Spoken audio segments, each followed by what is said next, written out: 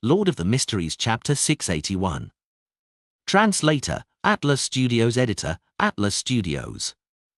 Being the main focus of attention, Derek didn't choke. He eagerly said, "I've recently been in an exploration team led by the chief to Afternoon Town. It's a key gateway that leads to the giant King's Court. It's a door that separates myth from reality." His opening perfectly garnered the interest of all the Tarot Club members as they awaited the rest of his account in different postures. Derek skipped the unimportant experiences that they had during the journey, and he directly started his story from Afternoon Town. He first described the dead silence and darkness before how his three-member team discovered an underground altar. He then described how he identified the names Ouroboros, Medici, and Sazerac and entered another side of the town without realizing it. There, he saw the titles such as Dark Angel and the words Rose Redemption. Having said that, he thanked Mr. Fool once again for his help from the predicament. Then, Derek simply introduced the monsters that transformed from their shadows before emphasizing the ecclesiastic who was in constant penitence in the half-collapsed cathedral. He used his own words to describe what was said, mentioning that the ecclesiastic suddenly self-destructed when he was about to say the name of the fourth king of angels and was burnt to a crisp by a transparent flame. Another king of angels. And the mood in Afternoon Town is really dark and scary. The ecclesiastic's penitence has a very HMA feel of a prophet predicting a calamity. Audrey listened in relish as she had her interest about the blank line and unspeakable name peaked. At this moment, Derek turned his body and looked at the end of the bronze table, sincerely asking, "Mr. Fool, who was it that tempted Dark Angel Sazerac? Who does the fourth name refer to? Why can't it be said?" Here it comes. Behind the grey fog, Klein's smile nearly froze. The reason that he had hurriedly sent Little Sun back to the real world was that he was afraid of facing such a question. Back then, he was worried that Little Sun would inquire about Dark Angel Sazerac, and now, he was facing a question he didn't know the answer to. Thankfully, a magician never performed unprepared. After that day, Klein undoubtedly began to seriously consider how to answer such questions. Now, with great confidence, he landed his right palm on the armrest and said with a deep, meaningful glint in his eyes, "It's because it's a secret." He used his eyes and body language to hint to the Tarot Club members that secret wasn't to be taken at face level, and it had a deeper, more substantial meaning. As for what it was, they had to figure it out themselves. Deities had deep reasons to conceal certain matters. After finishing this series of actions, Klein couldn't help but feel penitent. He felt that his charlatan vibes were increasing. Meanwhile, he felt regret that the hermit's prying into his secrets was a result of his temptations. This was because Mr. Fool would use his eyes and body language to provide additional hints. Therefore, all the members would subconsciously observe his attitude. "That's because I have no solutions. Without doing this, how am I supposed to continue the act? It's not like I'm a real evil god." Klein sighed silently. Secret? The name itself is a secret? The content which Mr. Fool wishes to point out is in here. Which names are secrets themselves? True gods at sequence 0? Alger instantly thought of many things as he came up with a theory by combining many of the matters which Little Sun had previously mentioned. When a name itself becomes a secret, it means that the matter involves a true god. Furthermore, it's very likely to have the Evernite goddess involved. It's because she's the mother of secrets. The extreme danger of the darkness in the forsaken land of the gods indirectly proves this point. Katlia came up with an unconfirmed theory based on the knowledge she had and the hint from Mr. Fool. Meanwhile, she was almost certain that the calamity the ecclesiastic was referring to was the cataclysm that ended the Third Epoch. A king of angels who was tempted, Afternoon Town residents who fell from grace, a town being corrupted bit by bit, a black flower of calamity that blooms. All of that buried an epoch, creating the forsaken land of the gods. What a heavy sense of history. Katlia couldn't help but think poignantly. While the Tarot Club members were in contemplation, Klein also began to analyze the reason for the empty name and the reason why it couldn't be said. Could it be the true name of a deity? A true god had tempted Dark Angel Sazerac, and the fourth name representing the King of Angels also became a true god later?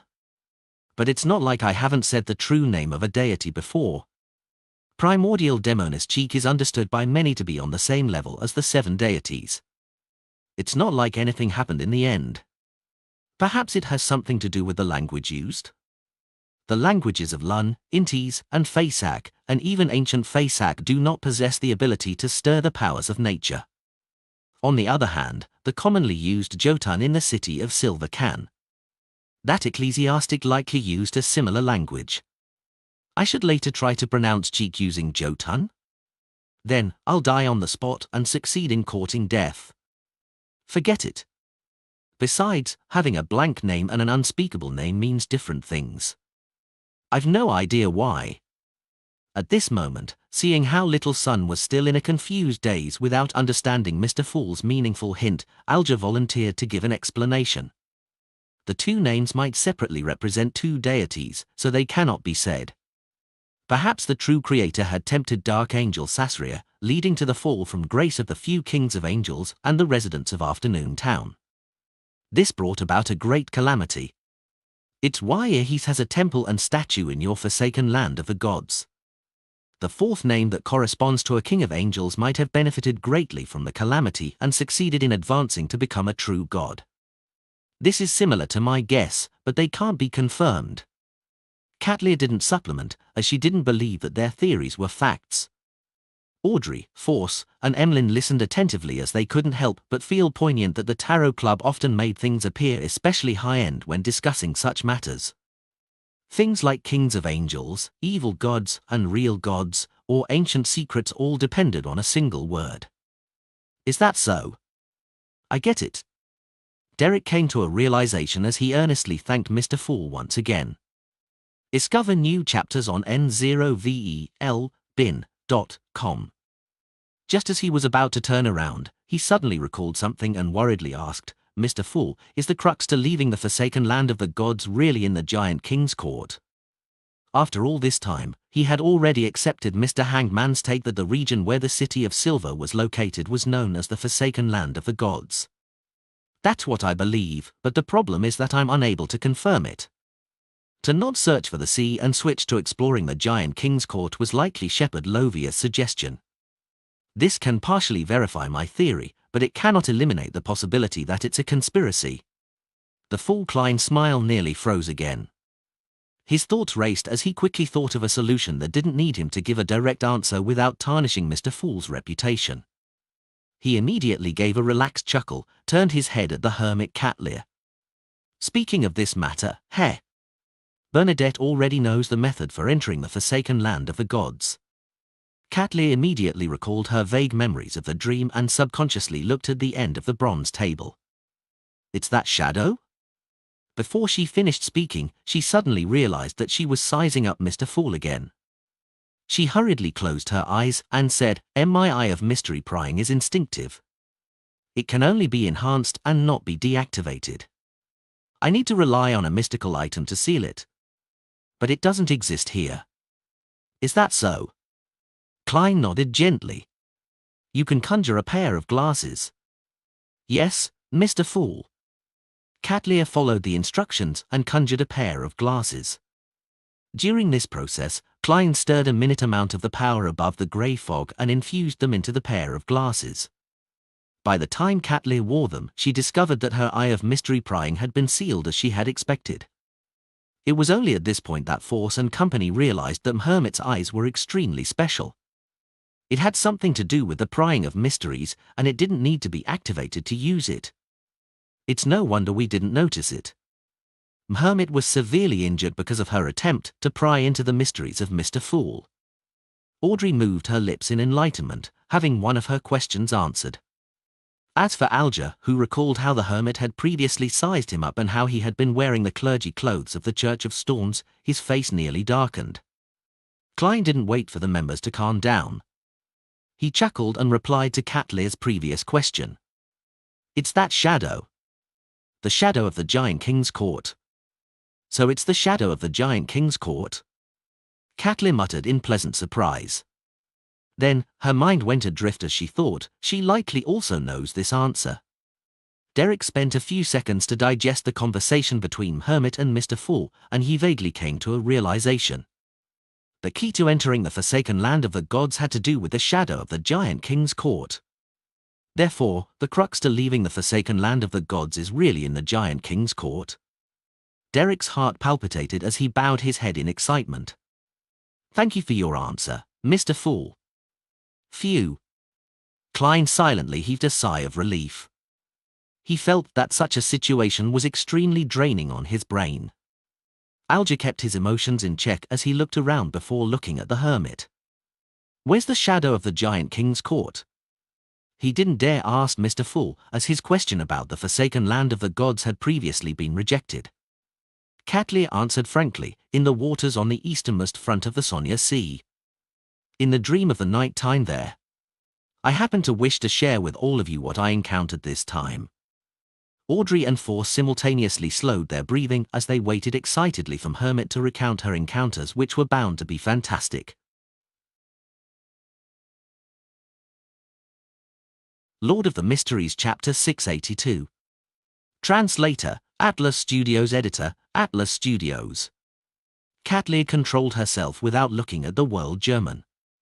She said in a deep and slow voice, northeast from the Gargas archipelago, there's a safe sea route that allows one to enter those dangerous waters. She began her description with the deep abyss which separated the seas, the sun chariot, which couldn't be viewed directly, the night which required sleeping, the terrifying ravings that filled the entire sea, and the shadow of the giant king's court, which stood on the opposite mountain peak in the dream world. During this process, she didn't mention German Sparrow at all, deliberately avoiding any mention of him. As for the abnormalities that happened en route, she described them simply, such as the remnant aura of Mother Earth, which caused hair to grow rapidly. Towards the end, she placed her focus on the ruin with a sleeping corpse and the adventurous sailboat, which had the words written in blood, Fountain of Unaging. This might mean that the Fountain of Unaging is in that ruin, and the corpse that produced such loud breathing is the keeper. Catlear mentioned the common theories on the future, but it didn't mean that it was hers. Fountain of Unaging. One of the 6 major treasures at sea. Alger was tempted by what he heard as he considered the possibility of exploring those ruins after reaching Sequence 5. Audrey finished listening attentively as she shook her head slightly. I don't believe that the decisive meaning behind those words in blood mean that the Fountain of Unaging is in those ruins. After a second's pause, she attempted to analyze the deceased's state of mind. A person who's about to die after being attacked by monsters wouldn't point out matters regarding the treasure. If he wishes to warn companions or relatives who come looking for him, then he should have written that it's dangerous here, or speak about the source of the danger. If he plans to tell passing ships that the Fountain of Unaging is there, then he lacks the motivation to do so for a living creature at death's doorstep. Unless a conspiracy is hidden in this matter, the conspiracy of enticing people to enter the ruin to seek out the Fountain of Unaging might be how he can be rescued. Yes, if I were in his shoes, I wouldn't think of desperately telling others that there's treasure here. What's in it for me? Emlyn echoed. Only hated bone-deep hatred will make me write something like that on the brink of death. Otherwise, I'd rather tell others how I should be buried or what kind of burial items I want. He teaskered and shook his head. Klein nodded indiscernibly. Controlling the world, he said hoarsely, the Fountain of Unaging is a scam. He used absolutely certain words without any additional words that would signify other possibilities. The Fountain of Unaging is a scam. Catlear looked at the world before retracting her gaze in thought. It seemed to corroborate with certain theories and guesses she had. Alger frowned, not that he didn't agree with the world's judgment or that he believed that Miss Justice's and Mr. Moon's explanations were devoid of reason. Instead, he realized that he had completely failed to consider this possibility. To him, this was a mistake he shouldn't have committed.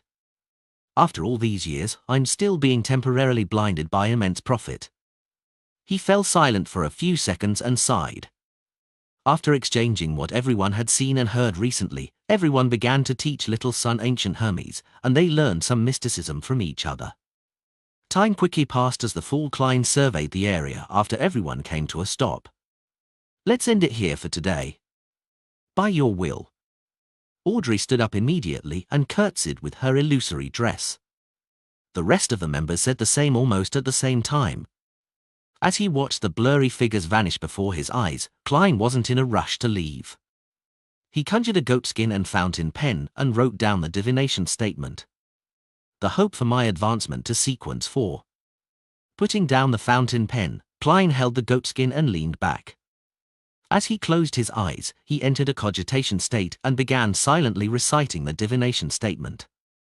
After chanting it 7 times, he quickly fell asleep and entered the dream world. The grey, blurry sky cracked open as he saw a towering mountain tear through the clouds. At the mountaintop, there was a collapsed palace whose walls were covered with weeds and moss as they showed obvious holes. Inside the palace's hall was a huge throne carved out of stone. It was adorned with dull gemstones and gold.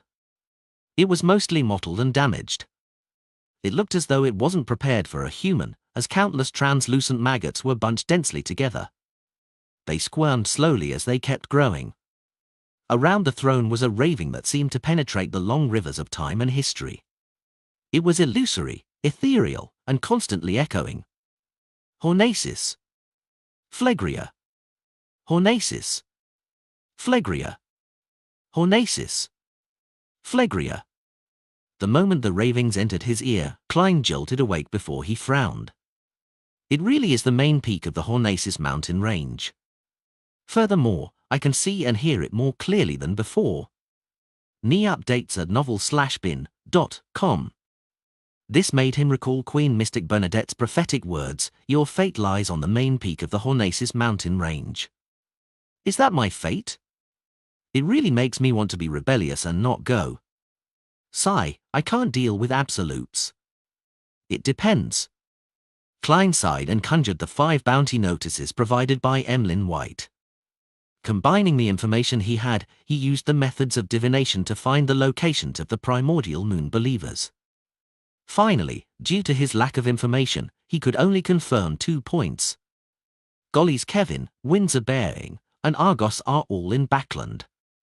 Dandy and Lara are at Inmat Harbour and Pritz Harbour respectively. This is as good as nothing. Klein shook his head and returned to the real world. Recalling how he had already agreed to provide Little Son with the notary potion formula within 3 days, he wore his coat and a top hat, and he prepared to head out to find a target. When he opened the door and came to the stairwell, he saw Anderson had walking up, twirling his deer hunting cap with his hand while humming a folk song. This fellow is really good at recovering from setbacks. He was just taught a lesson by a demigod in the morning and was forced to apologize and agree to a request, but I don't see any sign of trauma from him anymore. It's no wonder he became a Sequence 5 powerhouse. Just this state of mind alone makes it difficult for him to lose control. Klein looked at him, nodding slightly as a greeting. "Good afternoon, German." Anderson chuckled as he waved his hand. "I've received the bounty and characteristic money. I'll pay you the rest now." As he spoke, he took out stacks of cash of different thickness from different pockets. "It happened pretty smoothly, I see," Klein commented without much emotions involved. Anderson immediately laughed. "That's right. It happened far smoother than I imagined. Those fellows who should have rocks for brains were surprisingly friendly, polite, and efficient. I even suspect whether I've become a blessed of Lady Luck. There's no such deity." Klein ruthlessly shattered his fantasies. "Why so serious? It's life. Relax a little. Relax a little." Anderson handed over the remaining £1,200. "Actually, I'm very clear about what happened. That gentleman doesn't want me to waste my time, so he secretly exhorted those people." Klein glanced at the cash, pressed down on it, and asked in passing, "Have you confirmed which pirates gave you the problem?" He was asking about the prey that resulted in the manipulator's involvement. "There's no way for confirmation," Anderson said with a bitter smile. "Do you think I didn't confirm it ahead of time? Although I appear nonchalant in front of you, I will investigate the prey's background and situation ahead of time to avoid provoking someone I can't afford to. Who knows? Sigh, I can only blame it on my bad luck. This fellow is more careful than I thought. That's right, his previous sequence was called Conspirer. Klein thought in enlightenment before asking indifferently, who deserves death the most in this area? Anderson was taken aback before he chuckled. Does our craziest adventurer plan on beginning his hunting activities? However, you have to consider it well. I do not wish for you to be my partner when completing the demigod's mission. Don't worry, we're different. I'm a seer.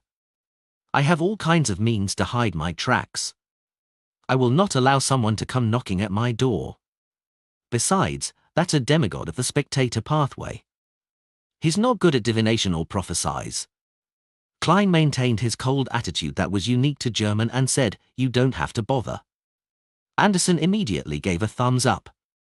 "Your craziness is worthy of praise." He thought for a moment and added, "The person who deserves death the most is Molsona from the Lund's new party.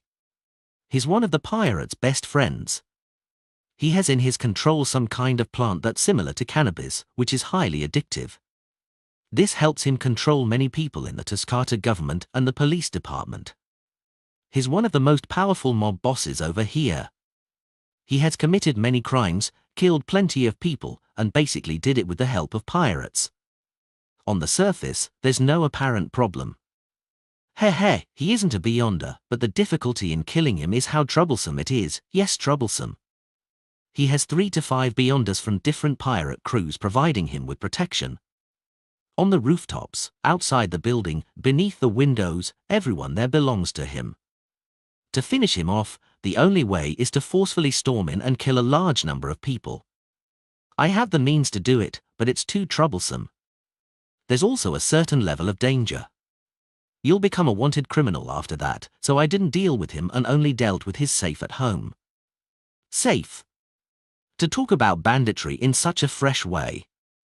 Yes, I previously heard that Toscata's main industries are its plantation economy and pirates' black market trading. It also has flourishing bar, brothel, and gambling industries. I never expected that it includes new age drugs. Molsona is an ordinary person and not a beyonder. Perfect, creeping hunger happens to lack food. Klein nodded and indicated for Anderson to go deeper into detail. Evening, in the Oak Tree Bar. A boxing match was about to unfold in the boxing ring. Many alcoholics surrounded it with mugs in hand. They were like sharks who had caught the scent of blood. As they placed their bets, they loudly yelled words such as "kill him." This was a business of the head of the Lund's new party, Molsona. The unique thing about the boxing matches held here was that death was permitted. Molsona greatly enjoyed matches that resembled ancient wrestling competitions. He often came to watch a few matches. At that moment, he was seated on the second story, overlooking the ring.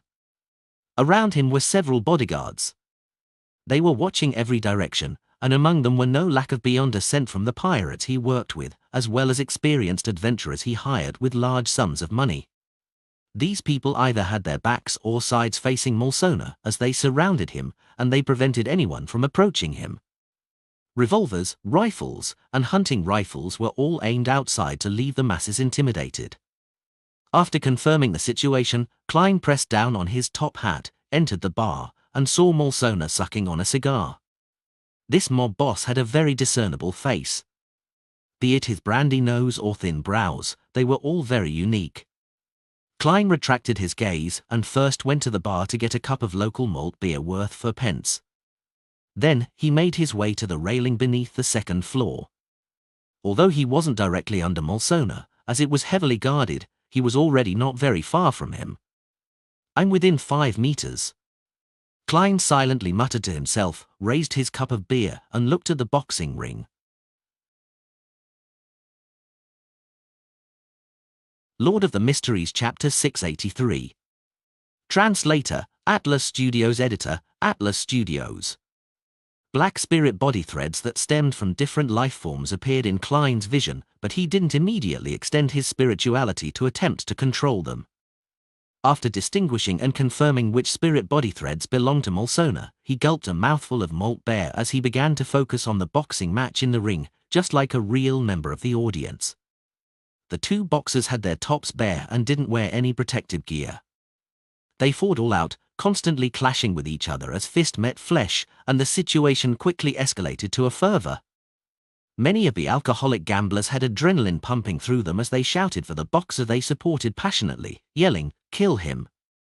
Finish that son of a BTCH!" On the second floor, Molsona also forgot the cigar in his hand as he was fixated on the ring below, his hand clenched tightly into fists. Apart from those who had to have their backs facing him because they were keeping tabs on any suspicious people or watching the important regions such as the rooftop or area beneath, the people around him couldn't help but have their eyes peeled to the intense boxing match. Klein raised his hand again, gulping a mouthful of beer as though he was out of breath from the tense atmosphere.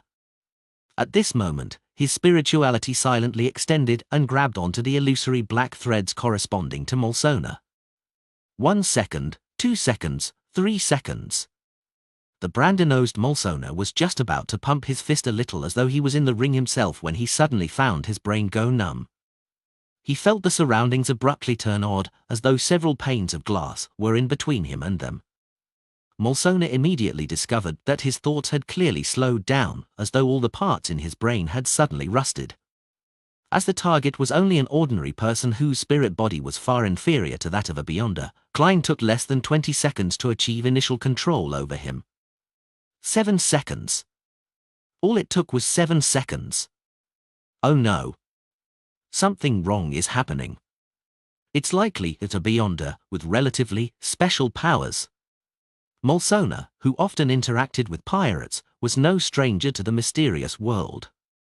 It was why he spent large sums of money to hire Beyonders to protect himself. If he hadn't long destroyed his body with sex and alcohol, making his psyche relatively weak and his condition terrible, giving him a high chance of losing control if he were to consume a potion, he would have also wished to obtain supernatural powers himself. At that moment, as his thoughts were slowing down and due to his lack of experience, Molsona spent more than 10 seconds to figure out that he was under assault. He immediately reached out his arm and opened his mouth in an attempt to shout for help. However, his actions were extremely slow, and his voice was weak. With a number of his bodyguards around him engrossed in the exciting and nerve-wracking boxing match, and the audiences roaring in an ever-increasing crescendo, as well as all the guards along the perimeter putting their attention on any possible attack locations to protect their employer, his obvious abnormality ended up being neglected. When the climax of the match received a temporary respite, a number of bodyguards and subordinates turned to look back at their boss, and they saw that his eyes appeared somewhat in a daze. His hands didn't seem to be in the right place as if he was still caught up in the match, anxiously awaiting the final results. The corners of the mob boss's eyes had tears welling up as he tried hard to release his fingers to drop the cigar to attract the attention of his subordinates, but he discovered in despair that his line of thought was becoming highly impeded and stiff. Even a simple action needed more than a minute to complete, and his fingers were even resisting his will. Pa! The burning cigar finally fell to the ground as Molsona's tears flowed down to his neck across his cheeks. A few bodyguards discovered this and were just about to ask their boss if it was because the match was too exciting when Molsona suddenly bent down. As he wiped his face, he picked up the cigar. That was an excellent match. Give the victor more money. Molsona flicked the cigar and pulled up his collar as he grinned happily. He didn't say exactly how much was to be given, as Klein didn't know the market rates. All he could do was give a vague comment. Yes, Molsona of the Lund's new party had already become his marionette. As this mob boss was only an ordinary person, and his spirit body was even weaker than most healthy humans, all it took was 2 minutes and 15 seconds. If the time needed was any longer, he would have had to divert his attention to create an illusion to create some chaos, making the bodyguards place their attention on protecting Molsona and not being able to discover his abnormality in time. Kill him! Kill him! The shouts of the audience suddenly turned uniform as the match in the ring came to its end. Molsona also allowed his bodyguards to continue watching the match. When a boxer collapsed to the ground unconscious, Molsona took a swig of his cigar and said, to the lounge, "I want to take a break." "Yes, boss." His bodyguards and subordinates immediately surrounded him, escorted him to the corridor on the second floor, and helped him open the door to the lounge. After instructing his guards to guard different critical spots and to not disturb him, Mulsona paced around and opened a safe. He found documents involving all kinds of new drugs and selected the most important ones. Following that, he placed the documents and an address he cut from the newspapers, as well as a total of £758 in cash into a briefcase. With a creak, he opened the door and called for a subordinate. "Throw this bag under the 3rd Street lamp around the alley." "Yes, boss." The subordinate didn't inquire why. This was a rule. After closing the door again, Mulsona found 3 candles and items with spirituality and used a pen and paper to carefully draw the corresponding symbol of the fuller half-pupilless eye, which represented secrecy, and the contorted lines which represented change. Then, this mob boss, who had become a marionette, lit the candles, used cologne to represent essential oil and extract, and solemnly held a bestowment ritual.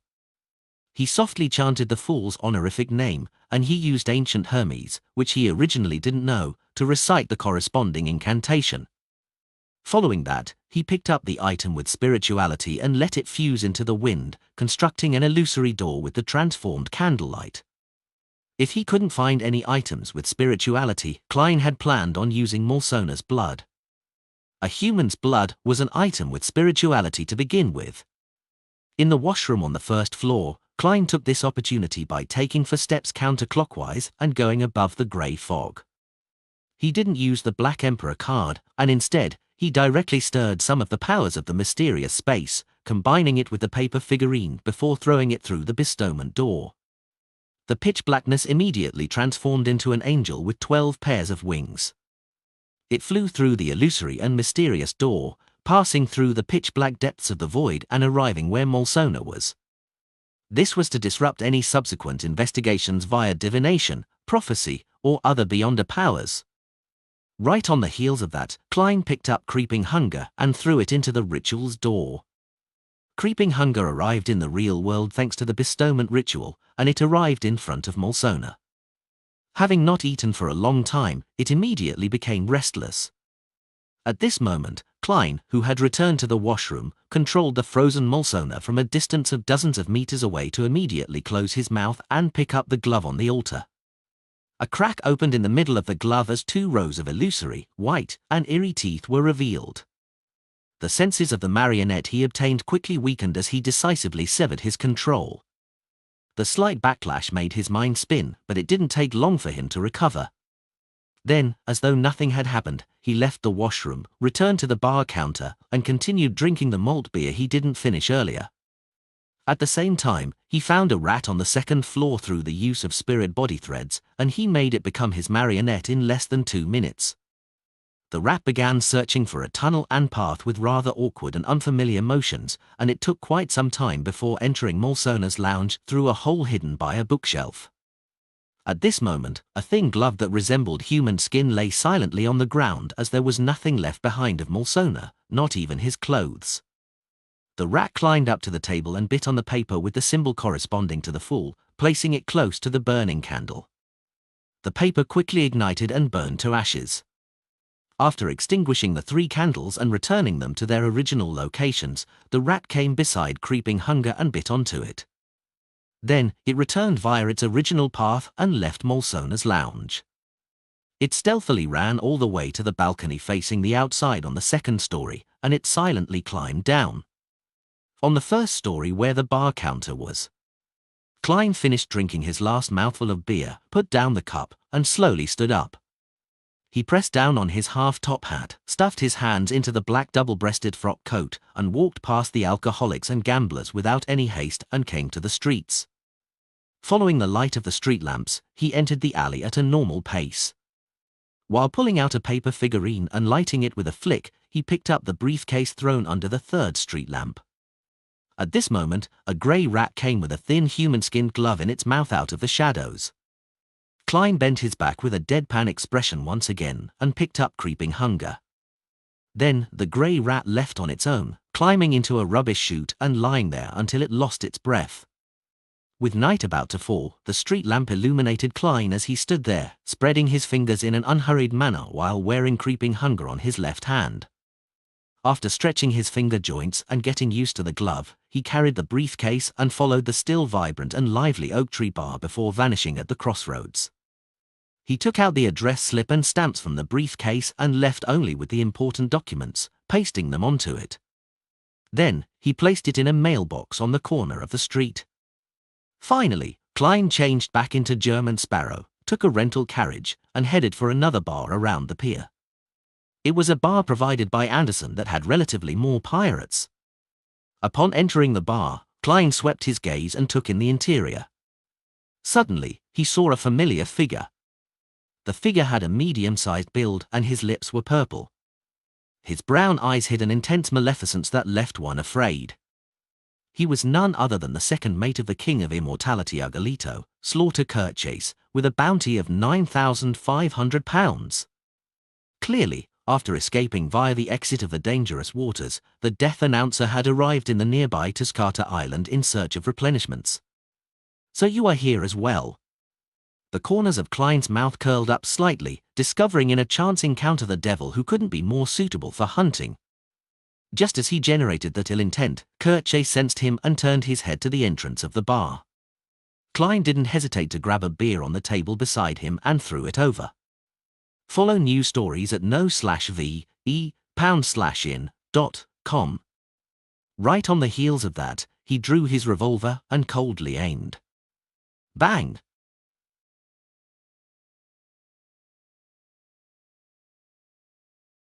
Lord of the Mysteries Chapter 684. Translator, Atlas Studios. Editor, Atlas Studios. Catcher. Curtchase only half turned his body as the cup of beer hit the round table beside him, smashing to pieces. Amidst the gunfire, he didn't attempt to dodge, as though he had instinctively seen through the illusion. It was as though he had a spring installed in him as he bounced to the forefront amongst the gamblers and alcoholics who were crouched down or scattered. His gaze was locked onto the cold adventurer wearing a suit by the door. German Sparrow. Curtchase's pupils constricted as he opened his mouth and chanted the language of foulness that stemmed from the abyss.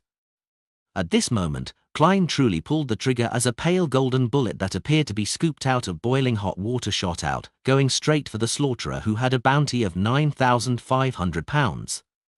However, all Curtchase did was gently lift his right hand and spread his fingers to produce a light blue flame in his palm. Then, he grabbed the bullet in an unimaginable manner. The bullet entered a cage as the light blue flame solidified. Following that, the bullet emitted sunlight, just enough of it to neutralize everything. Two figures stood up beside Curtchase. One of them was a short-haired woman wielding dual pistols, and the other was a boorish man in boxing gloves. Clearly, Curtchase didn't come to Toscata's pier in search for supplies alone. Or it should be said that he definitely had partners he knew here. 3 beyond us. Curtchase might even be a sequence 5. At that moment, Klein nearly blurted out something along the lines of "Sorry, my bad." One couldn't make any preparations when attacking a devil, relying on complete chance. Furthermore, there couldn't be any hesitation, otherwise, the devil would immediately detect the ill intent and danger. However, under such situations, it was truly hard to tell who held the advantage in such situations. Klein didn't hesitate to turn around while holding his revolver. Then, he agilely dashed for the staircase leading to the bar's second story amidst the crowd and above the crouching alcoholics. Just as he dashed in, a light blue fireball smashed into the side of the staircase before instantly exploding. Boom! A tiny part of the bottom of the staircase collapsed as the bar began to tremble. The strong smell of sulfur spread. Curtchase and his two companions didn't delay as they jumped across the first few steps of the staircase in fervent pursuit of German Sparrow. Tap! Tap! Tap! Klein ran for the second story, and midway, he quickly began his examination of the corresponding spirit body threads. This allowed him to easily find an empty room without any humans.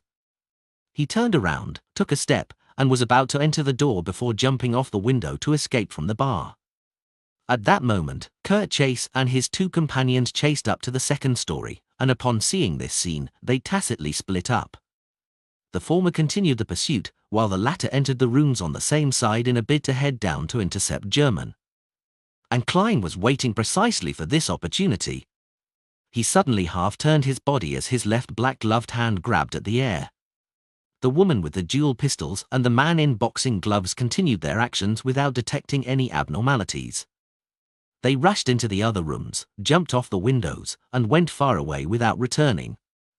Their goal and actions of separate and intercept had allowed Klein to use the Baron of Corruption's distortion to change it to separate and take action alone.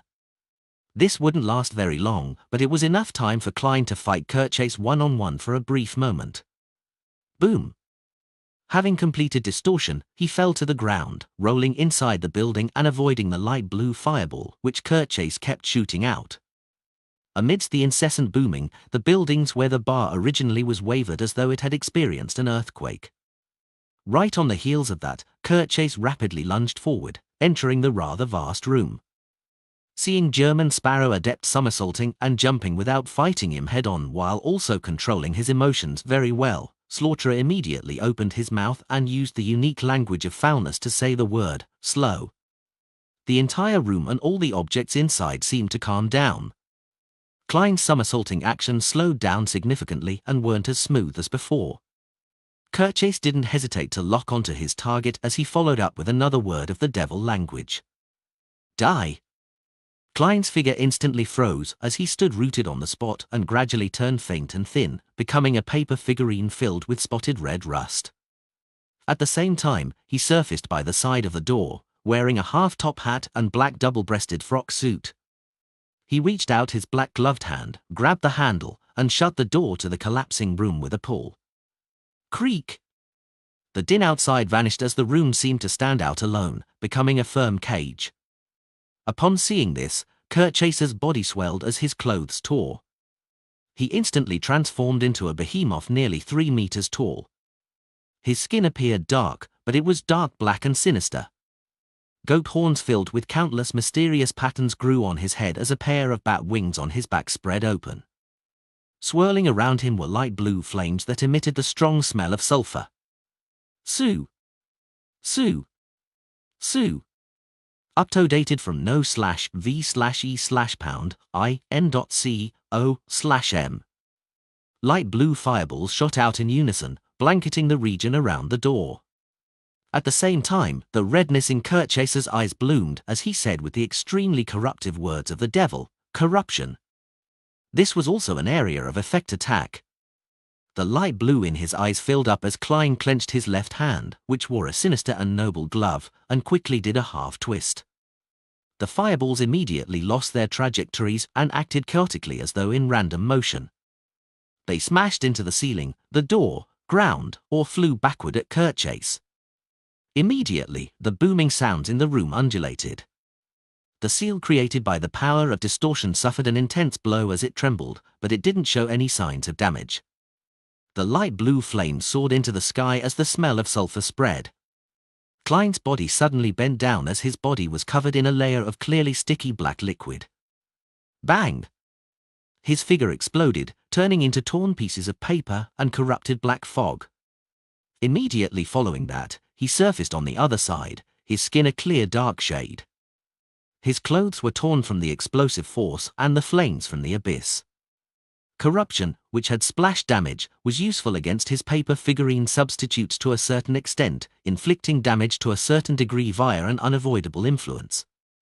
And the aftermath of the explosion wasn't within Klein's control. Similarly, it dealt damage to him. However, upon their first encounter, Klein had given Kirchase a cup of beer, completing the bribe, therefore attacks and control effects directed at him were greatly negated. Kirchase clearly didn't expect the minor influence that corruption had dealt to German Sparrow.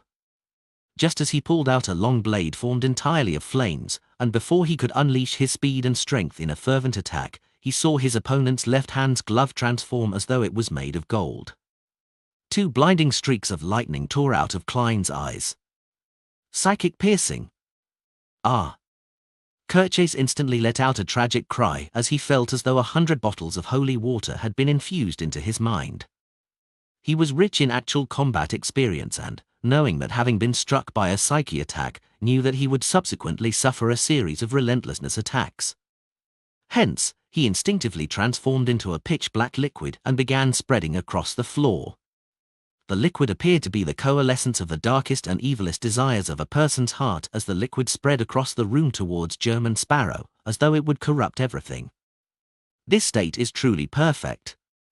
In a battle encounter, either party would suffer the problem of not being sufficiently prepared. Thankfully, I've always remembered the suspected desire apostle I encountered, and I've completely held back all desires and emotions. Klein didn't dodge as the glove on his left hand rapidly bloomed with pure and clean sunlight. He spread out his arms, allowing a pillar of holy light that had golden flames swirling around it descend from the sky. It illuminated every corner and every shadow of the room. The column of light struck the richest parts of the pitch-black liquid as it radiated outwards in a rippling manner. Amidst the bright and holy light, the pitch-black liquid quickly evaporated and mostly vanished. Kirchhoff hurriedly materialized his body and reformed near the window. He still maintained his state as a 3-meter-tall devil. He was as calm as always, but he could hardly hold back his intense bloodlust and desire to kill. The present him was already rather weak. He didn't dare to circle around German Sparrow as he waited for him to show any emotion so as to control his desires. He ignited the 2 mysterious goat horns on his head in an attempt to forcefully attack his enemy's psyche, inducing emotions to a certain degree in an unavoidable manner. Once he had any desires or emotions, the situation would be in the desire apostle's control. At that moment, Kirchhoff's head suddenly turned numb, causing him to nearly lose the thoughts he previously had. After both parties entered a range of 5 meters, the reason why Klein remained in a passive state, using paper figurine substitutes and a Baron of Corruption's distortion powers to barely put up a fight and stall for time, was to divert attention in order to control Kirchhoff's spirit body threads. With the strength of a Sequence 5 spirit body, it wasn't easy to obtain initial control over Slaughterer to begin with. However, with the cup of beer bribe, it reduced Kirchhoff's defense and resistance. And after that, this desire apostle suffered a psychic piercing and was thoroughly purified once by light of purification. As a result, he had become rather weak. Therefore, even though Klein was using his other powers, he still took 15 seconds to obtain initial control over Kirchhoff. The intense battle in the room instantly turned quiet. Although Kirchhoff's thoughts had turned slow, he still had the ability to complete certain actions. He could still forcefully resist the control that stemmed from the depths of his spirit body. The bloodshot colors in his eyes converged as his eyes reflected German Sparrow's figure. The curled goat horns on his head began to burn intensely as hatred, greed, lust, wrath, and other emotions and desires began to spread outwards in a corporeal manner. Klein entered a half-cogitation state as he calmly focused on deepening his control, hoping to quickly make Kirchhoff lose all means of resistance. Lord of the Mysteries Chapter 685. Translator, Atlas Studios. Editor, Atlas Studios. In the room that had been reduced to shambles, Klein, whose top hat had fallen to the side and clothes had become tattered, was about 4 meters away from Kirchhoff, who was a behemoth with bat wings. The situation was so quiet, as though a puppet show was being played. In fact, Klein still had the means to do something else. Back when marionettist Rozigo forcefully controlled both him and Sharon, he could resist the Wraith's possession and use flame controlling to summon a flame to destroy the shadow pulled in by Sharon. If he hadn't made a serious mistake by targeting the Sequence 5 Wraith, Rozigo could have diverted his attention to killing Klein, snuffing out any chance of him using the language of foulness charm. Now, although Klein was definitely inferior to him, there was also only one enemy. Of course, there wasn't really much he could do. Under the premise of not losing control over Kirchhoff, he could move, but he couldn't do it too hastily or quickly. He could use Beyonder powers which didn't expend too much of his spirituality, but he couldn't divert his attention to power the mystical items he carried, or use actions that required too much movement like drawing a gun. And when a target was controlled to a certain extent, several attacks could nudge or stimulate the target, allowing them to resist the control of their spirit body threads to a greater extent and even show signs of escaping from his control. Therefore, Klein had to wait. At that moment, his heart rate suddenly sped up as an uncontrollable sense of horror and anxiety surfaced in his mind. He couldn't help but suspect that Kurt Chase's companions who had their intentions affected by distortion were about to return. No good. My emotions have been stirred. Klein was first taken aback as he tried to use cogitation to forcefully calm his agitated heart. Ha ha? He has emotional stirrings. A chance. Kurt Chase was delighted as a slow thought flashed through his mind. Then, using his beyonder powers, he attempted to magnify German Sparrow's horror and anxiety, planting an emotional seed in him. As long as he succeeded, all he needed was to completely trigger it, maiming his opponent, making him unable to influence him further. No. How can it be ineffective? His emotional stirrings have disappeared. Kurt Chase's bloodshot eyes constricted slowly as it was gradually filled with shock, alarm, and anger. Klein, who imagined that he had given the Desire Apostle a chance to counterattack, discovered that nothing had happened after completely calming himself down. The curled goat horns on Kurt Chase's head were ignited, but he didn't attempt to use his emotional stirrings. Moments after having this thought, Klein roughly understood the situation. It wasn't that Kurt Chase didn't wish to control his horror and anxiety, but it was that he had failed. From the moment he sensed the emotional stirrings, he had to take a few seconds to digest the situation before using 2 to 3 seconds to make the decision. Finally, he spent even more time to organize his thoughts before channeling the corresponding beyonder powers. All of that took him at least 10 seconds to complete. Klein only took a total of 3 to 4 seconds to calm his mind after detecting the problem. Therefore, Kurt Chase's beyonder powers naturally failed to be effective against an enemy who was in normal condition. To put it simply, the delay was too long. Under such situations, don't try to fiddle around with highly intricate matters. Klein lampooned before suppressing his sense of schadenfreude. After another 10 seconds, Kurt Chase finally understood the source of the problem. He no longer considered targeting desires and emotions, and instead, while flapping the bat wings on his back with great difficulty, he relied on a devil's powerful body and spirit body to resist the control stemming from the spirit body threads. He tried to make the swirling light blue flames slowly coagulate into a fireball. Klein could almost foresee fireballs bombard him, hence, he didn't hesitate to split off some of his spirituality, snapping his fingers using his right thumb and middle finger. Pa! The light blue flames suddenly soared before they truly took form and collapsed completely. They were like fireworks blooming behind Kurt Chase. Magician's flame controlling. FINDD new updates on NOV/E/Elbin.com. Kurt Chase continued struggling, but his actions became even slower as he resembled a rusting puppet. As for Klein, he casually moved his feet to dodge the devil language Kurt Chase had launched with all his strength. 3 seconds, 2 seconds, 1 second. Klein suddenly stopped as his eyes locked onto Kurt Chase's head, which had lost its curved goat horns. At that moment, he still needed 2.5 minutes from controlling this Desire Apostle to turn him into his marionette, but Klein didn't have such plans. He never had such plans in the first place. It took too much time, allowing Kurt Chase's companions to rush back in time. Klein only had one ultimate goal: it was to control Kurt Chase to a certain extent so that attacks within a certain limit wouldn't help him escape his predicament. The bloodshot eyes, grimacing expression, and sharp teeth with drooling saliva reflected in Klein's eyes. He opened his mouth and said a word: bang! Air bullet.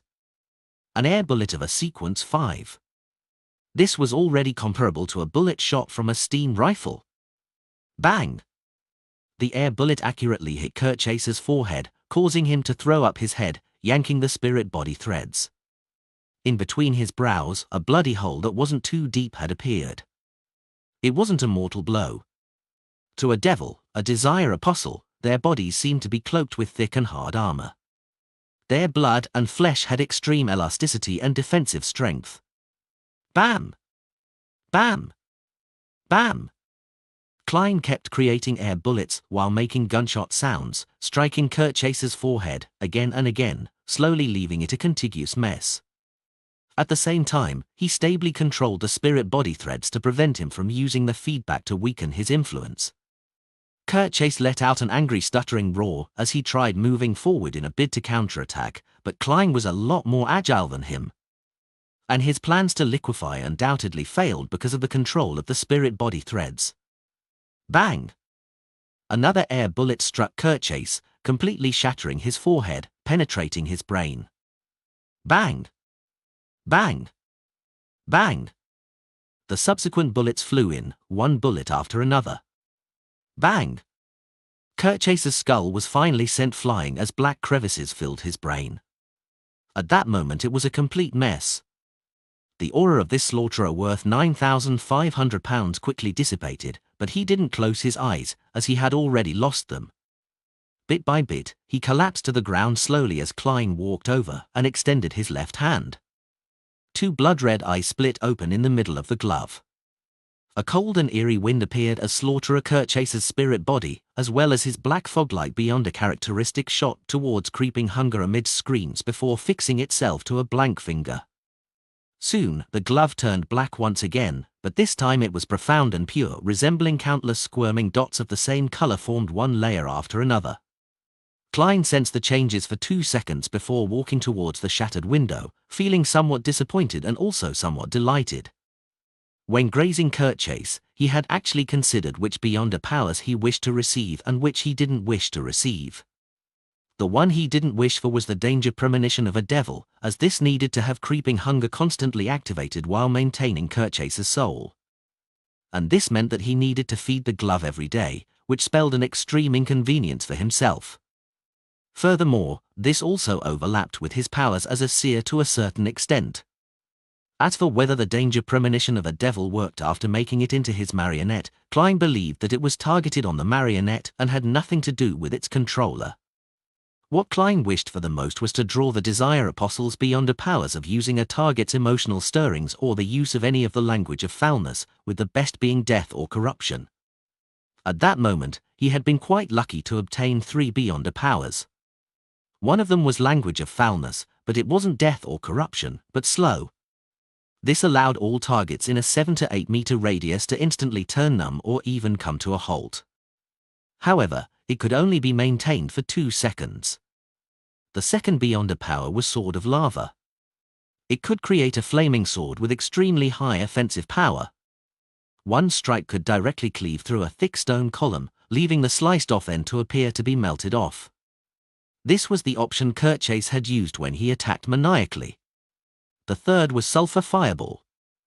Not only could it create an explosion of considerable might, but it could also poison people and objects which had been stained by the flames. If matched with a devil form's powers, 10 to 20 fireballs could be launched at the same instance. Out of that form, it maxed out at 3. That's not bad. The damage delivered by Sword of Lava to non-undead or non-corrupt creatures is clearly higher than the Priest of Light's Light of Holiness. Klein came to the window and happened to see the backs of Kurt Chase's companions opening up a distance from him. They haven't shaken off the influence? No, with so much time having passed, they must have shaken off the influence and returned somewhere nearby. Now, they're escaping? They sensed Kurt Chase's death? That's a little weird. Klein turned his head back and saw Kurt Chase's corpse still in his devil form. His form didn't change back into a human as a result of his death.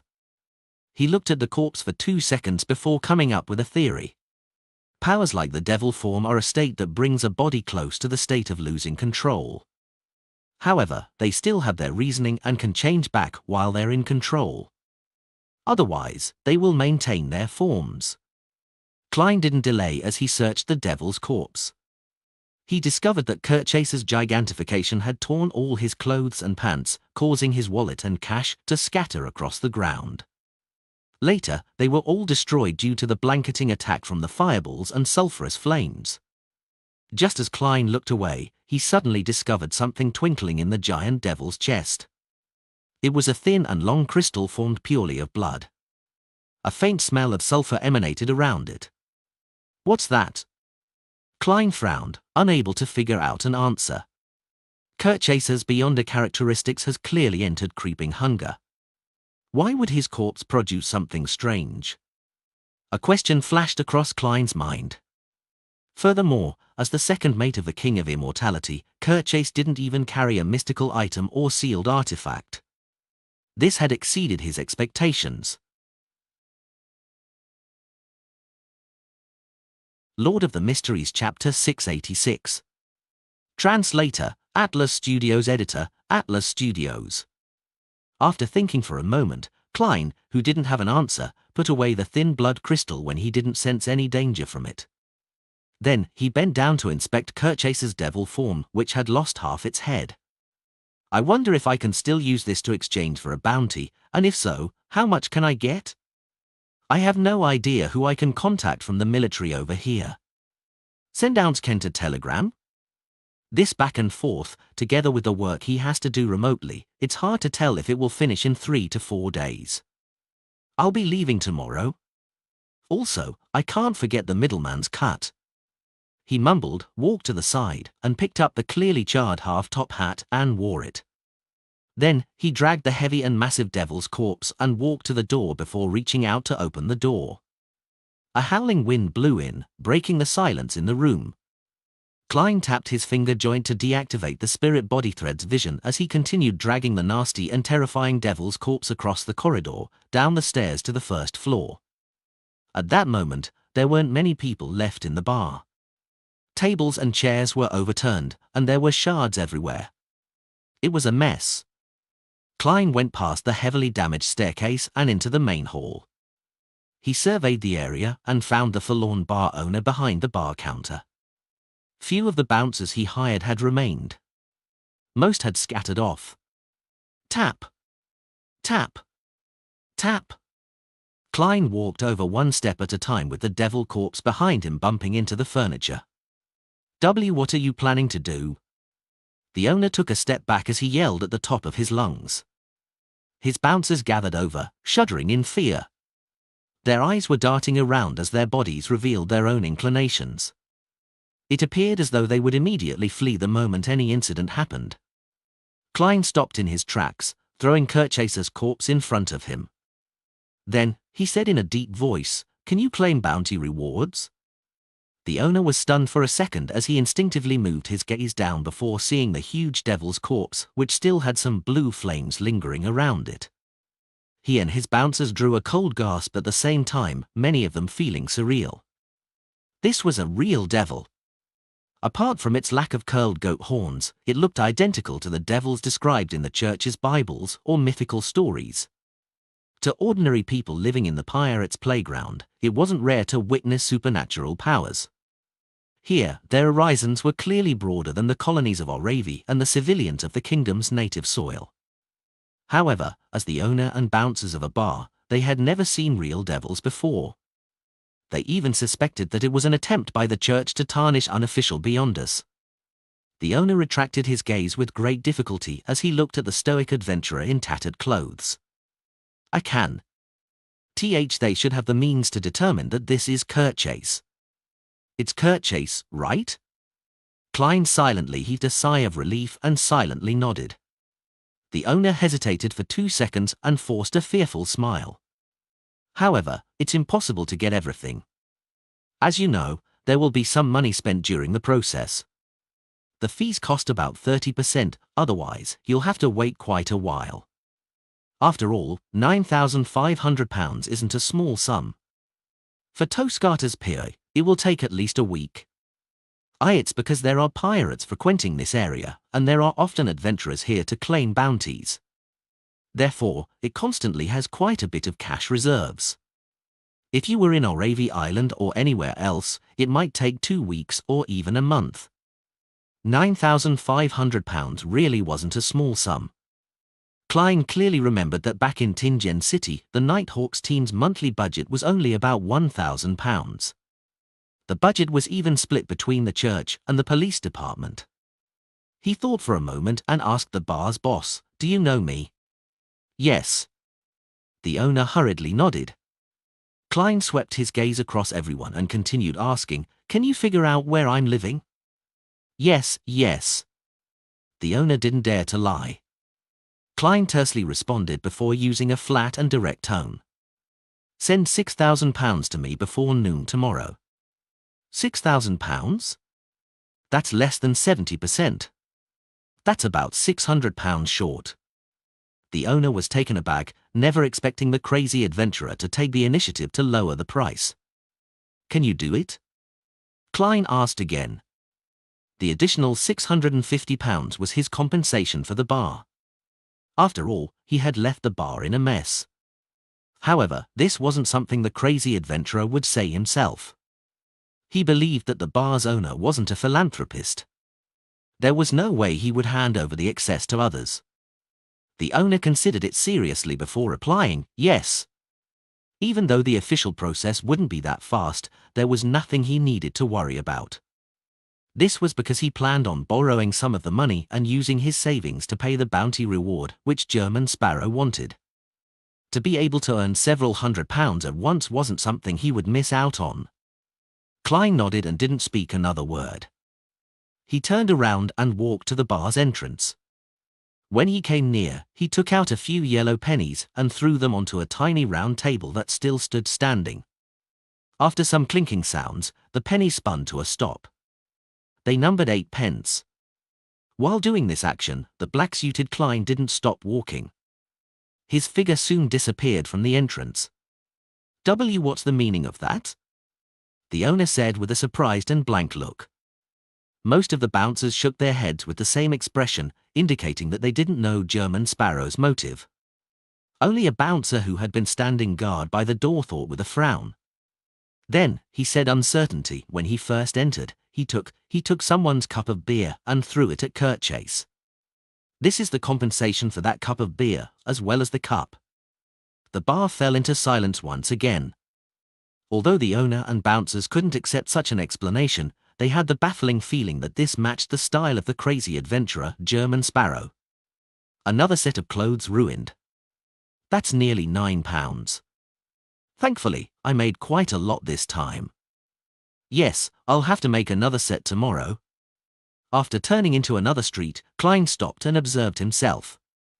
He wasn't in a rush to return to the hotel he stayed at.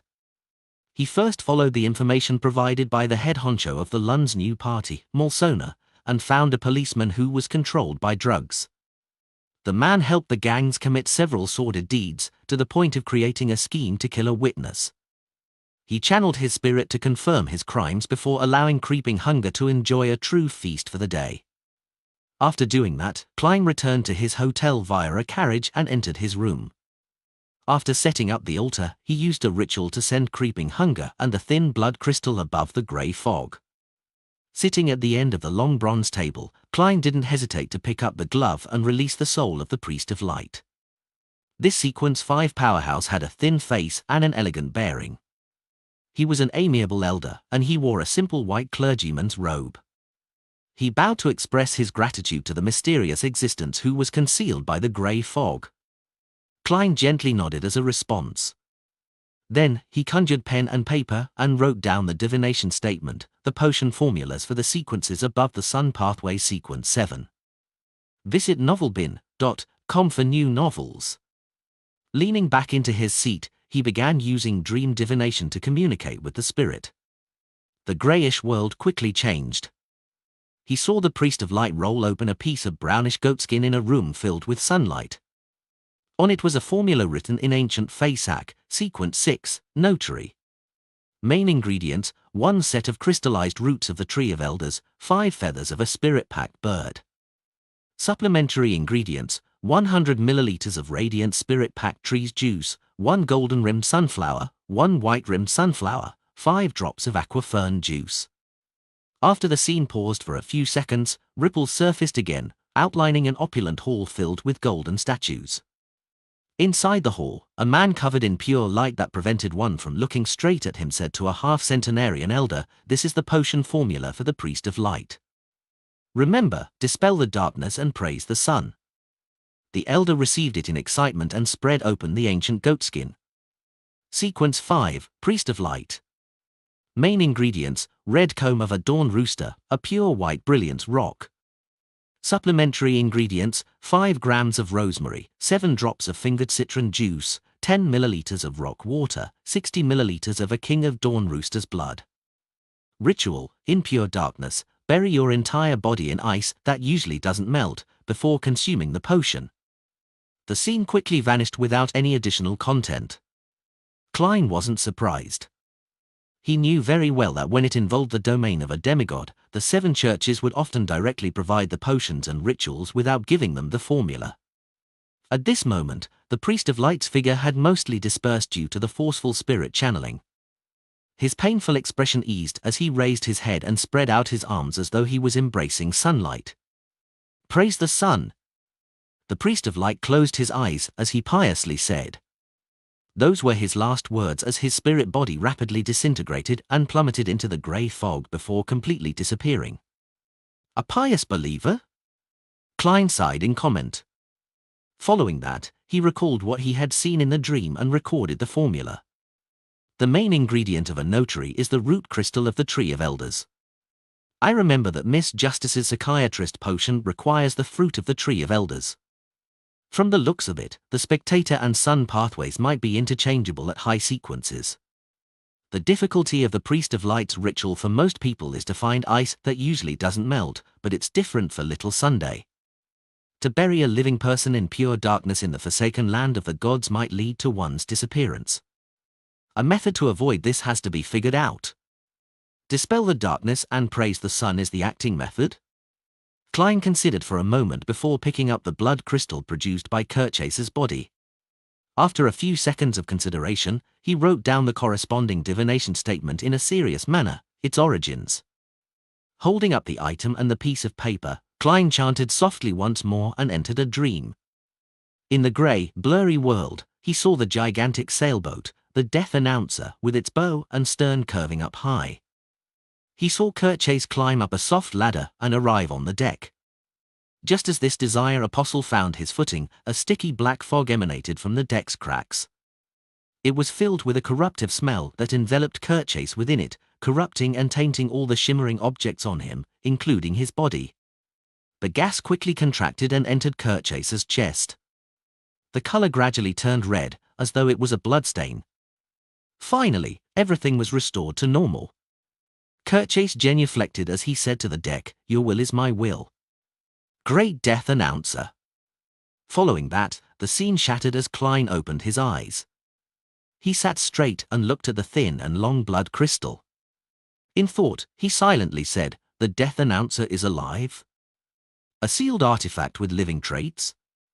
This crystal is the source of its control over its crew, and it comes equipped with an intense corruptive force.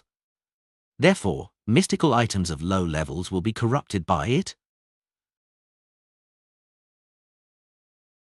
Lord of the Mysteries Chapter 687. Translator, Atlas Studios. Editor, Atlas Studios. Picking up the blood crystal and smelling the faint smell of sulfur, Klein could vaguely sense the corrosive powers hidden deep within. Legend has it that the Abyss is an area with the greatest powers of corruption. Even an angel will fall and lose control there. The people guarding the Abyss will eventually be assimilated by the Abyss. The characteristic shown by the Desire Apostle does match this point. Him deepening the assimilation of a Desire Apostle? Klein allowed his thoughts to wander. Soon, he noticed a detail. Kirchase had declared loyalty to the Death Announcer, and not to King of Immortality Agolito. Does this mean that the real King of Immortality is the Death Announcer? Agolito is only its spokesperson or the administrator to infect targets. Rumor has it that Agolito isn't a demigod and isn't at sequence 4. He relies solely on the Death Announcer to become one of the 4 kings. If that's the case, his actual situation is worse than I expected. He doesn't even have any autonomy. Of course, I can't eliminate the possibility that he's a sequence 4, and his relationship with the Death Announcer is just one of cooperating partners. He's a demon after all. He's crafty and enjoys misleading people. Klein contemplated for a few seconds before attempting another divination to see if he could obtain any revelation for the blood crystal's usage. He wasn't afraid that it would incur huge trouble for him, or it could be said that he was already prepared to receive any. Even if it was connected to the Devil King in the Abyss, it would at most be equivalent to the backlash from the true Creator or Eternal Blazing Sunday. Klein believed that the grey fog had the means to defend against and suppress it. This is the first time, I won't have my location locked on, so it's not a big problem. Besides, I already divined its origins, and there wasn't any danger. Therefore, the death announcer definitely isn't a Sequence 0 devil. Isn't that obvious? If it's really a Sequence 0 devil, or a sealed artifact at the level of King of Angels, Amon, then there's no need to avoid the joint forces of me, Queen Mystic, Admiral of Stars, and Anderson. Klein realized that he had been frightening himself. He began to seriously begin the dream divination. In the blurry world, he saw a world covered with sticky black fog. A monster formed from dark-colored lumps of flesh squirmed over as its body cavity produced a raging roar, blatherer. The scene changed, producing an ancient-looking altar which was splashed with fresh blood.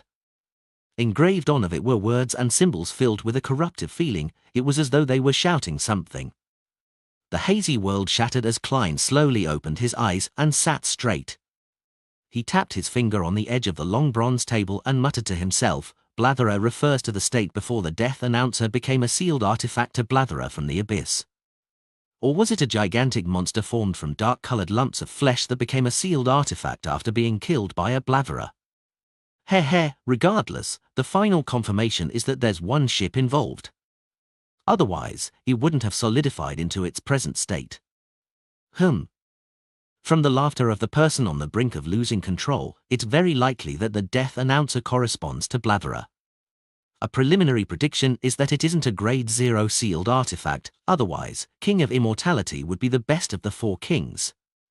It's probably a Sequence 3? Furthermore, Agalito clearly doesn't match well with it.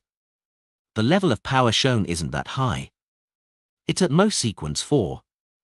That corruptive altar that gave off a feeling as though it was shouting suggests that the blood crystal is able to summon a high-level devil.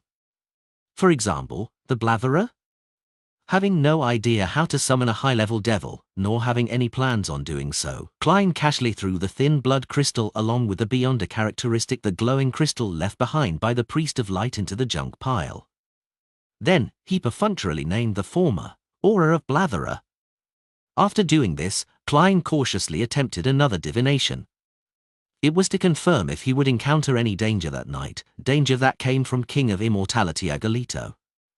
In fact, he already had a prediction for the divination's outcome.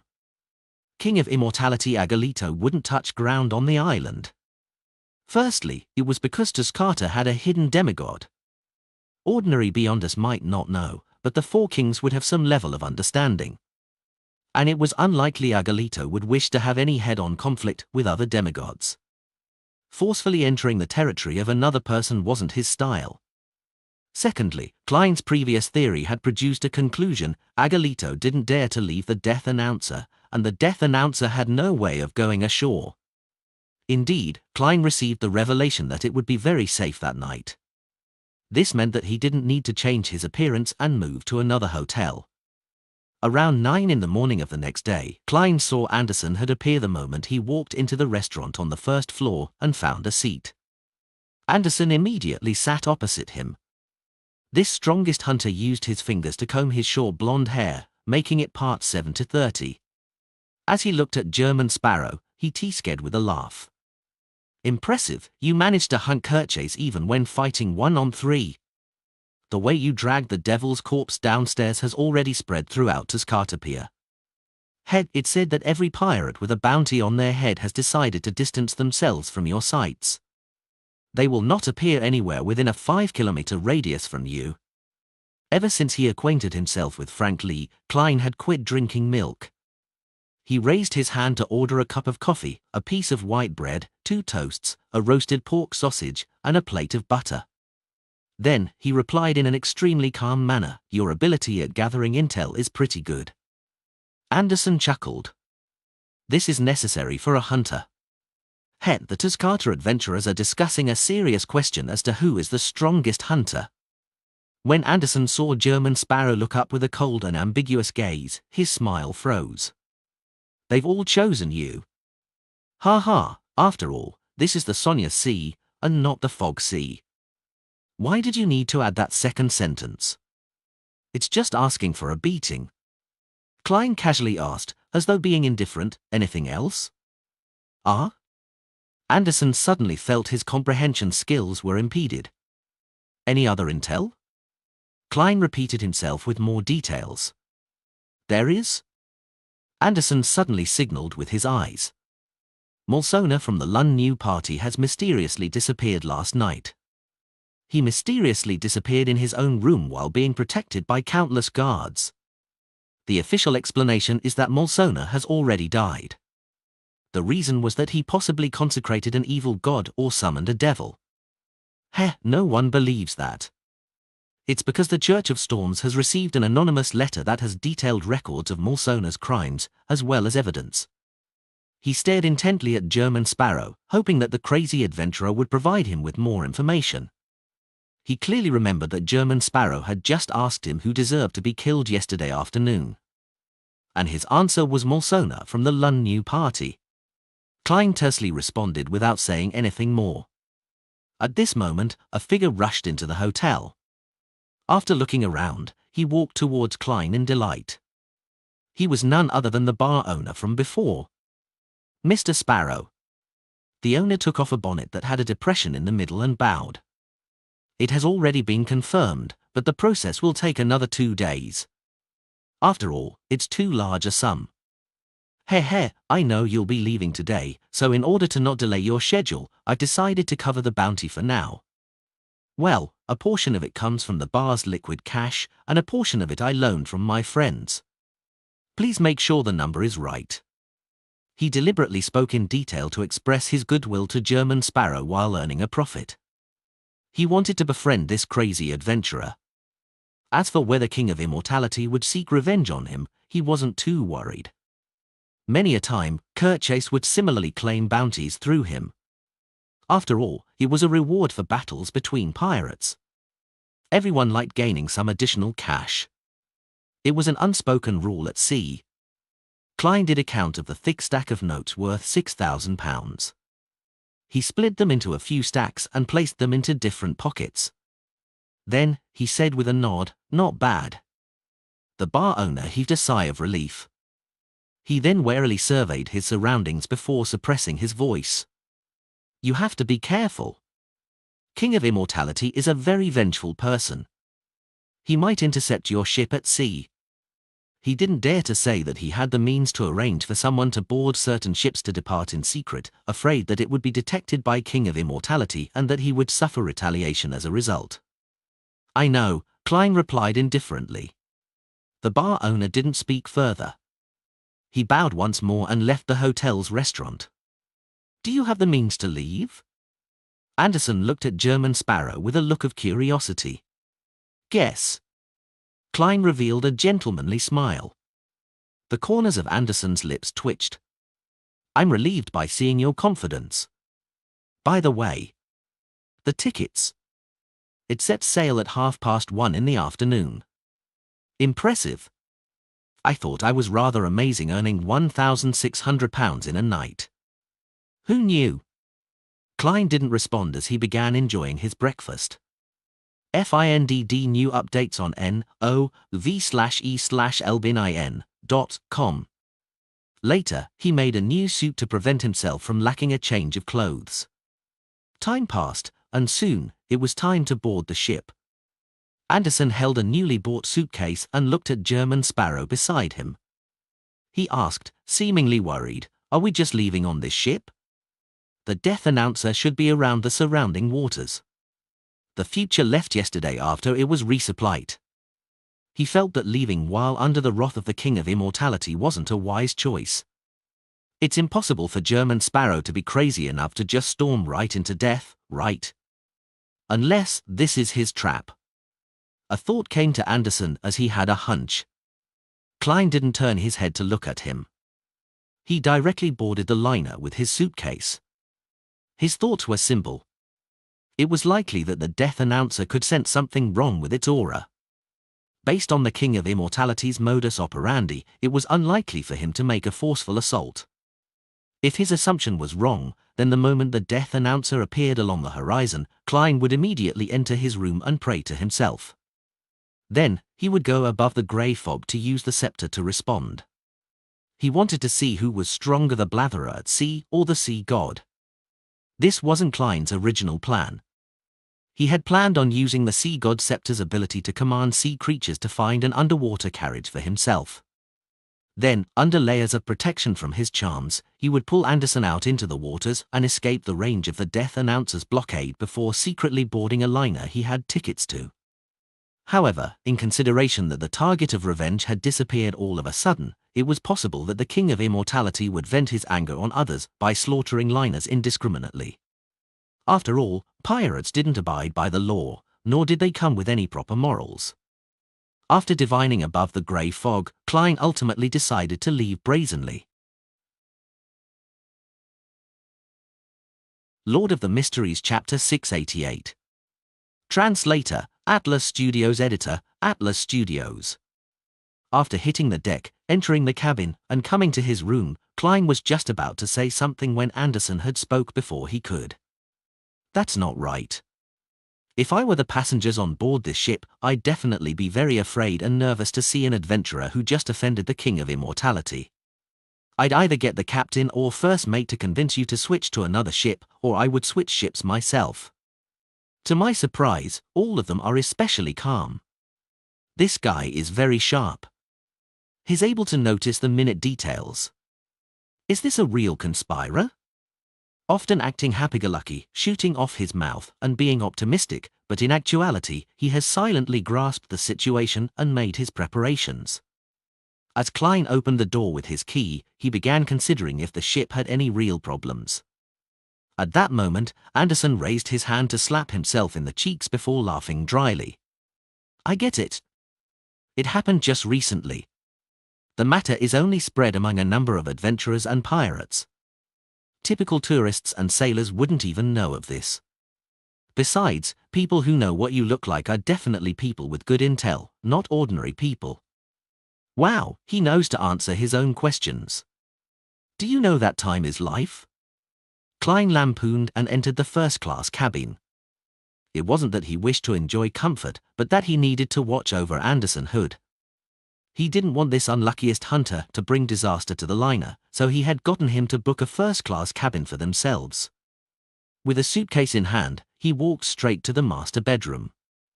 Klein pointed at the guest room and the servant's room, and he said to Anderson, "Choose one for yourself." Anderson was taken aback as he turned agape. "You're very used to this." "Of course, I have rich experience in interacting with hunters. If Danitz were here, I would designate him to the servant's room." Klein didn't answer as he entered the master bedroom. 1:30. The steam engine whistled as the liner set off on time. After hanging his coat, Klein walked out of the master bedroom in pants, a shirt, and a vest. He looked out the window at the horizon. Thanks to the wind, the green waves ebbed as they spread along the outline of Tuscata Island, inch by inch. That's no way to see the full situation. Anderson came over and smiled. You can only ensure that there are no problems from one of the flanks, and the Death Announcer might appear from the other flank, or the front. The best option is to climb up to the crow's nest. There's definitely a crew member there, but an experienced hunter or pirate has 100 means to fool his senses. Klein turned around and looked at Anderson with a stoic expression. Well said. I'll leave this to you. Ah? Anderson was taken aback. He snapped to his senses and asked in surprise, "You don't have any other means to observe?" Without any other means to observe, how was he to lay a trap for the King of Immortality? No. Klein nodded his head with abnormal frankness. I can only rely on you. Who gave you the courage to leave under the King of Immortality's scrutiny? Anderson was momentarily speechless. As he muttered to himself, "Don't stop me. I'm jumping ship." He left the cabin room and headed for the bottom of the crow's nest. In theory, King of Immortality Argolito, or the Death Announcer, should have long sensed my ill intent and sensed the danger that stems from me. Then, will they attack? Will they believe that I'm at the level I show myself as, and that I don't have any help, or will they suspect that some powerhouse who can interfere in their premonition for danger did something? Klein retracted his gaze from the door and looked once again at the sea outside. After a while, he suddenly sensed something as he quickly activated his spirit vision and turned his head to look to the side. The tall skeleton messenger burrowed out of the ground, the black flames in its eye sockets jumping slightly. It only revealed its upper body, so it wasn't too much taller than Klein. It looked at him at eye level and handed him a letter in its hand. Mr. Azik replied pretty quickly this time. Klein politely nodded and received the neatly folded piece of paper. After the skeleton messenger collapsed and disappeared, he unfolded the letter against the sunlight coming in from the window. I'm very happy to hear about your advancement. Your travels have been more interesting than I had imagined. Those waters are indeed very dangerous. I vaguely remember that it might have to do with the source of the cataclysm. As for why there's a remnant aura of ancient death there, I'm not too sure. I will keep your warning in mind. Before completely recovering my memories, I will not enter those waters. The true creator's ravings aren't pleasant to the ears. I'm somewhat interested in the ring worn by Admiral Hell. However, I've recently been embroiled in some past matters. I might need some time before I pay him a visit. Upon seeing this, Klein couldn't help but smile. After replying to Mr. Azik, I'll tell him that I have the means to lock onto Admiral Hell Ludwell's location. I must get him to bring me along with him when he pays a visit. Oh no, I didn't divine the location of the Murloc cufflink recently. I'm not sure if Ludwell has discovered it or thrown it away. Yes, I'll divine it above the grey fog after I confirm that the death announcer isn't pursuing me. Moving his gaze away, Klein continued reading. The ancient chronicles I received from Katerina does mention matters regarding artificial death.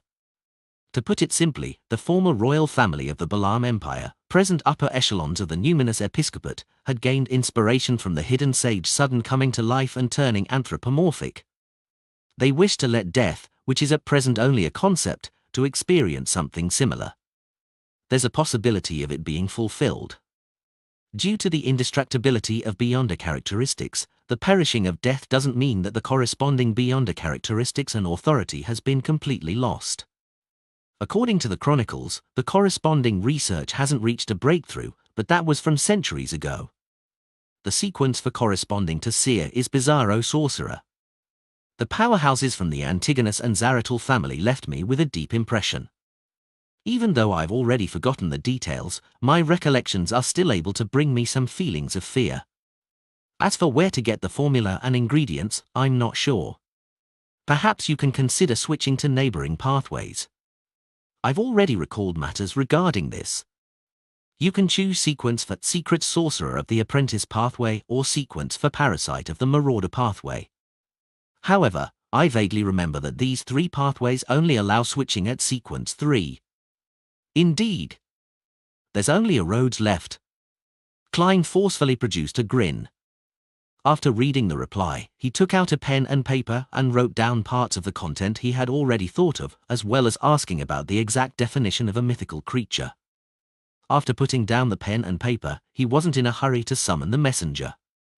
He planned to wait for the death announcer to appear before adding the request for help into the letter and then mailing it out. This way, he could hold out for some time with the Sea God Scepter, and he might even have Mr. Azik tear through the spirit world to rescue him. When the time came, the two of them could join forces and have a chance to claim the death announcer as theirs. As for why he didn't write it ahead of time, it was because a devil might not come again due to their premonition for danger. Of course, Klein had no idea whether they could sense the exact contents of his current ill intent. After patiently waiting for a few hours, Klein heard the door open. When he looked back, he saw Anderson stroking the side of his face. He walked in with mixed emotions. The death announcer hasn't appeared. We've completely left the waters around Tuscata Island. The King of Immortality actually didn't seek revenge. This fellow is more impressive than I imagined. Anderson sighed inwardly. Klein gave a regretful nod, walked to his coat rack, and took his coat and hat in preparation to head for the dining hall. In a secret chamber, a small red gloves team was discussing a case they were on. Visit novelbin.co/m for the latest updates. Soul Assurer Soist held a chalk and pointed at a blackboard. the Devil murder case this time has some similarities with the assassination of Duke Negan in Backland. First, a human skin with its own smell and aura appeared. This is something that hasn't appeared in many of the devil-related cases in the past. Second, there's more than one devil. They take turns wearing the human skin in order to carry out their normal activities to conceal their partner's evil acts. Finally, they're suspected of belonging to the Beria family. At that moment, Leonard, who appeared to be listening attentively in the corner, couldn't help but recall something when his captain mentioned Backland. Having witnessed the complete destruction of the underground ruin, he wanted to find time for himself to investigate the mysterious detective, Sherlock Moriarty. He had planned on starting from Sherlock Moriarty's former landlord, but his team took on an emergency case and began to investigate a new series of serial murders. He had no choice but to leave Backland. Leonard, what's your take on this? After Soest finished his briefing, he named Leonard Mitchell to continue. Leonard turned his head to the side in a daze and looked at the content on the blackboard. He quickly organized his words and said, I believe that it's not only a form of concealment, but is also a requirement of a particular ritual. Captain Soest, as you know, devils have many kinds of blasphemous and evil rituals. Reasonable deduction. Soest then gestured for another team member to speak his piece. Phew, thankfully old man has recently been catching me up on devil studies. Leonard heaved a sigh of relief and began attentively listening to the discussion of his team. After a 2-day voyage, the liner safely arrived at Oravia Island. After checking into a hotel, Klein said to Anderson Hood, wait here for me. That demigod doesn't like strangers suddenly visiting. He didn't wish to expose the contact person of the life school of thought. I hope I'll live to see him. Anderson smiled bitterly as he wished himself good luck. The corners of Klein's mouth twitched, and he gave up saying anything further. He rode on a carriage and went straight for the Church of Storm St. Draco Cathedral. Before long, he arrived once again in the small room in the magnificent bell tower where he saw the tall, extremely asymmetrical and ugly bellman, Carnot. After hearing German Sparrow's intentions, the hunched Carnot nodded. I'll bring you to Mr. Ricardo. He has already recovered and is no longer where he originally was. All right. Just as Klein gave a response, he suddenly recalled that Carnot was a product of the Church of Mother Earth's human body refining. He then asked a question, do you know Frank Lee? Lord of the Mysteries Chapter 689. Translator, Atlas Studios. Editor, Atlas Studios. Bellman Carnot's expression immediately turned odd when he heard Frank Lee's name. Yes, he's a kind and pure person, but at times, his pureness is terrifying. Indeed. Klein made way and allowed the bellman to walk down the stairs. As he followed him down, he asked, are you familiar with him? Carnot silently walked ahead, and after a while, he said with his back-facing German Sparrow, I'm a failed product filled with all kinds of problems. I was always mocked, and only Frank was one of the few who looked at me normally, treating me as someone with a real soul. Why did he leave the Church of Mother Earth? Klein asked despite knowing the answer. Carnot came out of the bell tower, answering while getting his bearings, I do not know about the specifics. He's an orphan. He grew up in the cloister from a young age. He really treats the church as a family and views Mother Earth as his mother. He has many strange ideas.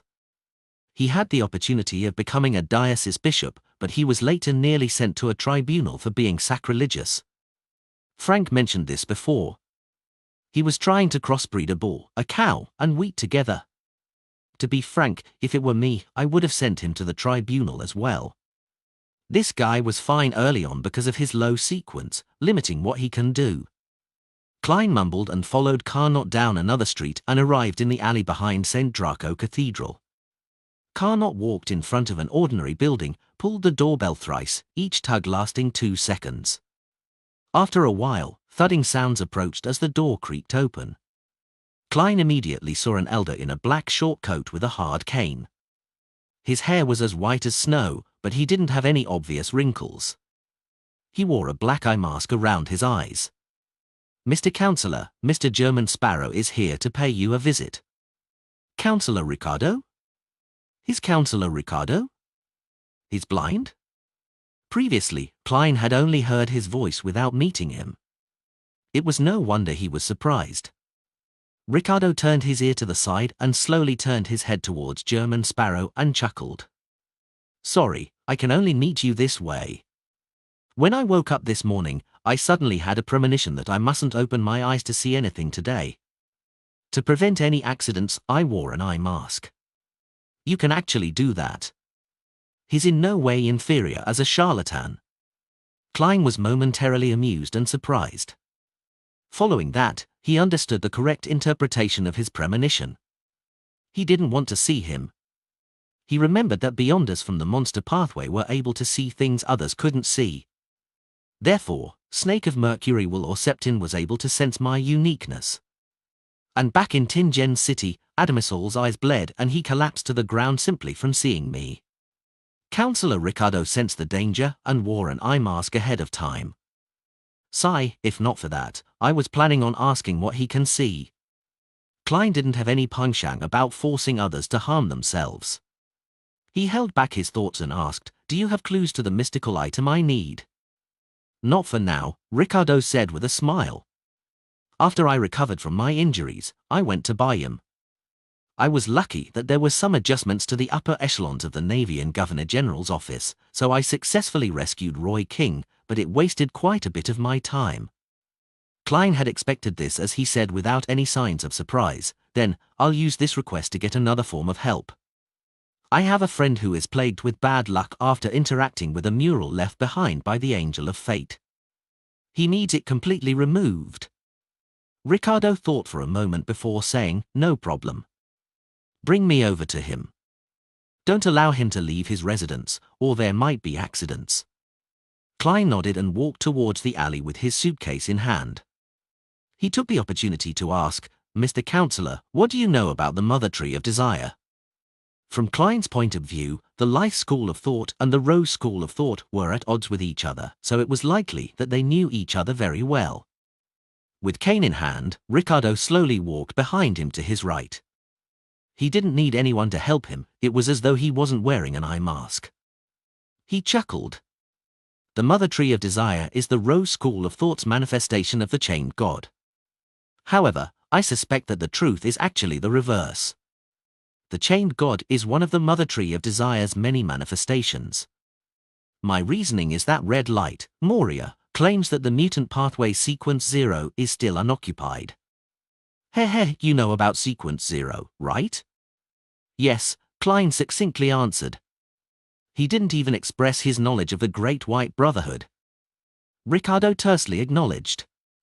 In short, no one knows the true identity of the Mother Tree of Desire, nor does anyone know what her pathway is. Perhaps that's her true identity. In addition, I can provide some indirect information. The Mother Tree of Desire and the Primordial Moon are at odds. There seems to be some irreconcilable conflict between them, and it's because of this that the Rose School of Thought views us as an enemy. FINDD new updates on NOV/E/Elbinin.com. However, at times, the Mother Tree of Desire and the Primordial Moon seem to have a subtle relationship. You might find it hard to imagine that the southern continent's Shaman King, who worships the moon, joined the Rose School of Thought. The seven churches hate the true creator, primordial Demoness, dark side of the universe, and the other evil gods, but their hatred for the Primordial Moon and Mother Tree of Desire runs even deeper. Similarly, the Aurora Order, Demoness Sect, Blood Sanctify Sect, and Moses Ascetic Order do not like the Rose School of Thought. That's interesting. Mother Tree of Desire is one of the two most isolated ones? Klein stopped a carriage while in thought as he watched Carnot help Ricardo up the carriage. He then entered the carriage and instructed the driver to bring them to a nearby hotel. Before long, the carriage arrived at their destination. Just as Klein was about to get off, he suddenly heard a loud bang. A rumbling explosion shook the entire street as glass fragments from a window fell to the ground. No way. Could it be caused by Anderson's bad luck? Klein's spiritual intuition told him that it was the case, but the unluckiest hunter had apparently lived. He turned his head to look out the carriage and saw that a huge chunk of wall had collapsed from the hotel's second floor. Flames and smoke remained. At this moment, a figure with disheveled blonde hair and messy clothes stood below as he muttered, "To think that there's such a daring person to trade arms in a hotel. New kinds of explosives, especially. He nearly caused me to die without even knowing why. My suitcase." Klein looked down at the suitcase he was carrying and suddenly felt how great it was to be cautious. He turned around and helped Ricardo down the carriage. Anderson sensed something as he turned his head to say with a bitter smile, "The arms dealers these days are too unprofessional. Thankfully, it's daytime, and there aren't many people in the hotel. The owner sure is pitiful, having to suffer a certain loss. However, the gold they carry shouldn't be destroyed that easily. It should make up for his loss. I think your bad luck is responsible for a large part of the accountability." Klein nodded and said to Ricardo, "It's him." Ricardo then turned his head to Anderson, but his gaze was completely blocked by the black eye mask. He paused for a few seconds before smiling. "Give me a gold coin." "Oh?" Anderson took out a Lun gold coin from the inside of his clothes, feeling suspect. Then, he smiled at German Sparrow. "Tradition from my hometown. We sew a tiny pocket on the inside of our clothes to keep a few coins. I originally didn't believe in it, but I've been just too unlucky recently." As he spoke, he handed the gold coin to Ricardo. Ricardo received the gold coin, slowly closed his fingers, before retracting his hand. He then laughed and said, "All right. Your bad luck has been dispelled." "Ah?" Anderson stood there in shock as he looked at German Sparrow, as though saying, "That's it? Did you get a fraud?" Klein was surprised as well, but he chose to believe Ricardo. After all, he was a fate counselor. Ricardo put away the gold coin and chuckled. "The bad luck you received this time wasn't child's play. If you don't believe me, you can head over to the casino to try your luck." "Makes sense." Anderson clapped and immediately got directions for the nearest casino from a passerby. After a while, he returned in a clean and decent jacket. He looked at Ricardo and instinctively opened his mouth. He was suddenly taken aback as he forcibly closed his mouth and thanked him with a grin. After the demigod was sent on a carriage, he leaned in towards German Sparrow and wistfully said, "I was planning on saying that although you're blind, you really are amazing when it comes to the domain of fate." Thankfully, I recalled in time that he's a demigod. If you had really said that, you might have the chance of becoming the hunter who died immediately after having his bad luck removed. Klein didn't echo his sentiments as he said, "Now can you tell me the clues to that revolver?" As creeping hunger had great limitations, he still wished for a more conventional offensive mystical item. Anderson combed his hair and chuckled. "It's in Bayam. It's from a friend I used to know, a very powerful adventurer. As he got sick of the unstable and dangerous life, he used his savings to buy a few spice gardens and found a lady to marry. He then completely left this line of work we're in. He recently had a child and his thoughts changed again. He began to wish that his child would be brought up in a better and safer environment with better educational prospects, so he plans on moving to Backland. There are the best grammar schools and public schools there. He doesn't wish to rent a place in Backland, but he also doesn't plan on selling his gardens that constantly earn him money. He happens to have an excess when it comes to mystical items, so he plans on selling that revolver. Back then, I was in a rush to follow the treasure hunting expedition into those waters, so I'm not sure if he succeeded in the end. However, few people can buy something worth nearly £10,000 at once, so the transaction won't close that easily." "All right. Bring me to him," Klein replied simply. At that moment on the Golden Dream, Danitz was horrified to realize a problem. His captain hadn't appeared in 3 days. Lord of the Mysteries Chapter 690. Translator, Atlas Studios. Editor, Atlas Studios. Under the sunlight, the Golden Dream emitted golden lusters as if it was a mobile treasure. Danitz stood inside the captain's cabin, pacing about endlessly. He attempted to recall everything that had happened over the past few days in a bid to find a clue. 3 days ago, his captain, Vice Admiral Iceberg Edwina, wanted to do a study in which she might not appear for 10 to 20 hours. Therefore, all corresponding classes were cancelled. In regards to this, Danitz and company didn't find it odd. These happened frequently. They were delighted that they didn't need to attend classes, hence, there was drinking, singing, and a bonfire party held on the ship. They were only short of burning down the Golden Dream, but they had a great time. But with the passage of time, everyone gradually felt that something was amiss, including the somewhat slow Danitz. Their captain, who should have finished her studies within 24 hours, didn't appear the next day. She didn't even get anyone to send her food or light beer, which was used as water. After patiently waiting for half a day without seeing Vice Admiral Iceberg Edwina, the sailors mustered the courage to knock on her door.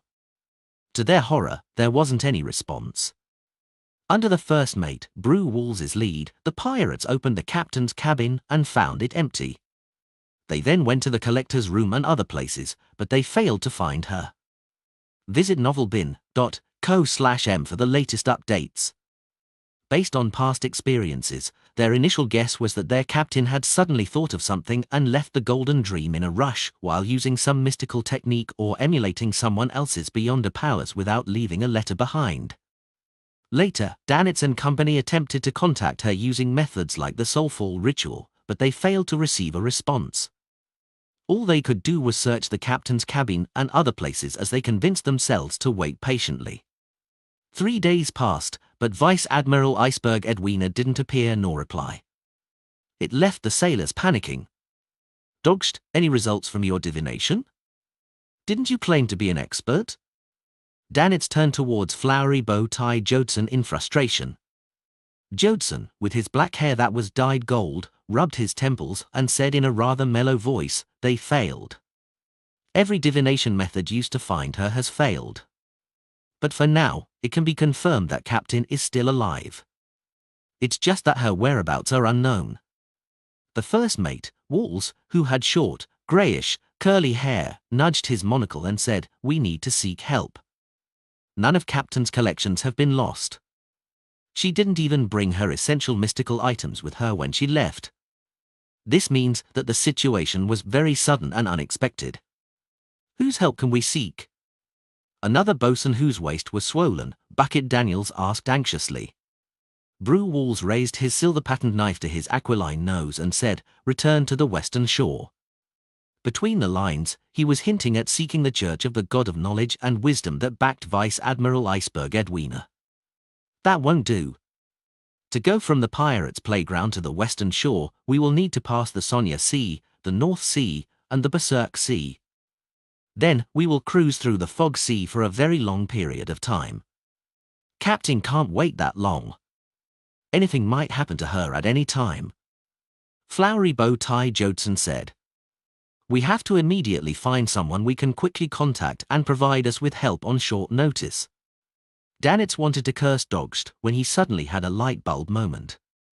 There was only one person he could quickly contact, and that was German Sparrow. Furthermore, this crazy adventurer had never hid the fact that he was good at divination and also had a mysterious background. Perhaps that madman can find Captain. He's often able to do the impossible. Danitz tugged at his collar as he felt his worry and frustration ease a little. He raised his chest and looked around. Then, he cleared his throat and said, "I have a candidate. I can immediately contact him. Besides, he's very good at divination." Just as he said that, Gourmet Brew Walls, Flowery Bow Tie Jodson, Iron Skin, Barrel, and company turned their heads at him in unison. With their eyes red, they roared, "What are you waiting for?" Danitz silently left the captain's cabin and returned to his room. He unfolded a piece of paper, picked up a fountain pen, and followed his captain's teachings by writing a greeting followed by some pleasantries. Suddenly, he stopped writing. He felt that the excessive politeness and small talk didn't match his goals for seeking help. "Dogsht!" Danitz cursed as he tore up the piece of paper. Right on the heels of that, he wrote on a new piece of paper, "Help! Captain has vanished." Well, Although German Sparrow is a madman who can't be comprehended with common sense, he probably won't be able to understand such a letter. Dogscht! Danitz cursed himself again as he ripped up the second letter. He calmed himself down and contemplated for a few seconds before penning a third time. This time, he simply wrote what happened after his captain's disappearance. He also included the location of the Golden Dream, and he minced his words by asking Mr. German Sparrow if he could provide help to a cooperating partner. Divination needs something. Just as Danitz folded the letter, he suddenly realized that he had forgotten something. He rushed back to the captain's cabin and found a pearl earring that Vice Admiral Iceberg Edwina often wore.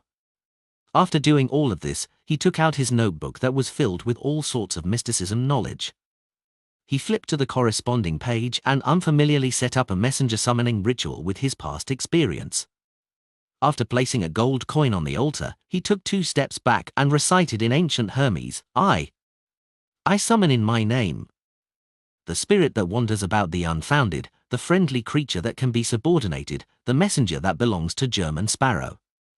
Howling winds resonated as the candlelight on the altar rapidly burgeoned before being dyed a pale whiteness. Rionette Tinker appeared at a decent speed, still wearing her complicated black dress while holding 4 beautiful and identical heads. Danitz imagined that the messenger would bite the gold coin and the envelope containing the paper and earring like the last time. But to his surprise, the 4 heads in Rionette Tinker's hand automatically turned around, surveying the area before finally looking towards the captain's cabin. A few seconds later, 2 of the heads in Rionette Tinker's hand bit down onto the gold coin and the envelope. After the strange messenger vanished, Danitz exhaled and wiped his forehead, feeling a baffling sense of pressure. Oravi Island, in the room of another hotel. Klein was just about to get Anderson Hood, who had won quite a fair bit of money, to purchase the tickets to City of Generosity by him when his spiritual perception was triggered. He quickly activated his spirit vision and saw his headless messenger, Rionette Tinker, appear by his side at some point in time. In her hands were 4 beautiful heads. She's not like the skeleton messengers who I can detect the moment they appear. My spiritual perception is triggered only after she completely enters the real world. Klein received a letter from the teeth of one of Rionette Tinker's head while in thought. At the same time, he noticed that Anderson's spiritual perception was no way weaker than his. He too had reacted. This is a messenger? Anderson asked in disbelief, as though he had heard of such things but had never seen them before. Klein nodded without expression as he tore open the letter. A pearl earring? Klein unfolded the letter in puzzlement. By his side, Anderson came over out of curiosity as he sized up Rionette Tinker as he T-sked. There's an indescribable sense of bloody beauty. Just as he said that, his hand suddenly rose up to grab himself by the throat. The grip was so tight that his tongue extended out as he foamed at the mouth. As for Rionette Tinker, who had nothing above her neck, she didn't show any further reaction. Klein turned his head over and seriously studied the situation before looking at his messenger. He then silently mumbled, resembles Miss Sharon's abilities. Miss Messenger belongs to the prisoner pathway? No, I can't be sure. She's a spirit world creature, so being good at such things is very normal. Realizing that Anderson was about to suffocate, Klein leisurely said, that's enough, he still needs to lead me somewhere. One of the heads in Rionette Tinker's hand turned over as she glanced at Anderson with her bloodshot eyes for a second. Following that, each of the heads' mouths spoke one after the other. Still. Can. Lead. You. By. Making. Into. Zombie. As she said that, Anderson's hands finally stopped and left his own neck, leaving obvious, deep finger marks on it. Phew. Phew. The strongest hunter panted as he bent his back, retching. Klein quickly scanned the letter and saw that it was from Danitz. This famous pirate wrote to him, saying that Vice Admiral Iceberg had mysteriously vanished and was in need of help. Just as he moved his gaze away from the letter, Klein was surprised to see Rionette Tinker was still around. This doesn't make mystical sense. Shouldn't a messenger disappear after sending the letter, appearing only when summoned again? Klein deliberated and asked out of curiosity, "Is there anything else?"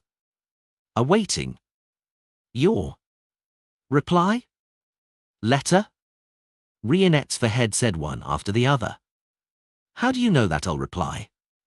Klein glanced at Anderson, who hadn't recovered, and confirmed that the strongest hunter didn't notice the words that didn't match German's persona. "The head's in Rionette's hand," said once again. "Huh? Disappearances. Very odd. How do you know that?" Klein instantly imagined that Miss Messenger had secretly read Dannett's letter. The heads with the long blonde hair simply rolled up and said a phrase each, forming a complete sentence. "I investigated the ship's situation. My messenger is a part-time scout. Miss Rionette Tinker, will you be a hired goon in the future? I wonder if I need to make additional payment." As Klein lampooned in thought, he said, "No rush. I'll reply later." He planned on heading above the grey fog to use Vice Admiral Iceberg Edwina's earring to do a divination. Rionette Tinker didn't say a word as she vanished silently. "Ahem." Anderson finally recovered as he stood straight. He gave German Sparrow a flabbergasted look. Your messenger is a demigod." Lord of the Mysteries Chapter 691. Translator, Atlas Studios. Editor, Atlas Studios. There's no need for you to tell me. I've more or less confirmed it moments ago. Upon hearing Anderson Hood, Klein wore a calm expression as he mumbled inwardly. Back when he encountered Rionette Tinker in the spirit world, where he saw her massive true form and Gothic-styled castle, Klein already believed that she wasn't someone to be messed with. And with Miss Messenger almost killing the strongest hunter with such ease, it made him believe without a doubt that she was a demigod, a sequence for at the very least. A demigod is willing to help me deliver letters for a gold coin per trip. It's obvious that things aren't that simple. Miss Messenger must have her motives, of course. I can't disregard how I'm always encountering all sorts of strange matters. It might have piqued her interest, and she doesn't mind being a messenger since she happens to be free. Similar situations include a Rhodes' fawning and Snake of Mercury will or Septin's friendliness. Regardless, I should be wary and not fully trust her. Before having a chance to discuss similar matters, I shouldn't consider blowing the harmonica whenever I encounter danger. Who knows if Miss Messenger will just directly rip me to shreds? Klein instantly had many thoughts go through his mind while he continued wearing a stoic expression. Faced with the alarmed Anderson, all he did was slightly nod his head. It's none of your business. This guy is really mysterious. A spirit world creature at the demigod level is his messenger. Besides, he casually knows a demigod that's good at improving a person's luck. It's no wonder he's so calm and composed after offending the King of Immortality. It's no wonder the King of Immortality didn't dare to seek revenge or even appear.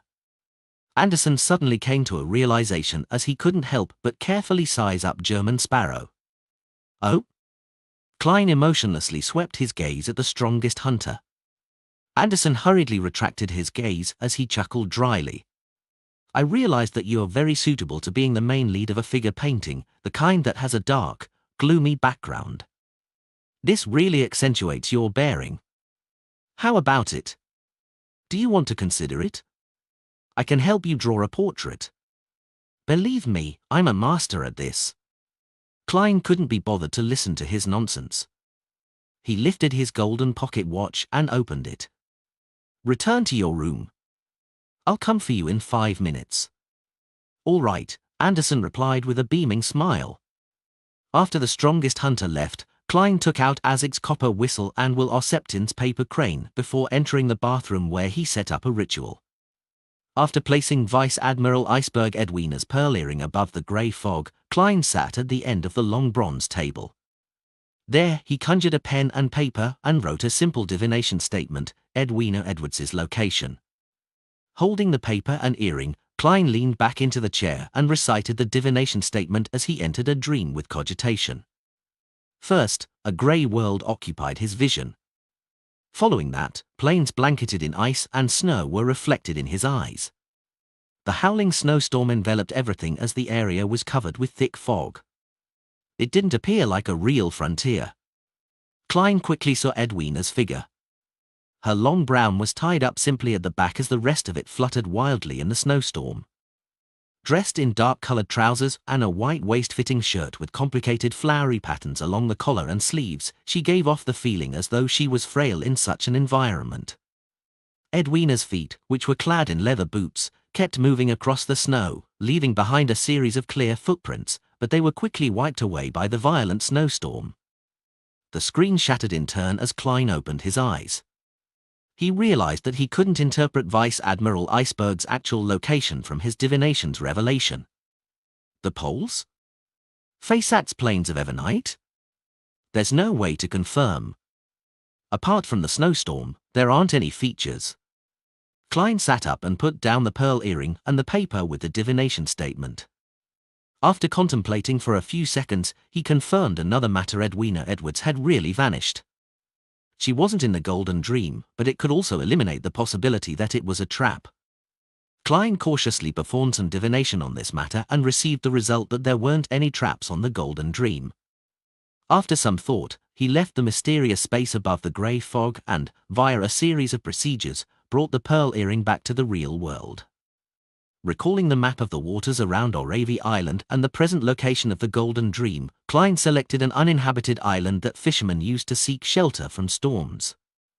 In the letter, he got Danitz and company to steer their ship to somewhere not too far from there. After folding the letter, he blew his harmonica and once again saw Miss Messenger holding up the 4 heads.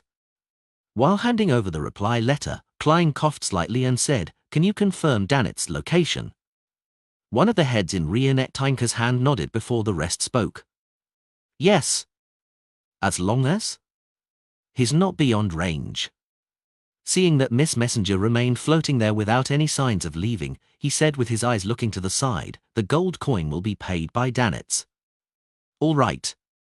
Rionette Tinker's figure quickly phased away. "Phew."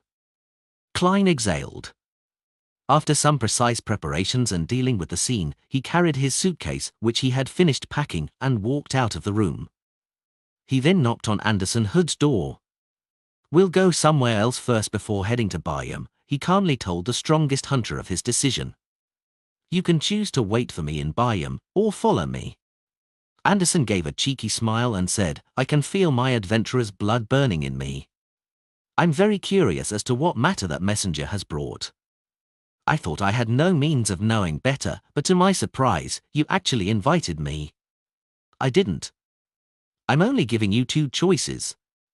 Klein coldly turned around and walked to the staircase. Anderson hurriedly carried his newly bought suitcase and followed behind. Out of the hotel, Klein took a carriage to leave the port city. Then, he walked to the periphery of an uninhabited cliff on Mount St. Draco. Looking at the waves crashing into the cliff below, Anderson looked around in surprise. "This is our destination?" Klein ignored his question. He took out a charm made of tin and softly chanted the incantation, "Storm." He infused his spirituality and split the charm into 2 halves of it for himself, while the other half was used to augment Anderson. The remaining one was thrown down the cliff. Underwater breathing, deep sea membrane. Anderson identified the additional supernatural effects applied to him in surprise. At that moment, there was a loud splash beneath the cliff. A massive creature that resembled a whale surfaced from the sea. It was entirely dark blue in color. Its mouth was open, revealing its white teeth and blood-colored interior.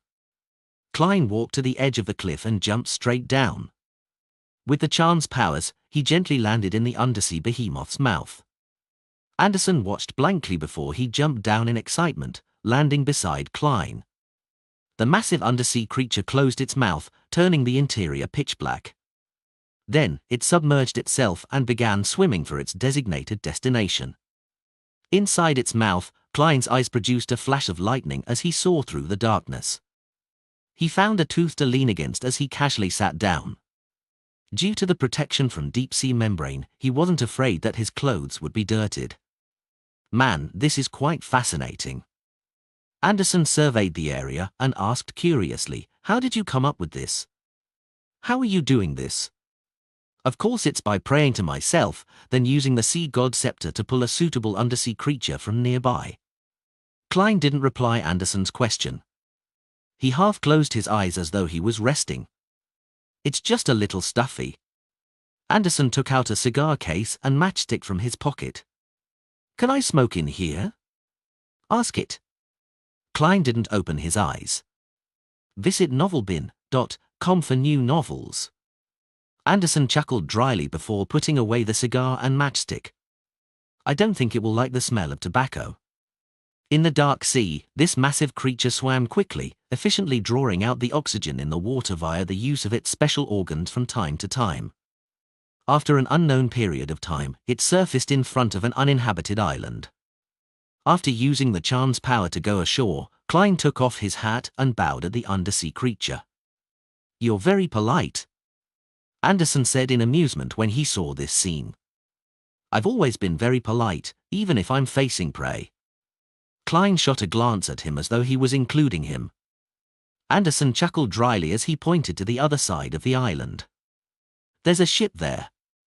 Oh, it's the Golden Dream. At that moment in time, Klein had also seen the sailboat that had been scrubbed clean. On the ship spanning dozens of meters, a lustrous main cannon that didn't belong there was swirling with stacked cymbals. He immediately went over with his suitcase, and before long, he arrived where the Golden Dream was anchored. Then, he saw Danitz jump down from the deck as he ran across the water. Just as Danitz arrived before German Sparrow, deliberating on what to say, he suddenly saw a familiar figure. Anderson Hood. He pointed at the strongest hunter as he yelled. Anderson immediately roared with laughter. You didn't expect me, right?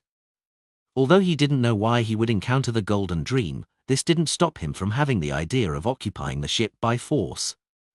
You know each other? Klein indifferently swept his gaze towards Danitz. Danitz instinctively shuddered as he forced a smile. This guy isn't a good egg.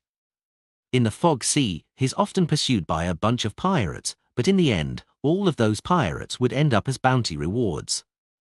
You might not be aware, but he started off in the Church of the God of Knowledge and Wisdom. Later, he was banished after failing his exams repeatedly. I heard all of this from Captain. They were former classmates. He gave Anderson a look of contempt, mocking his low intelligence. As for Flowery Bowtie Jodson and company on the ship, all of them showed similar expressions. Anderson's gaze slowly swept across their faces before tsking. That's not the main point. The main point is that I once pulled at your captain's hair. The scene instantly turned extremely silent as Danitz couldn't stop his expression from twisting.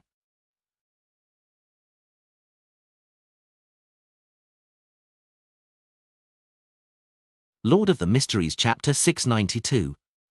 Translator, Atlas Studios. Editor, Atlas Studios. Seeing everyone on the Golden Dream aim their sights at Anderson, Klein took a step forward and said to Danitz, his side facing him, "Bring me to the captain's cabin." All right. All right. Danitz retracted his angry glare aimed at Anderson Hood. Prioritize captain's rescue. Prioritize captain's rescue, he kept repeating to himself.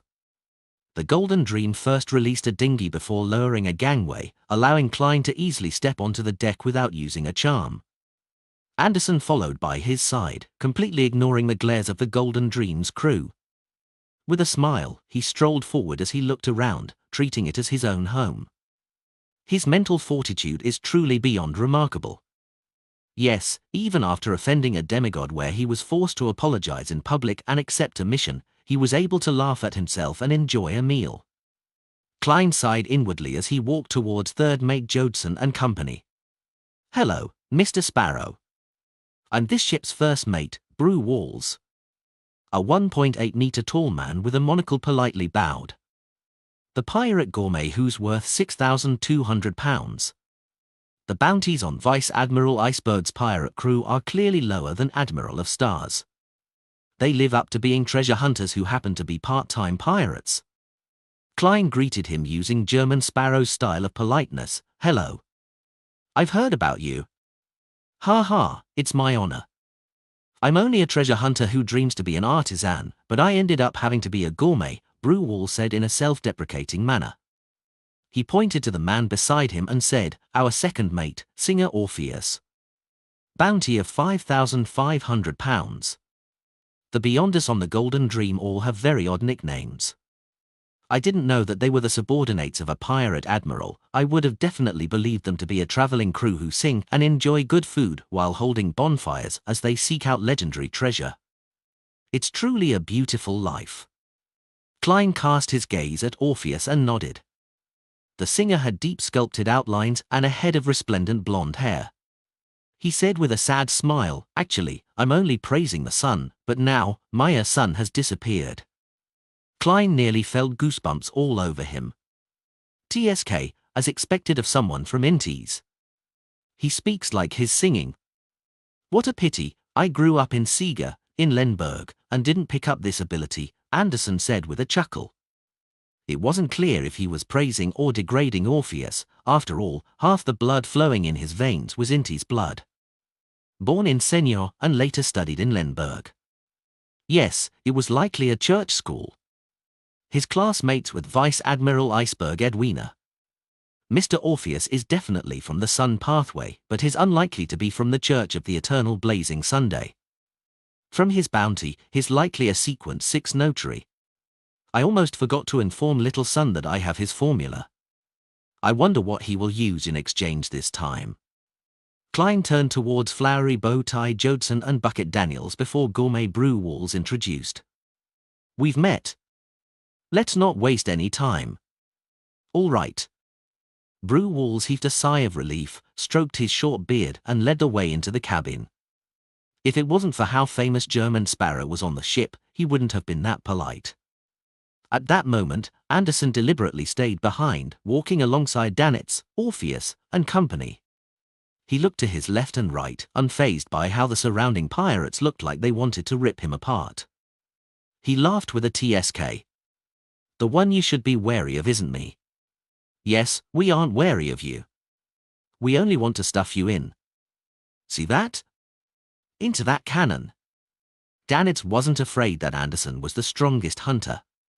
After all, they were on the Golden Dream.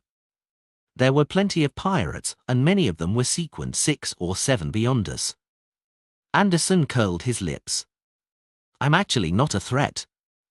Think about it, your captain definitely hates and detests me. She wouldn't even want to speak to me. Isn't that ideal? Danitz turned agape, but he didn't say a thing. He suddenly felt that what the pilot Dogst said made sense. Visit novelbin.co/m for the latest updates. The looks in the eyes of Orpheus, Jodson, and company also subconsciously turned gentle. Anderson chuckled as he looked at them. He said in a rather ethereal tone, "The person you should be wary about is German Sparrow." Why? Danitz blurted out. Although he's a madman that warrants the need to be wary of him, he's not an enemy at the moment. Danitz silently added. Anderson laughed. I'm assuming that German successfully finds your captain and rescues her. Will your captain have fond feelings for him as a result? Besides, he looks pretty good. He has that cold and aloof aesthetic and is strong. He's at the level of a pirate admiral, and his background is especially mysterious.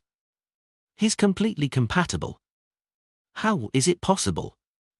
Danitz wished to retort, but he was momentarily at a loss for words. He felt increasingly more convinced that things weren't right. Orpheus and company had their expressions collapse bit by bit. They looked at German Sparrow's back with a newfound sense of wariness. Resolved. The provocation problem from before has been resolved. With a smile, Anderson walked into the cabin. When he arrived inside the captain's cabin, Klein first circled the room, which was nearly filled with bookshelves. On it were all kinds of books. The average captain's cabin is filled with racks of alcohol, he silently mumbled before walking straight to the desk by the window. According to Danitz's description, Edwina had vanished during her research. Therefore, finding traces of her research was Klein's goal. After he gathered enough information, he would head above the grey fog to divine the matter. At that moment, The desk was a mess with many things placed on it. There was white paper, a fountain pen, an ink bottle, a bronze dagger, and untidily stacked books. In the middle of the desk was a book made of goatskin. Its dark brown cover had the words Grosel's Travels written in ancient Fasak. Isn't this one of Vice Admiral Iceberg's collections? It has a mysterious origin and is suspected to be related to the Dragons and City of Miracles, Leifzid. Edwina was studying this before she disappeared? Klein looked at the book and instinctively made a guess. Seeing German Sparrow study the ancient book, Danitz forced a smile and said, "There's nothing wrong with it. We have already inspected it." "Is that so?" "I seriously doubt your meticulousness." Since someone had flipped it and there weren't any obvious abnormalities with it, together with the fact that Klein determined that Danitz was saying the truth with his spiritual intuition, Klein reached out for it and asked, "Have you read Grosel's Travels?" Danitz shook his head. Brew Walls, Orpheus, Jodson, and company shook their heads as well. Their expression seemed to say that their daily studies were tiring enough. They didn't wish to read any other books during their breaks. Swiping his fingertip across the yellowish-brown goatskin, Klein carefully and seriously read each page. Soon, he arrived at the spot where the pages were stuck together. From the corner of his eye, he saw what was written in it. That's not right. His gaze focused as he hurriedly flipped 2 pages back. He clearly remembered that his previous read stopped at Giant Grosel and his team preparing to challenge the Frost Dragon, the King of the North, in a head-on clash. There was nothing after that, but now, there were 2 more pages. It also meant that the stuck pages had thinned, and the book had 2 more pages. The chapters came to a halt for 1,000 years before it was continued. These are the fruits of Vice Admiral Iceberg's research? This also led to her disappearance? As Klein lampooned, he frowned as he read the additional content. The 2 pages described a lost female pirate. She encountered the King of the North in a blizzard, and she was nearly killed. Only by using all her strength was she successful in escaping before meeting the main Leeds team who were here to challenge the Frost Dragon. There's the addition of a female pirate. Female pirate. Klein ruminated over this description as an idea suddenly came to him. Could she be Vice Admiral Iceberg Edwina? She entered the book and became a character in the story? With this idea in mind, Klein quickly realized certain problems. A Rhodes mentioned before that the past owners of Grosel's Travels vanished. Grosel's Travels has a giant from the Dark Epoch, which is also the Second Epoch, an elf, an ascetic from the Third or Fourth Epoch, a Solomon Empire noble, and a Fifth Epoch Lund soldier. The times are extremely chaotic. If they were all the past owners of Grosel's Travels who disappeared, that will solve the problem. They do not belong to the same period, and they were swallowed by the book, becoming a character in the story. Klein found his theory ridiculous as he thought about it, but it was highly likely. In the world of mysticism, this isn't impossible. I have to confirm it. Besides, what did Edwina and the past owners do to be swallowed by the book? And what should I do to release them? Klein retracted his gaze and thought deeply in silence. Soon, he looked up at Danitz and company. Prepare items like candles. I will be praying for an answer from a secret existence. And that secret existence is myself. Klein added inwardly in jest. He really is professional and crazy. Gourmet Brew Walls and company didn't dare to speak further. They hurriedly provided the materials before leaving the captain's cabin. They didn't dare to watch such dangerous rituals unless German Sparrow requested them to do so. Inside the captain's cabin, Klein locked the door, closed the windows, and quickly set up the ritual.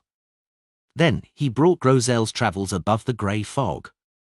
After placing the ancient book at the end of the long bronze table, he sat down and conjured a pen and paper. He then scribbled a divination statement. Edwina is in the story of this book.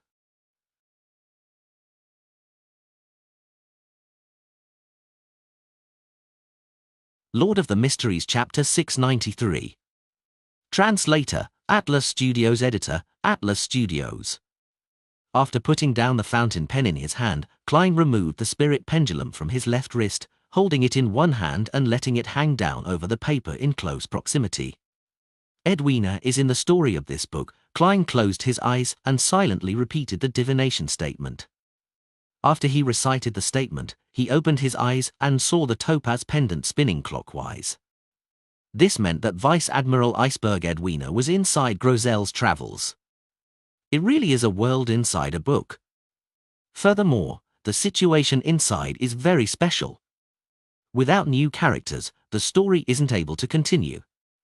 Klein indiscernibly nodded. Wounding the silver chain and the topaz pendant around his wrist again, he picked up a dark red fountain pen and wrote a new divination statement, the method to entering Grozel's travels. This time, he used dream divination. In the grey, hazy world, he saw indistinct figures. The figures were of varying sizes, some huge, others slender. The thing all of them had in common was that they held a book with pages of yellowish-brown goatskin. The following developments branched off into two scenarios. A number of them vanished silently with Grozel's travels on them. The others would accidentally or deliberately drip their blood on the cover while carrying Grozel's travels with them before suddenly vanishing. The scene shattered and Klein opened his eyes to see the model table in front of him. He frowned as he made an interpretation. To enter or activate Grozel's travels, it either needs prolonged contact with it to a certain extent, or you would need to drip one's blood onto the cover. Isn't that too simple? Perhaps it's really that simple. In the story, the Lund soldier's first appearance was as an ordinary person who didn't know mysticism. With the help of his companions, he slowly became a disciplinary paladin. Therefore, the activation method isn't too complicated. An ordinary person is able to accomplish it. A small number of researchers before this, including Vice Admiral Iceberg Edwina, were beyond us with sufficient amounts of mysticism knowledge. They knew not to rashly drip their blood, otherwise, death might occur without them even knowing it. This is akin to ordinary people using the correct form of magic mirror divination. It's very easy to provoke a powerful existence or secret existence. It's why no problems happen to them. Furthermore, Edwina keeps Grozel's travels in the collector's room most of the time and only interacts with it occasionally. As such, it was only when she recently had a new research concept that she had prolonged contact with it, completing the condition required to activate the book. Yes, even Rhodes only knew that there's something strange with the book. Many of the past owners had vanished, and it's suspected to have something to do with the Dragons and City of Miracles, Live Zed. This means that Grozel's travels will interfere with its surroundings when being activated, therefore, most of the collectors in the past do not know of its problem and had no thoughts of studying it. The owners who disappeared likely aren't limited to the ones in the story. The others might have died for all kinds of reasons, failing to leave their names in the book. Klein focused again and made another divination, hoping to obtain the method to leave Grozel's travels. This time, he saw a more tempestuous blizzard in the grey, hazy dreamscape. He saw a gigantic figure at the top of an ice peak. It was a translucent dragon who remained nearly 5 meters tall while standing on all fours. It resembled a lizard's cousin and had an ugly face with eerie blue eyes. It had a thick, powerful tail and a pair of gigantic wings covered in a skin membrane on its back. It seemed to blot out the sky simply by spreading its wings. Its scales resembled ice crystals as they swirled with a crystalline glow. It was the most beautiful and dreamy part of its entire body. Suddenly, the dragon, which resembled an ice sculpture, raised its neck and body, and it let out a terrifying roar that penetrated through the blizzard. At that moment, it reached 10 meters tall by standing up on its hind legs. King of the North. That frost dragon. Klein left the dream and tapped the armrest of the high-back chair. His interpretation of the divination revelation was that the key to leaving Grozel's travels lay with the King of the North. Klein's initial guess was that only by helping the main lead, Grozel, accomplish his goal, slaying the frost dragon, would the story come to a complete end, opening a passageway to exit the book. However, I can also attempt to see if I can forcibly break open the barrier between the world in the book and the real world. Klein relied on his rich experience to quickly come up with an attempt. He first picked up the Black Emperor card, which was facing down, and he infused it into his spirit body.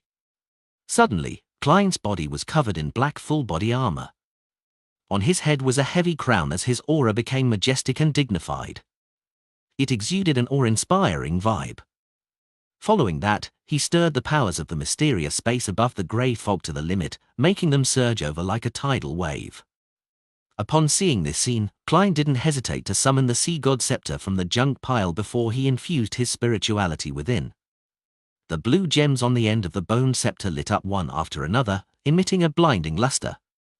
Countless silver bolts of lightning surfaced as they zapped about the grand palace as though they were forming a sea of lightning. Finally, Klein used the suppressive power and balance from the Black Emperor's loftiness to infuse the stirred powers into the lightning storm. Rumble! Thunder resonated above the grey fog and into the distance as thick bolts of lightning smote down, striking Grozel's travels. Blinding light enveloped the entire palace for a full 20 seconds. After everything was over, Klein looked at the target again and discovered the model table was in shambles. As for the dark brown leather book, it was completely unharmed. Only its ends curled up a little. It's far more impressive than I imagined. That's right, how can an item which can create a whole new book world be simple? Hen, I wouldn't have made a loss buying it for £8,000 back then. It can be used as a shield.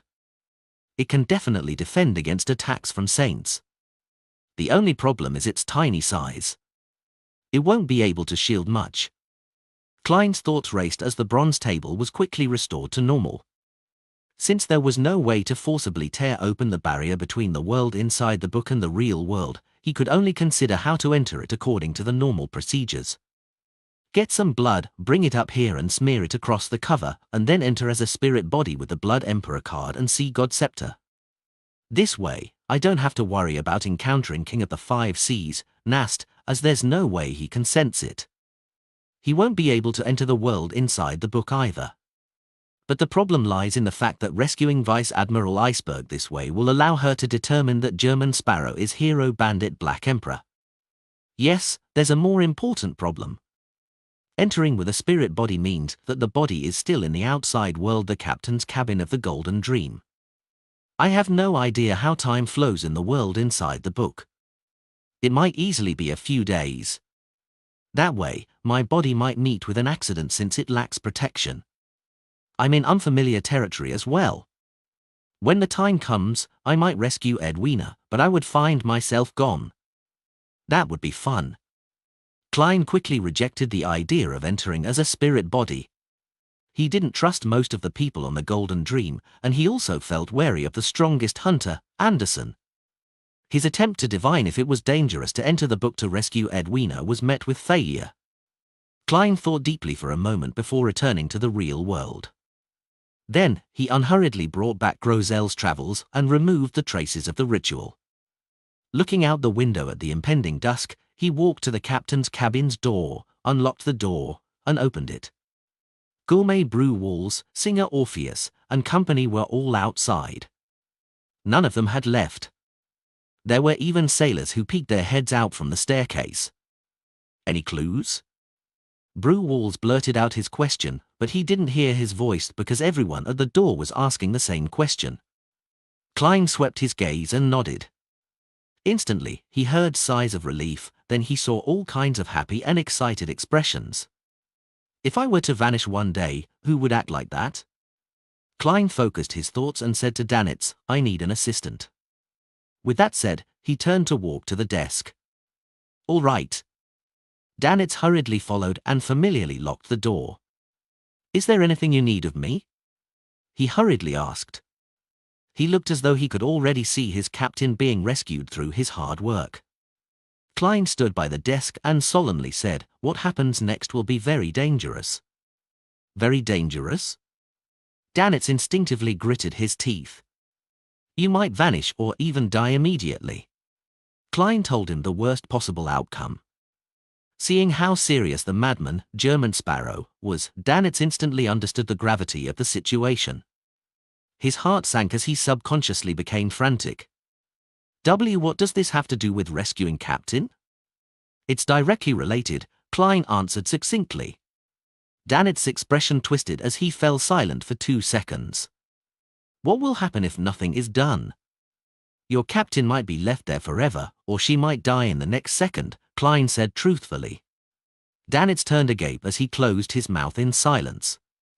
His eyes turned adrift for a few seconds before they focused back on German Sparrow's face. Gritting his teeth, he said, "Let's begin." Dogscht! He softly cursed himself. Klein picked up the pen and paper on the table, scribbled a note, and folded it into a square before handing it to Danitz. "Put it into your pocket. Read it after you enter." "Enter?" Danitz asked, puzzled and clueless.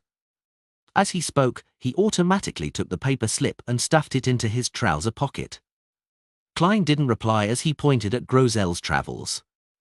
"Your favorite stories on n/o/uve/elbin.com. Smear some of your blood on the book's cover." "This?"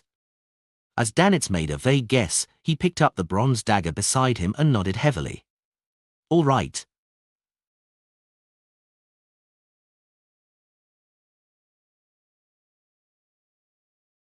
Lord of the Mysteries Chapter 694. Translator, Atlas Studios. Editor, Atlas Studios. Danitz held the bronze dagger and sliced across the back of his left palm, but his hesitation prevented him from using much strength. He looked up and forced a smile. "Although I've been injured many times, pain still leaves me afraid." "Get to the point," Klein replied coldly. Danitz gave a hollow laugh. "Ha ha, I'm just a little scared of pain." Just as he said that, he exerted strength with his right hand, slicing open a wound on the back of his hand with the bronze knife. The words he had said was apparently to divert his attention so that he could reconcile with the idea of pain. Blood quickly seeped out as Danitz immediately put down the dagger. He dabbed some blood on his right finger and smeared it across the dark brown cover of Grosel's Travels. After finishing that, he held his breath, waiting for a change. Suddenly, he saw a snowflake the size of a goose feather. Strong winds howled by his ears, and immediately, a biting chill widely drilled into his body. Although Danitz was mentally prepared, he was still alarmed. He instinctively looked around to confirm where he was. He realized that at some point in time he had left the captain's cabin of the Golden Dream. He found himself in a land of frost wrecked by a blizzard. Due to the extreme environment, he couldn't see into the distance at all. He couldn't even tell if he was on a mountain or on a flat plain. "I've really entered a strange world. Captain is here too." Danitz held up his hand to block his face, afraid that the snow would get into his eyes. He calmed himself down and recalled German Sparrow's instructions. From his pocket, he hurriedly took out a piece of paper that had been folded into a square, and he carefully unfolded it. "FINDD new updates on NOV/E/Elbin.com. While doing this, he was especially afraid of any accidents that could lead to the paper tearing or being blown away. That would make him lose all hope, but thankfully, none of that happened. He saw the contents written by German Sparrow.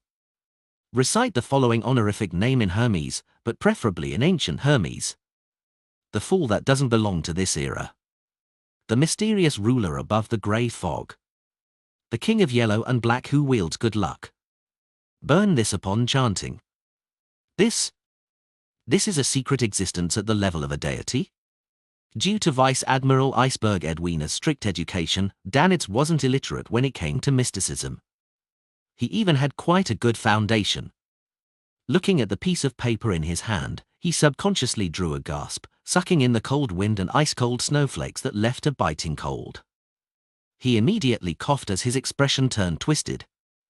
He was now able to confirm one of his past theories. German Sparrow really did belong to a powerful and very secretive organization. And the organization consecrates an existence known as the Full, a godlike existence.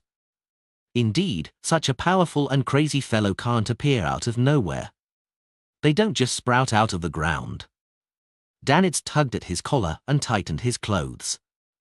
Looking at the piece of paper fluttering in the wind, he wore a clear look of hesitation. He knew very well how dangerous it was to recite the name of an unknown secret existence whose intentions were unknown. It could lead to an outcome more terrifying than death. Captain is also trapped here. Furthermore, there's no way of leaving. Danitz clasped his hands and placed them before his mouth.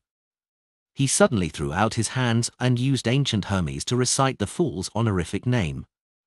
On the Golden Dream, in the captain's cabin. With his own eyes, Klein witnessed Danitz turn illusory without any reason before disappearing.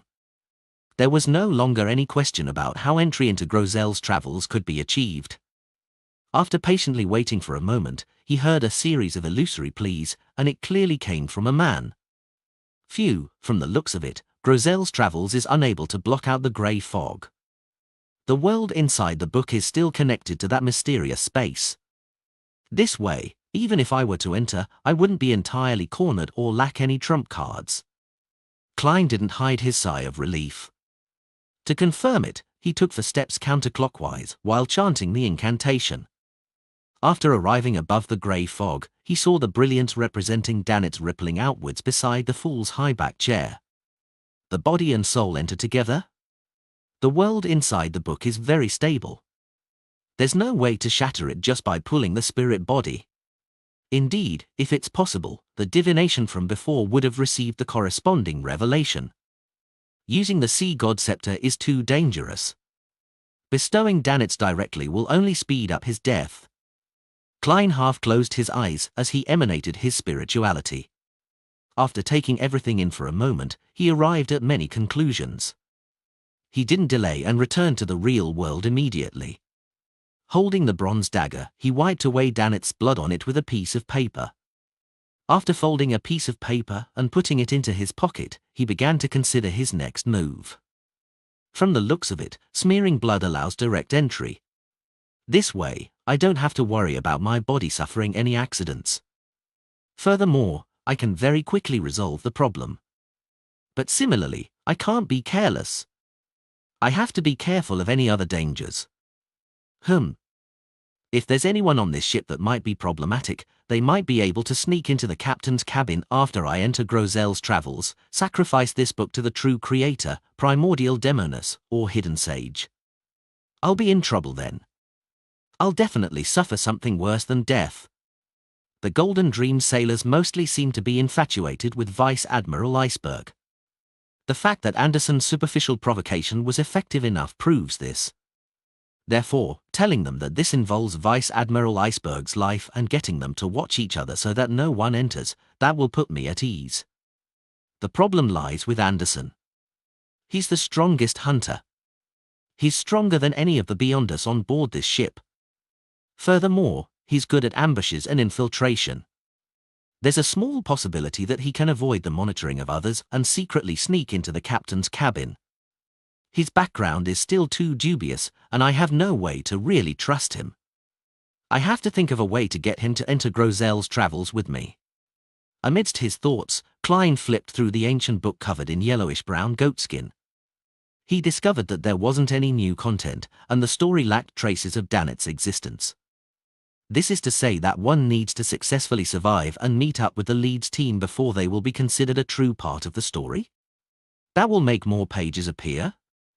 Klein made a preliminary guess as he walked to the door again and opened it. Did it succeed? Flowery Bow-Tie Jodson and Company asked. Klein shook his head and said calmly, next up will be a long ritual. No one is to enter and disrupt it, otherwise, it will lead to Edwina Edwards's disappearance forever or even her death. After informing them of the main point, he looked around and directly said, I suspect that one of you here might have problems. Everyone is to watch each other. Gourmet Brew Walls instinctively wanted to retort out of habit when he suddenly saw the captain's cabin was empty. Danitz, who had just entered, was gone.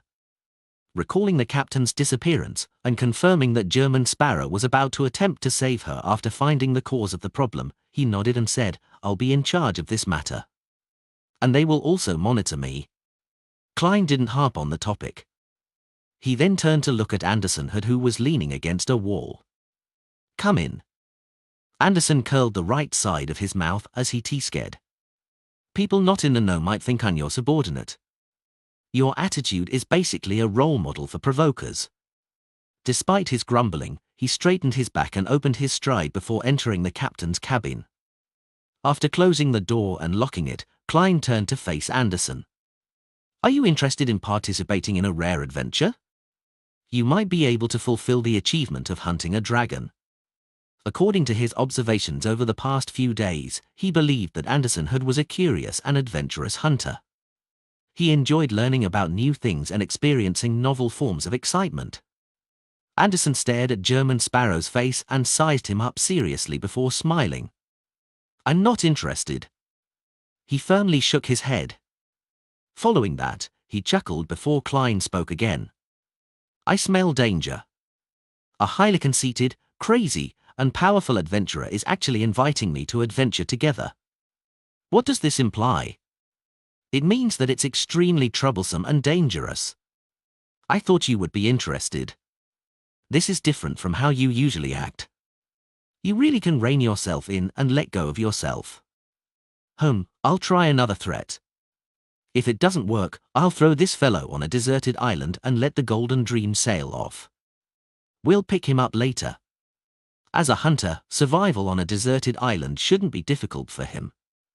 Klein quickly made up his mind as his gaze immediately turned cold. He looked at Anderson and said, "I will not permit having latent risks around myself."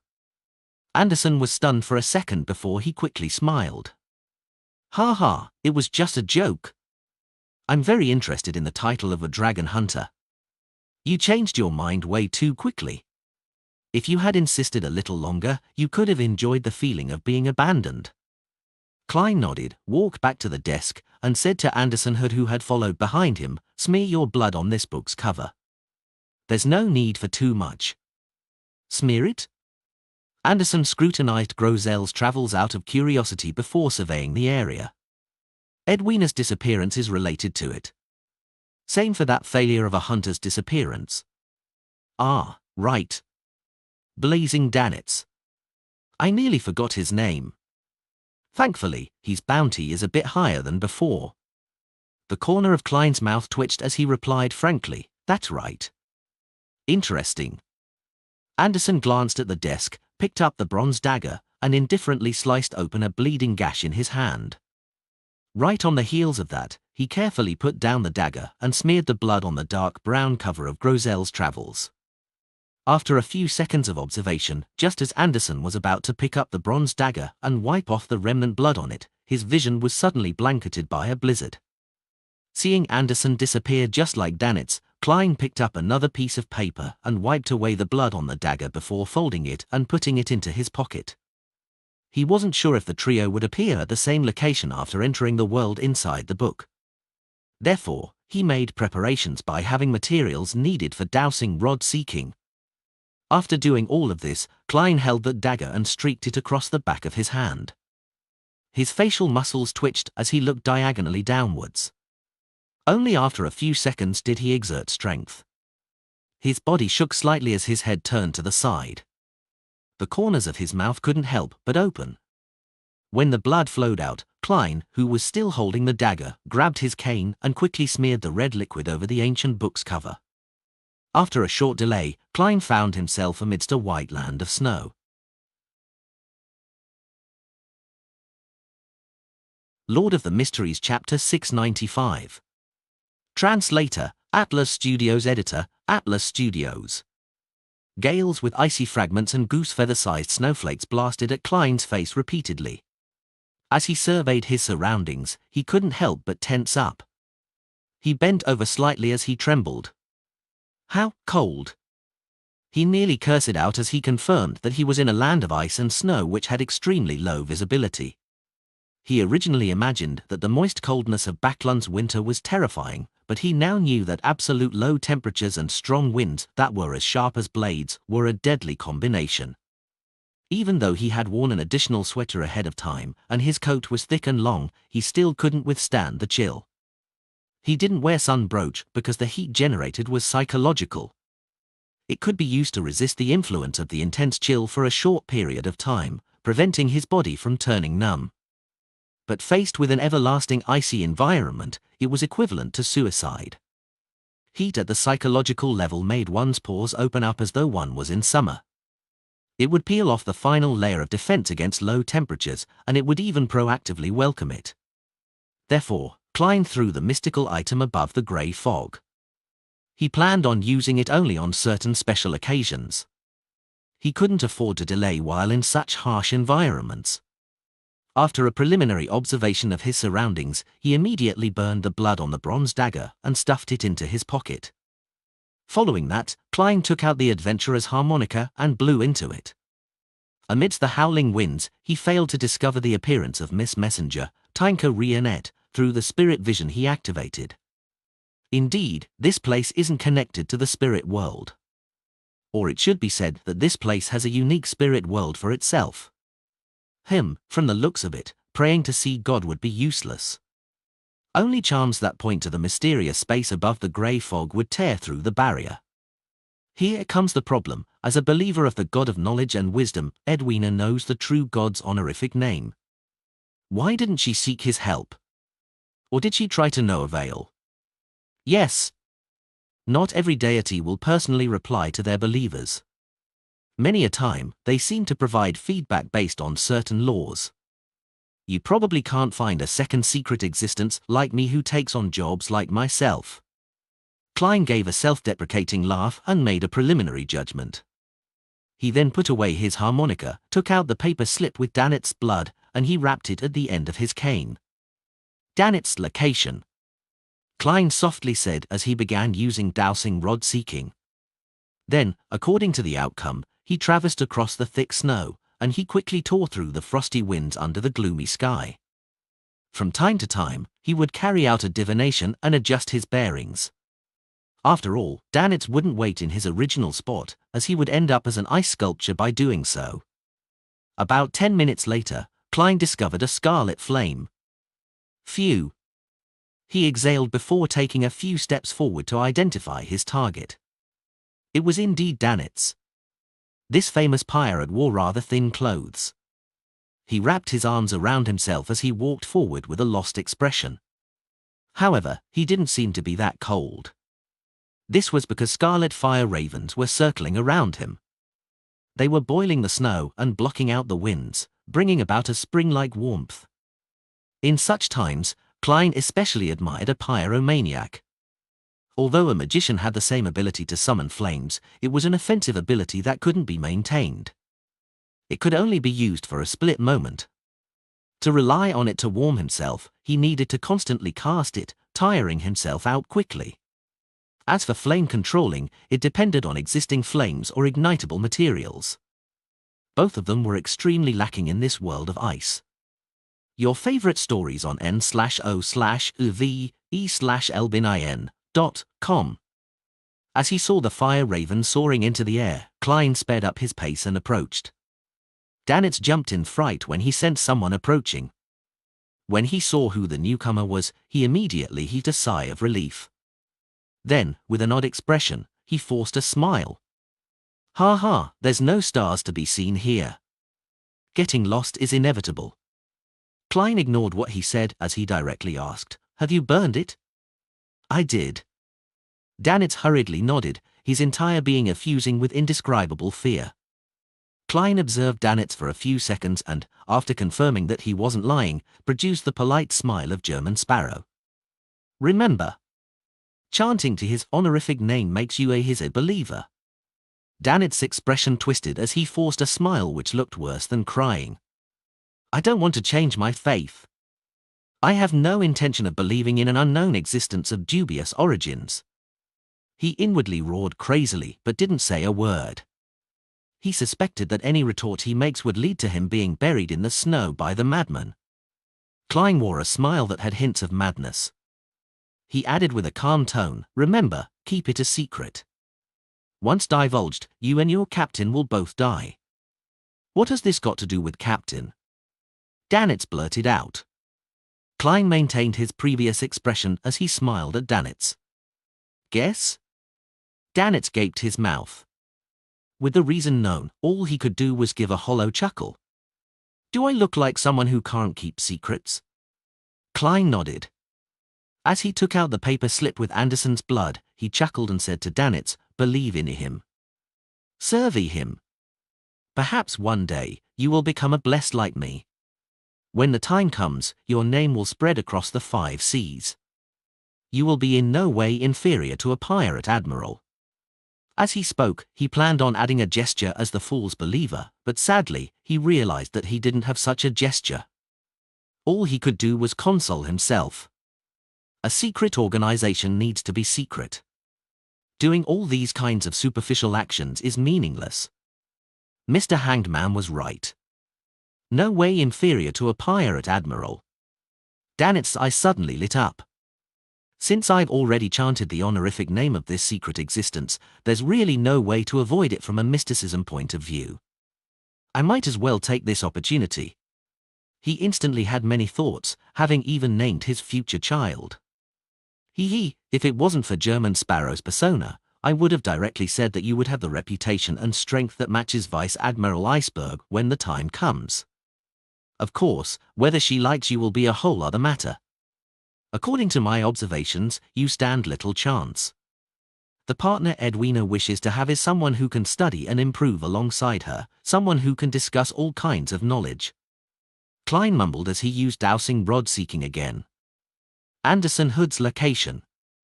He came in too. Dannitz was first taken aback before he asked in surprise. Klein finished chanting the statement, released his cane, and determined the direction in which it fell. He then nodded and said, "I'm worried if he stays outside." "So you're also wary of Anderson Hood?" Dannitz couldn't hide his smile as he echoed, "That's right. He's the kind of person who smiles on the surface but will stab you in the back once you turn around. His reputation in the Fog Sea is terrible. There are no pirates that like him. He even deliberately tried to sully you, making us be wary of you, to view you with animosity. If pirates were to like him, it would only mean that his title as strongest hunter isn't substantial." "I heard Anderson's provocations." Klein didn't reply. He picked up his cane and proceeded through the blizzard. Dannitz followed closely behind, using fire ravens to scatter the snow and block out the cold so that they too didn't need to freeze. Not bad. Quite sensible. At that moment, Klein once again experienced the benefits of having a Savanto have someone hold an umbrella during a rainy day, and someone to provide warmth in a blizzard.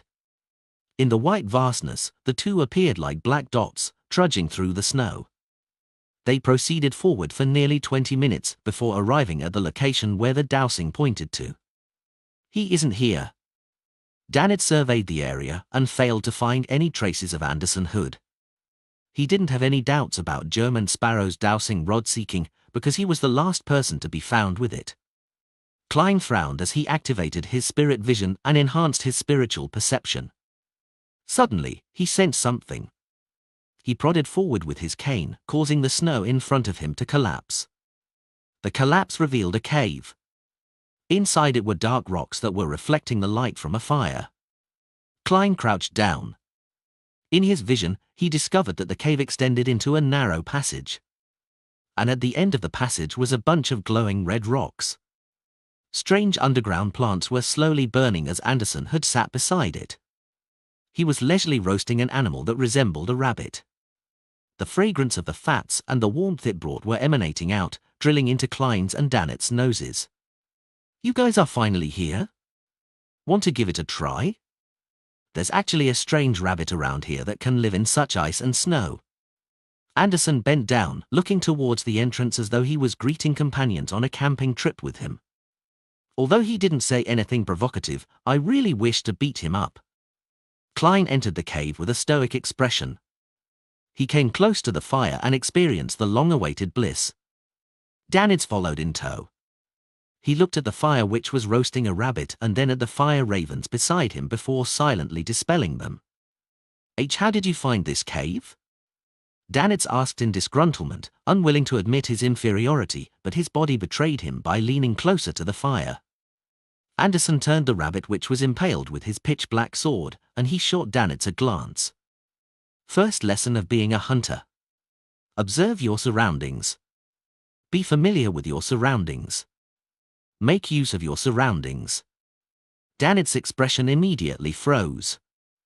Anderson looked at German Sparrow and chuckled. "It's a cave I blasted open." "How is it?" It's not bad, right? I controlled my strength perfectly. As he spoke, he took a whiff of the air and said, "How fragrant. The roasting seems to be done. Do you want to give it a try? Although I didn't bring any spices, there's rock salt here. It will just be a little astringent. Are you sure you can eat this? If it's a beyond a creature, you might lose control with just one bite," Dannett said with a TSK.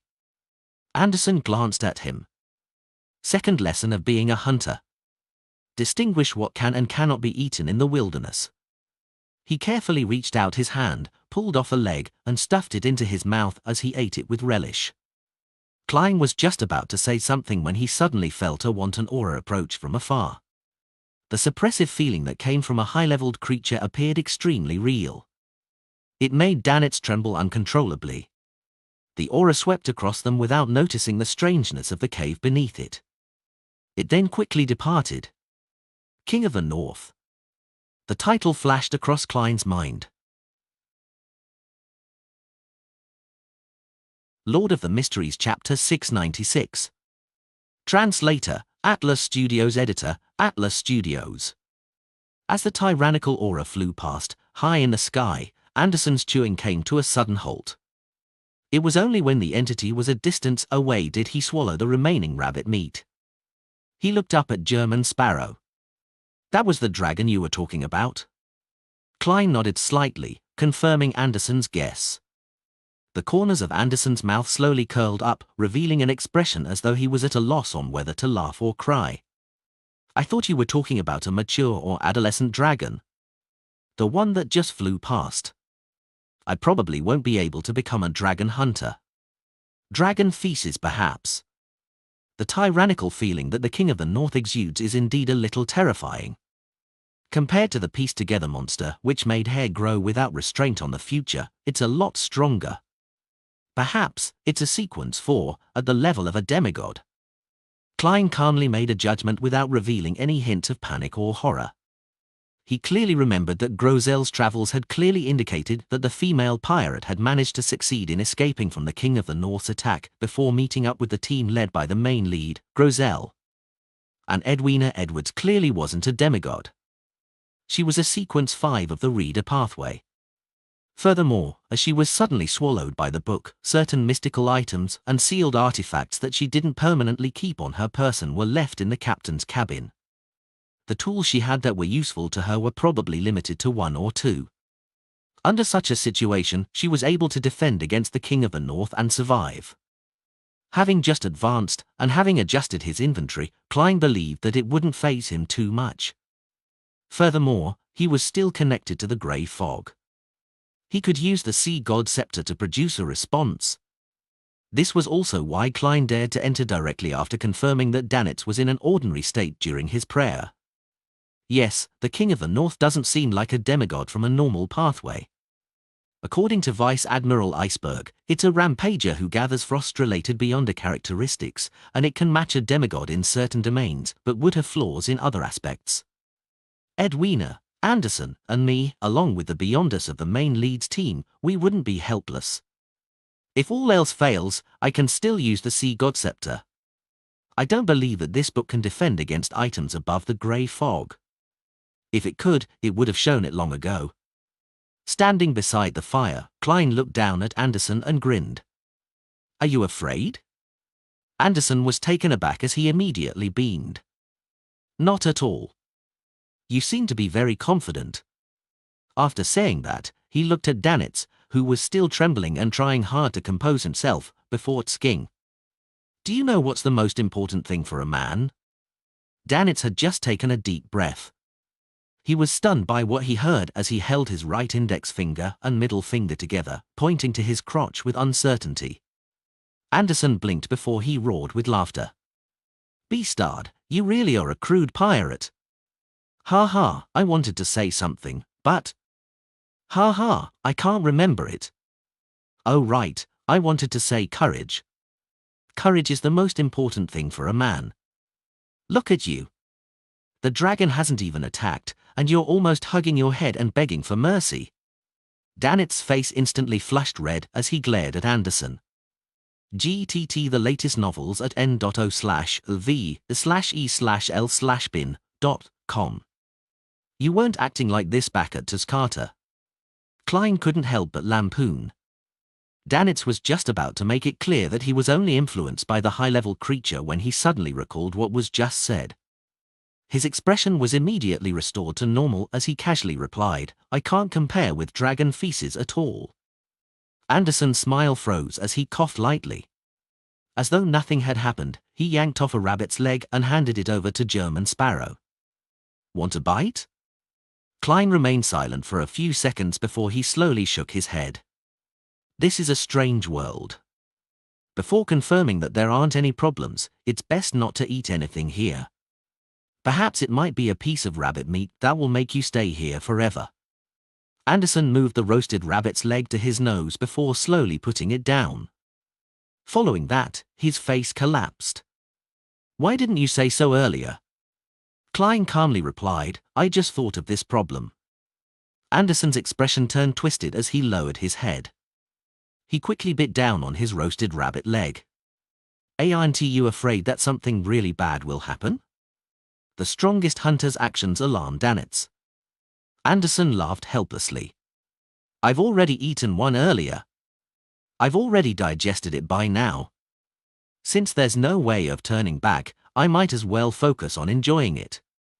Klein and Danitz were momentarily at a loss for words. After Anderson finished gnawing on the rabbit's leg, he deliberated and asked, "Are you really not eating? We have no idea how much time we'll be spending here. If we really do starve, how are we supposed to fight the dragon?" Klein didn't reply. He took out his golden pocket watch and opened it. "It's 6:10 in the evening outside. We'll eat a little after 4 to 6 hours if nothing happens to you." Anderson turned agape, speechless. Klein ignored him and turned to say to Danitz, 15 minutes break. We'll search for your captain after that." As he said that, he had already taken out the pearl earring belonging to Vice Admiral Iceberg Edwina Edwards.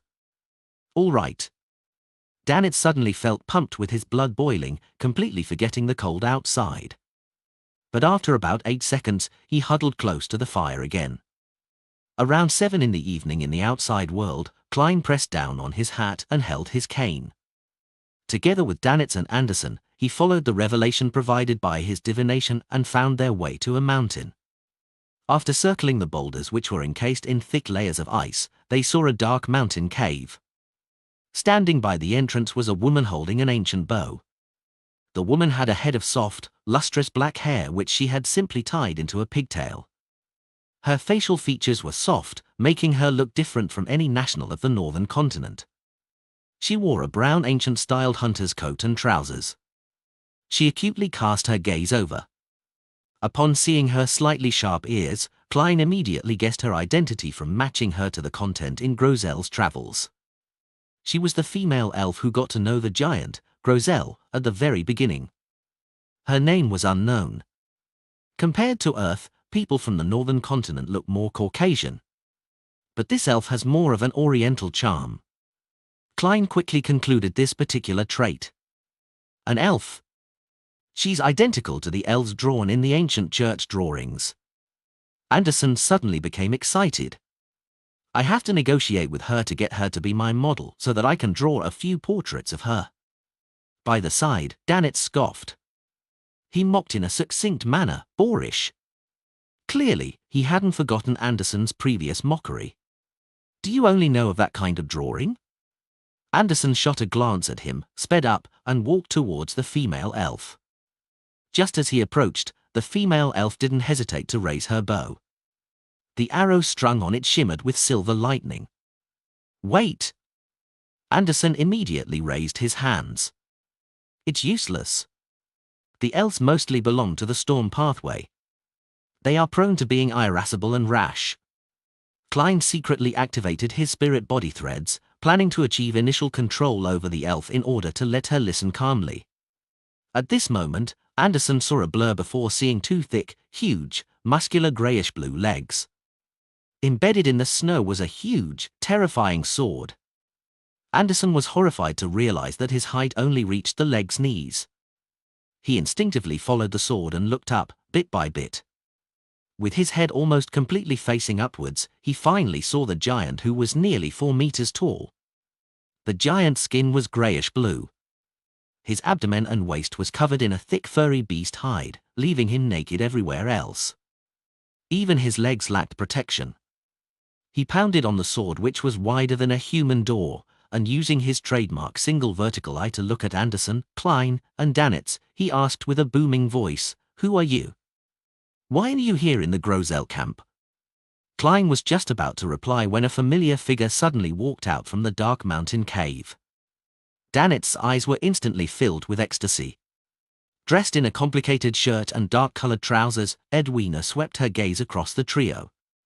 Her usually cold expression revealed a rather flabbergasted look, as though she hadn't expected to see German Sparrow and Anderson had here. She quickly composed herself and looked up at the giant. "Grosel, they are my companions." Grosel widened his huge mouth into a grin and asked in delight, "Are you also here to help deal with Ulysses?" "Ulysses?" Klein was momentarily left at a loss for an answer. At that moment, he saw Edwina, who was standing in the giant's shadow, give him a look. She wanted him to give an affirmative answer. "Ulysses is the king of the north?" Klein replied in thought, "Yes." "Ha ha, then we are friends." Grosel looked down at the trio and laughed. As he spoke, Anderson silently retreated back to German Sparrow's side as he said under his breath, "This is the first time I'm meeting a living giant. There's no way of hitting his vital spots. He's just too tall. You can hit his legs." Klein lampooned and calmly replied, "A huge target makes it easy to strike them." "That's right." Anderson agreed. At that moment, Edwina walked over and introduced the three of them. "This is the leader of the camp, Giant Guardian Grosel. This is the elvish songster, Syatas." "Elvish songster? Ocean songster?" Klein suddenly felt that there was hope for Mr. Hangman's potion formula. Edwina turned halfway around and said to Grosel and Syatas, "They are my companions. The strongest adventurer, German Sparrow, treasure hunter, Anderson Hood, and renowned sailor, Danitz. I always thought Vice Admiral Iceberg was the serious type who never lied."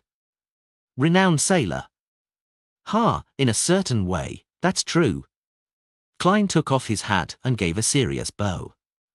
Anderson followed suit in a rather casual and perfunctory manner. Reeling in his delight that his captain had introduced him as a companion instead of a subordinate, Danitz was slower than the others as he acted in a fluster. Grosel laughed. "Come on in. We will be fighting that evil dragon, Ulysses, at any moment now. How warm and amiable. But be it the church's canon or the myths of the City of Silver, giants are extremely violent creatures who have a strong desire for destruction. Yes, anything is possible in a book. It all depends on whether the author can make everything flow nicely." Klein nodded slightly as he followed Grosel into the spacious cave. When Edwina saw this, she approached the trio without showing any signs of abnormal behavior. As though she was leading the way, she whispered, "The history they speak of is a little odd. Same for their language. Regardless of the language they speak, all of us can understand it."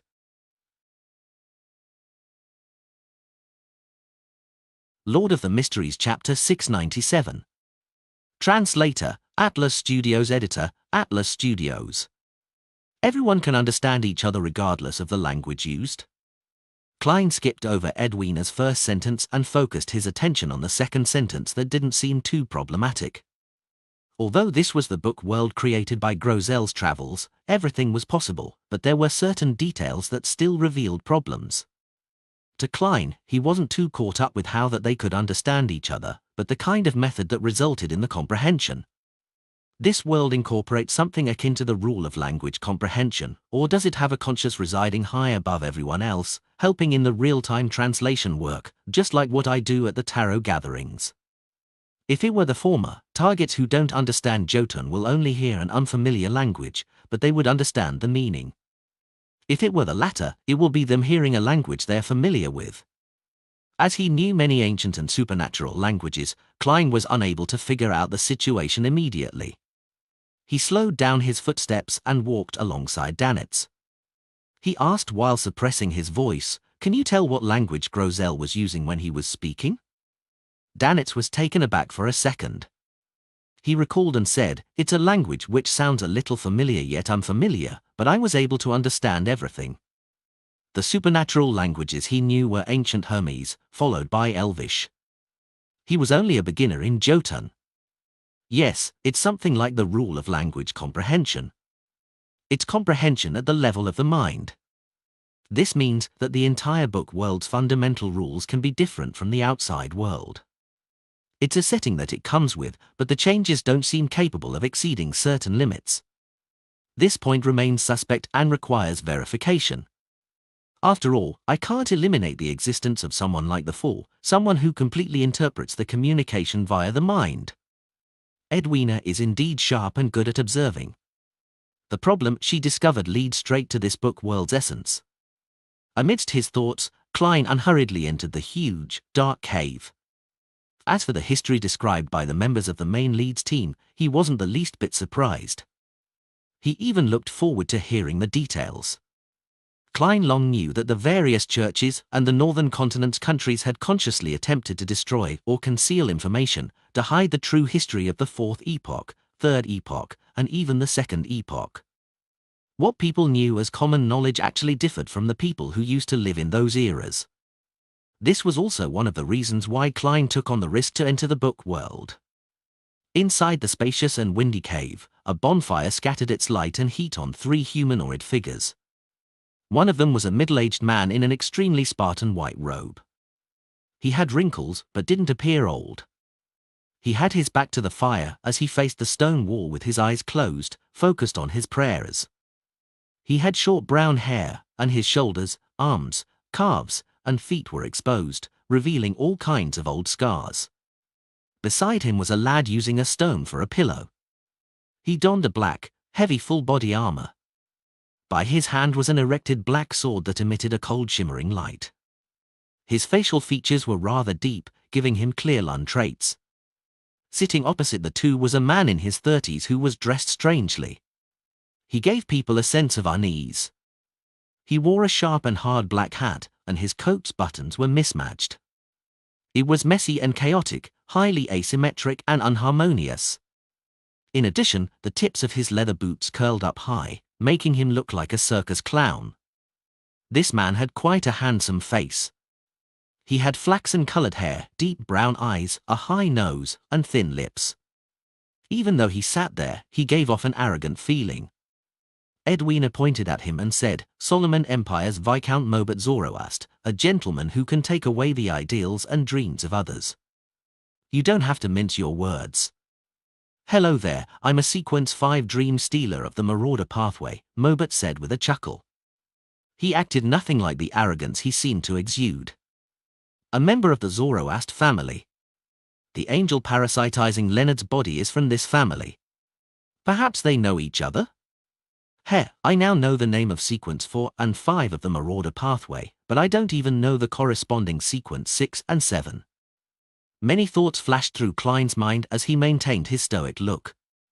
At that moment, Anderson warmly greeted him with a smile and asked as though they were pals, "To be frank, this is the first time I'm hearing of Dream Stealer. I only know of Marauder and Swindler. There are 2 sequences in the middle I'm not aware of. Are the beyonders of this pathway already so scarce? Doesn't Edwina know?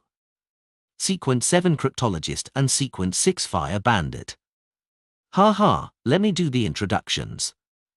Mobert warmly pointed to the praying man whose back was facing everyone. "The pious ascetic, Snowman. He believes in the Lord that created everything, the omnipotent and omniscient God. Don't mind him. He's completely sealed himself in his beliefs. But in combat, he's a very reliable companion. Snowman, you should say something at the very least." Mobert, who didn't receive a response, stroked his chin with a rueful smile. "This is the treatment I often receive. You might find it hard to imagine that I was an arrogant, reserved, and refined nobleman. But time has changed everything. Heh, that happens when your companion is a giant who only knows how to chuckle foolishly and shout slogans. When he said this, Grozel, who was sitting on a rock, smiled in a simple and good-natured manner. He raised his hand to scratch the back of his head as his single vertical eye didn't show the ferocity and cruelness that giants were strongly rumored to have. Mobert shook his head and pointed at the ascetic snowman. As for him, he might not speak a single word for years or even a decade. Cyatis is a very violent woman. As long as there are any emotional stirrings in her, she'll beat me up. I'm as afraid of her now as I was infatuated over her back then. Therefore, I can only make conversation and speak to them, otherwise, I'll definitely go mad. Thankfully, Frunzier came later. He's quite the conversationalist. Hey, Frunzier, wake up. We have new companions. The sleeping black-armored knight slowly woke up as he looked at Klein and company. Suddenly, there was the sound of metal striking each other as he stood up. Staring at Klein, he said, "Low knees?" Yes, Klein nodded frankly. He discovered that this Lund soldier who had gone missing for 165 years didn't look old. He had black hair and sharp, blue eyes. He made one submit to him unknowingly. Frunzier appeared adrift for a moment as he quickly composed himself. "Do you know of Backlund's Edward family?" "Backlund has many Edwards," Klein replied simply. "The Edward family that lives at 18 Delahire Street in Northwest Borough," Frunzier pressed anxiously. Klein shook his head. "Northwest Borough no longer exists. Northwest Borough no longer exists." Frunzier repeated those words as his voice grew softer. He fell silent for a few seconds before exhaling.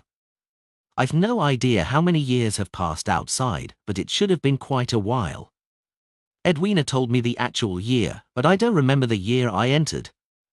I was sleeping most of the time, and time here seems to be frozen." Mobert Zoroast chuckled upon hearing that.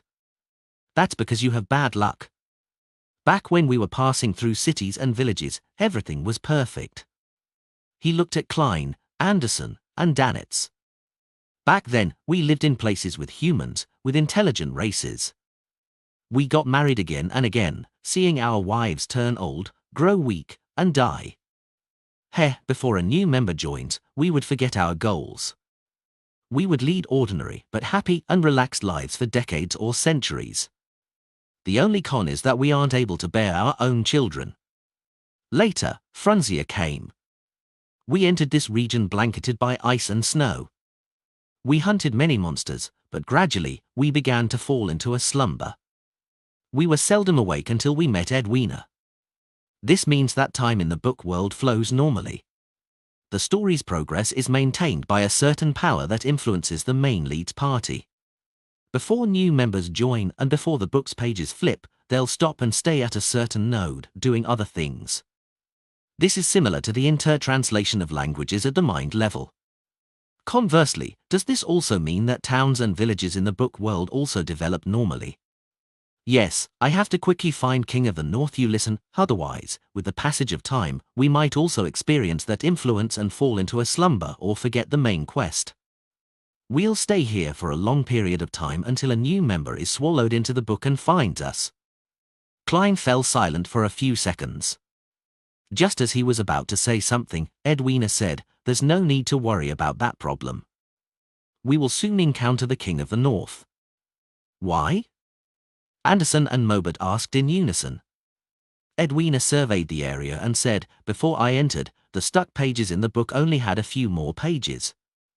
And now, with you entering and finding the camp, there definitely can't be many pages left.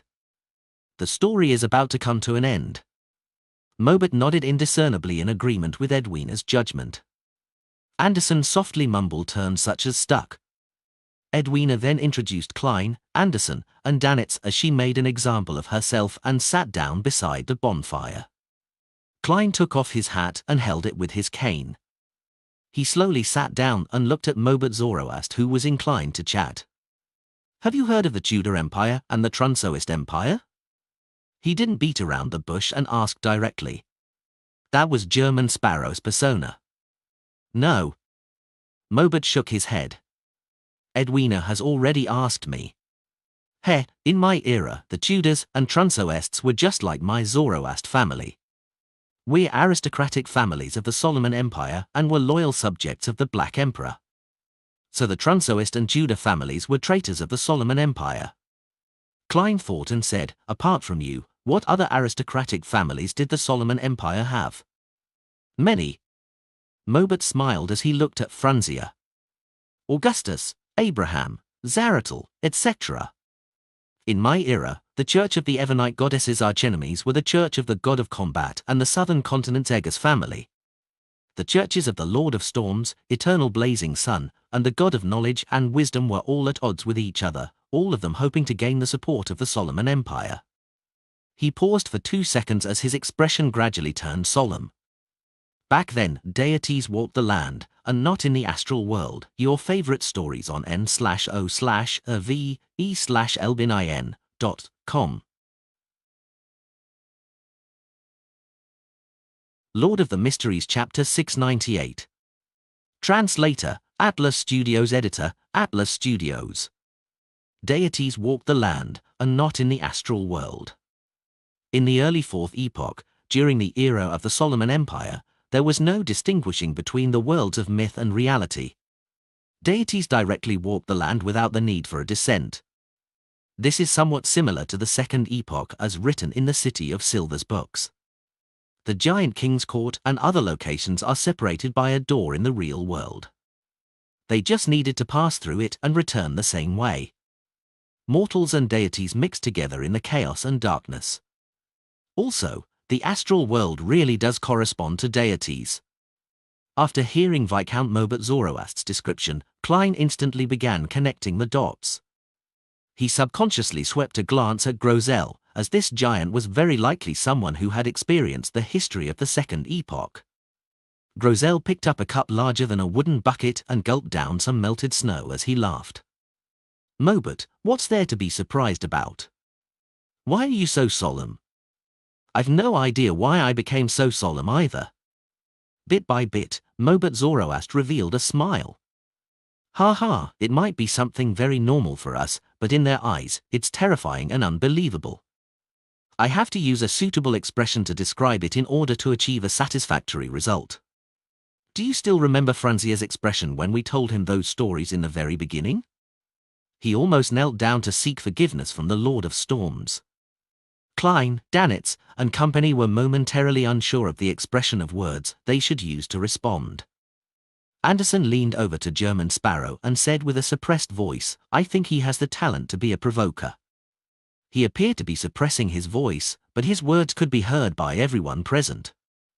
Mobert didn't mind as he chuckled before continuing, I know that you aren't very convinced and find it unbelievable that deities walk the lands, just like Edwina's previous reactions.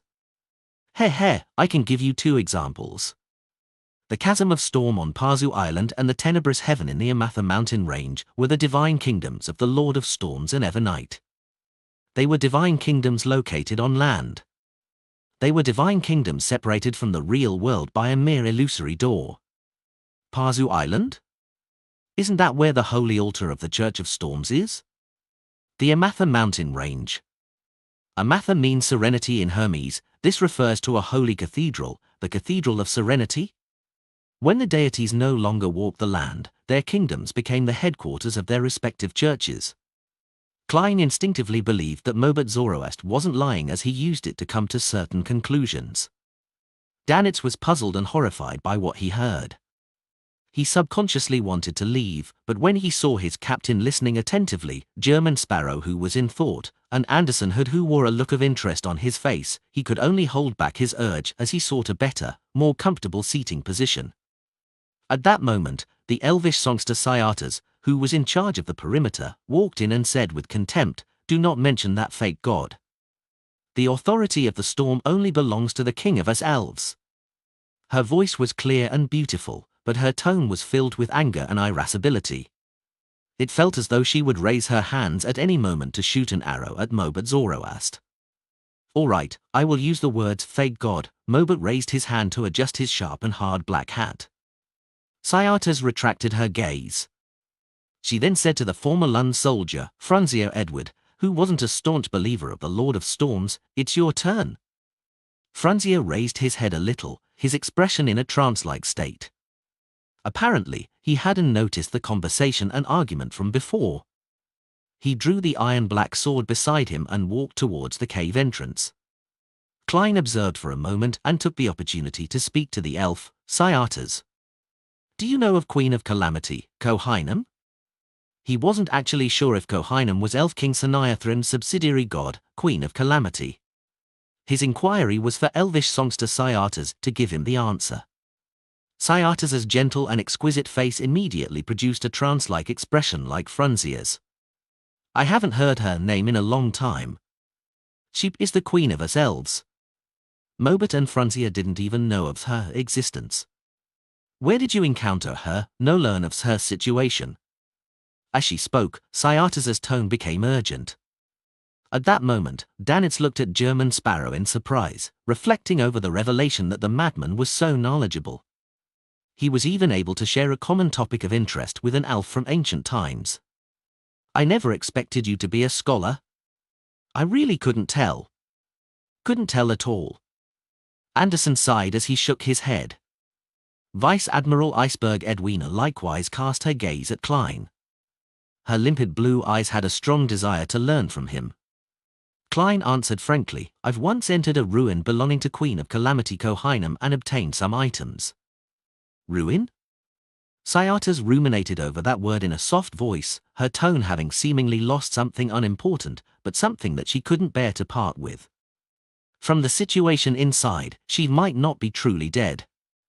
After seeing Cyatas's eyes light up, Klein went straight to the point. Do you have the Ocean Songster's potion formula? Can I use something to exchange for it? He felt that being honest and direct with a Beyonder from the Storm Pathway was the best choice. Visit novelbin.com for new novels. Cyatas thought and said, use one of Her Majesty's items for the exchange. I only obtained a wine cup made of gold. It's already been crushed flat. Complicated patterns are engraved on it, with the elvish phrases Calamity and Kohainam. Klein didn't hide the truth. I know about that cup. It was the cup Her Majesty loved the most, Cyatas said, unable to hide her excitement. Deal. The cup is outside. Klein had no intention of heading above the grey fog in front of everyone. Cyatas nodded. I understand. We will complete the transaction after we leave this book. Having said that, she pressed her palms together. The storm will definitely belong to the elves. Before anyone spoke, she asked curiously, what else did you discover there? Some murals depicting the Elf King battling an ancient sun god. Klein shot a glance at the ascetic, snowman, who believed in the Lord that created everything, the omnipotent and omniscient God. With his back still facing the fire, the middle-aged man who was facing the stone wall finally opened his mouth. No, he isn't the sun god. He is our Lord, the Father of all things, the great source of everything. He wasn't battling the Elf King, but taking back the authority which belonged to him. Just as Snowman said that, Cyatas stood up and aimed her arrow at him. Suddenly, this elvish songster's plaited black hair flared up in violation of the laws of nature. The strands of hair were distinct and they were all swirling with silver lightning, emitting a strange deep blue luster. Just as Cyatas was about to release the arrow, a huge greyish-blue palm appeared before her, blocking the arrow tip, without any fear of being struck. It was the palm of the giant, Grozel. One of the traits of this race was its exaggerated limbs. They were so long that they appeared a little distorted. Therefore, simply by sitting there, he could stop Cyatas by extending his arm. All right, Snowman, cut it out.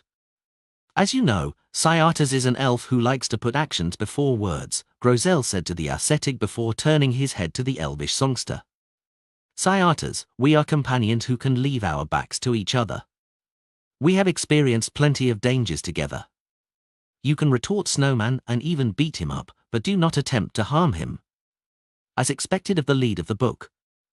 He's filled with positivity. But what's the difference in beating him and harming him? Klein couldn't help but mumble. Cyatas grunted and sat back down, turning the mood heavy and silent with a level of awkwardness. Giant Grozel used his single vertical eye to survey the area before chuckling. Then, I'll talk about my past. Before entering this book, I lived in the Giant King's court. I was one of the guardians of the waning forest. It's somewhere only our king can enter. Rumor has it that buried inside it are his parents, who also form the origins of us giants. The Giant King's court is formed of many parts, and the waning forest is one of them. Buried in there is the most ancient ancestor of the giants. Klein listened attentively, only wishing to ask more. To him, this was more valuable than the Fourth Epoch's history. This was because the city of Silver's hope likely laid in the Giant King's court. However, before he opened his mouth, Edwina spoke before him. Grozel, what did the book look like when you received it? Grozel raised his hand to rub his cheeks. It had nothing, like an empty book waiting to be written. I even thought that Grozel might be a completely fictional character in the book. Klein deliberated for a few seconds and didn't directly ask about the details of the Giant King's court. He turned to say to Mobot Zoroast, do you know of Blasphemer Amorn? Blasphemer refers to the entire family of Amorn. They are the archenemies of us Zoroasts. It's said that they have a very powerful and terrifying ancestor that even Ouroboros and Medici viewed with great importance. They even feel fear towards him, but no one knows of his actual name, Mobot introduced in detail. Ouroboros, Medici? Yes, back then the true creator and Rose Redemption supported the Solomon Empire. Klein's heart stirred as he immediately asked, then, have you heard of the name Sasria? Mobot was taken aback as he slowly shook his head. Never. Dark Angel Sasria's name and title vanished after the cataclysm? It was buried? Klein confirmed a fact through this. At that moment, Snowman, who was facing the stone wall, said with a deep voice, Sasria is the Dark Angel, the leader of the kings of angels, the one closest to the Lord. I was waiting for your answer. Klein cast his gaze on the ascetic and asked in a deep voice, apart from Zihim, Ouroboros, Medici, and Amorn, what other kings of angels are there? You don't have to say out all their names. Klein was afraid that it would result in unnecessary reactions, just like the Repenter in Afternoon Town. Edwina, Anderson, and Danitz were at a loss from the very beginning. This was because the contents of the conversation between German Sparrow and the few ancient figures were things that they had never heard of. They found it unbelievable that this crazy adventurer knew so many secrets. After a few seconds of silence, Snowman said, there's also the Angel of Imagination, Adam. Just as he said the name, the entire cave shook. The familiar and crazy tyrannical aura rapidly descended. King of the North Ulysses had arrived.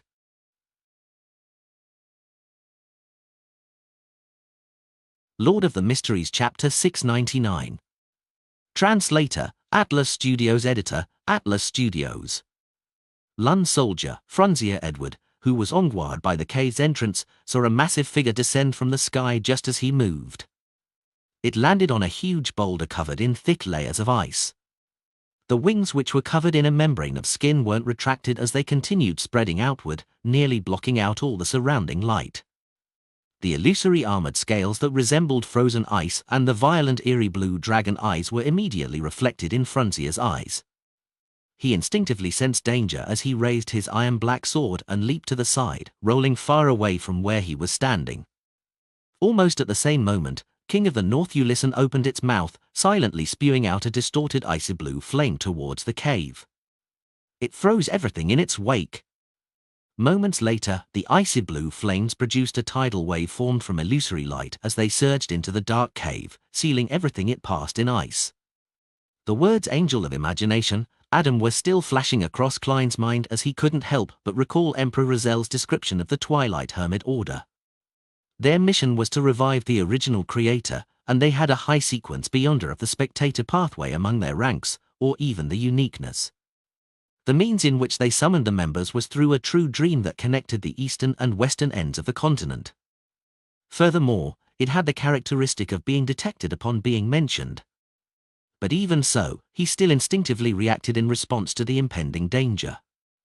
He lunged sideways, dodging towards the uneven parts of the cave, attempting to use the rocks ahead to block the attack. However, the surging icy blue light was like a tidal wave that drowned every corner of the cave. It sealed everything, leaving no safe zones inside the cave. Seeing his surroundings turn into an icy cage, a gigantic, greyish-blue figure appeared before Klein's eyes. Grosel had stepped forward without a sound. He genuflected with his left knee, leaning his back forward as he stabbed the broadsword in front of him. Light that resembled the dawn of light bloomed as illusory walls formed to the left and right of Grosel, protecting everyone behind them. An icy blue tidal wave surged over, splitting at the erect broadsword before colliding with the light of dawn on both sides. Visit novelbin.com for new novels. Everything in the mountain cave turned dark for Klein and company before a small source of light was restored. They could still see that the bonfire had been extinguished. It was especially dark with the dim rays of light outside attempting to tear through the layers of ice. At that moment, every inch of space in front of Grosel was frozen. The giant seemed to become a bug stuck in amber. Right on the heels of that, the sword which was embedded in the ground emitted a luster resembling the light of dawn. They mixed together, enveloping Grosel before turning into a hurricane of light that swept outwards. Silently, the layer of ice had a huge hole burned through it as it extended all the way to the cave's mouth. Grosel's greyish-blue figure had vanished from where he was. Elvish songster Cyatas, who hadn't had time to tie her head, held her bow and arrows. Embraced by the swirling gales around her, she charged out the cave without any delay. Dressed in an asymmetrical black coat, the Solomon Empire Viscount Mobat Zoroast mumbled, "Don't be in a rush or it's finally here," as he ran, following closely behind Cyatas. The ascetic, Snowman, stood up as well. He tapped his chest 4 times as though he was forming the shape of a cross. "May the Lord bless me." Amidst his hoarse and dry voice, he stepped onto the biting cold ice with his bare feet and ran out of the cave. Klein didn't hesitate either. He didn't draw his revolver, and he kept his hands empty. Together with Anderson, who was clenching Death Bracketant tightly, they ran into the hole in the ice. Dressed in a shirt with complicated patterns, Edwina Edwards looked at Danitz, who was trembling due to the aura of the high-level entity. She said with a gentle, but emotionless tone, "Stay here." Having said that, the look in her blue eyes deepened. Gales howled around her, pushing her out of the cave. "Stay here." Danitz was stunned. He subconsciously surveyed his surroundings and saw the walls covered in frost and the completely extinguished bonfire. The cave was silent with him being the only one left. Danitz's trembling body slowly came to a stop as he turned agape. However, he didn't say a word as he saw his captain's figure disappear from the cave's entrance. Outside the cave, Frunzier Edward, who had just rolled to avoid the first series of attacks, so you listen, spread its wings as it was about to leap into the sky, closing the distance between it and his party. He ensured his safety as he steadied his figure and pushed his left palm out diagonally. Immediately following that, he declared a statement in ancient Hermes, "Flying is prohibited here."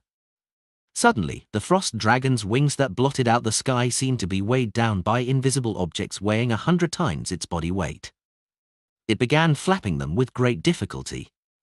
The King of the North immediately let out a furious roar as the loud sonic boom drilled into Frunzier's ears, making his stagger. With a whoosh, the pair of wings finally managed to flap, stirring up the snow and frost around it into the air. Although it was difficult on Ulyssen's part, it eventually managed to fly. At that moment, disciplinary paladin Frunzier's expression turned solemn.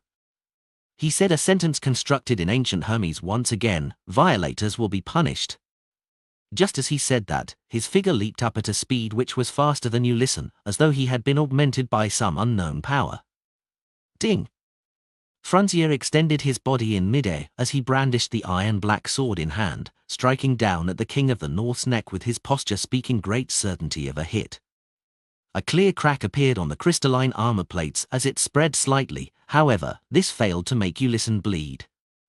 The frost dragon didn't even feel the pain as its era-blue eyes locked onto Frunzier, its expression cruel and tyrannical.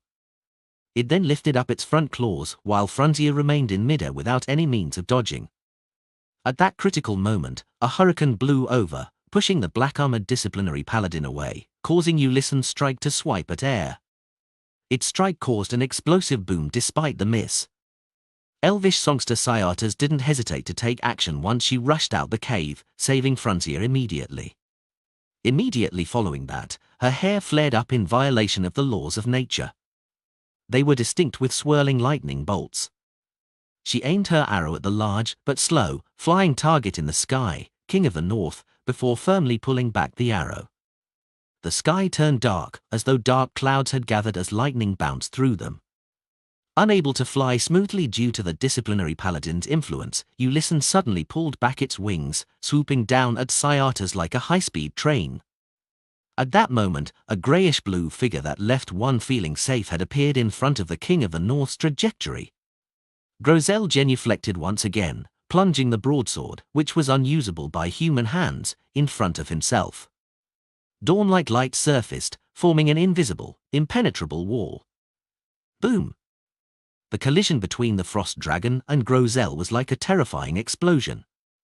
It shattered the layers of ice around them, pushing them outwards. Grozel failed to keep his footing firm as he flew out like a ball, tumbling past Cyathas before slamming loudly into the mountain wall. A huge amount of snow and ice stalactites crashed from above, nearly causing an avalanche. As for Ulysses, it wasn't sent retreating. It remained standing in its original spot. Having had its swooping attack interrupted, its hind legs were in the ground as its body leaned forward. It shook its neck before aiming its open mouth at Cyathas. The Solomon Empire's noble, Mobat Zoroast, had long arrived beside Cyathas. Upon seeing this, he hurriedly extended his right hand and rapidly turned his wrist. Ulysses forgot what it was doing despite having its mouth completely open. It stood there in a daze without continuing its attack. Suddenly, Mobat turned his head and spit to the side. Pooey! The spit was ordinary without any special traits to it. Seizing this opportunity, Snowman, the ascetic who came out, raised his arms as though he was embracing God's grace. Then, he said to the elvish songster in ancient Hermes, "God says it's effective." With a sizzling sound, the flashes of lightning surrounding Cyathas brightened greatly as they surged out, entangling with the arrow. She released her grip as an arrow shot out. Boom! Dark clouds gathered in the air as a thick bolt of lightning smote down, augmenting that arrow. The arrow turned completely silver, as though it was shot from the god of lightning. It struck Ulysses' forehead at a completely unavoidable speed. Layers of ice disappeared as the illusory armor plating cracked. The arrow stabbed into the King of the North's head, making it let out a deafening cry. Light blue blood gushed out and quickly froze as the frost dragon's ugly face shook violently as silver bolts sapped at it. At that moment, Klein and Anderson came out of the cave. Disciplinary paladin Frontier had tumbled onto the ground before standing up again. Grozel extended his palms from the snow pile, rubbing his head. He didn't appear seriously injured. With so many teammates, I don't have to be the main assault force. I can attempt to control Ulysses' spirit-body threads. From my observations, it doesn't seem to have the defensive abilities of a demigod. Of course, it's much stronger than a sequence 5. A 5-meter radius is a little dangerous. Klein looked at the frost dragon as he quickly had an idea.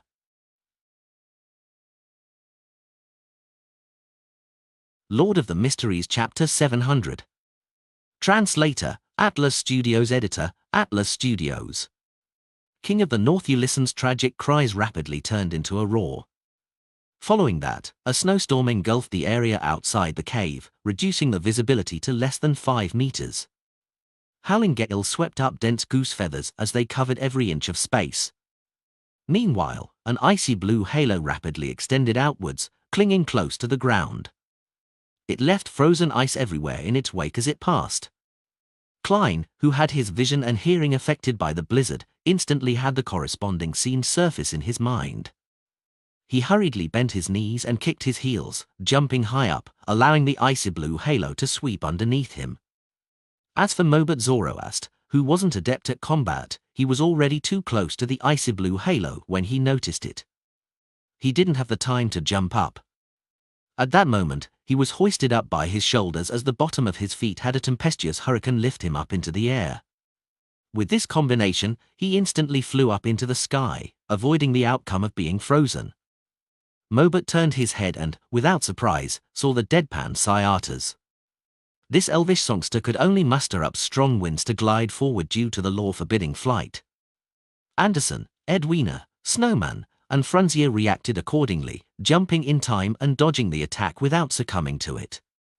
Only Grozel, who had just pulled out his broadsword from the snow, was hit in the legs by the icy blue halo, as he couldn't dodge in time.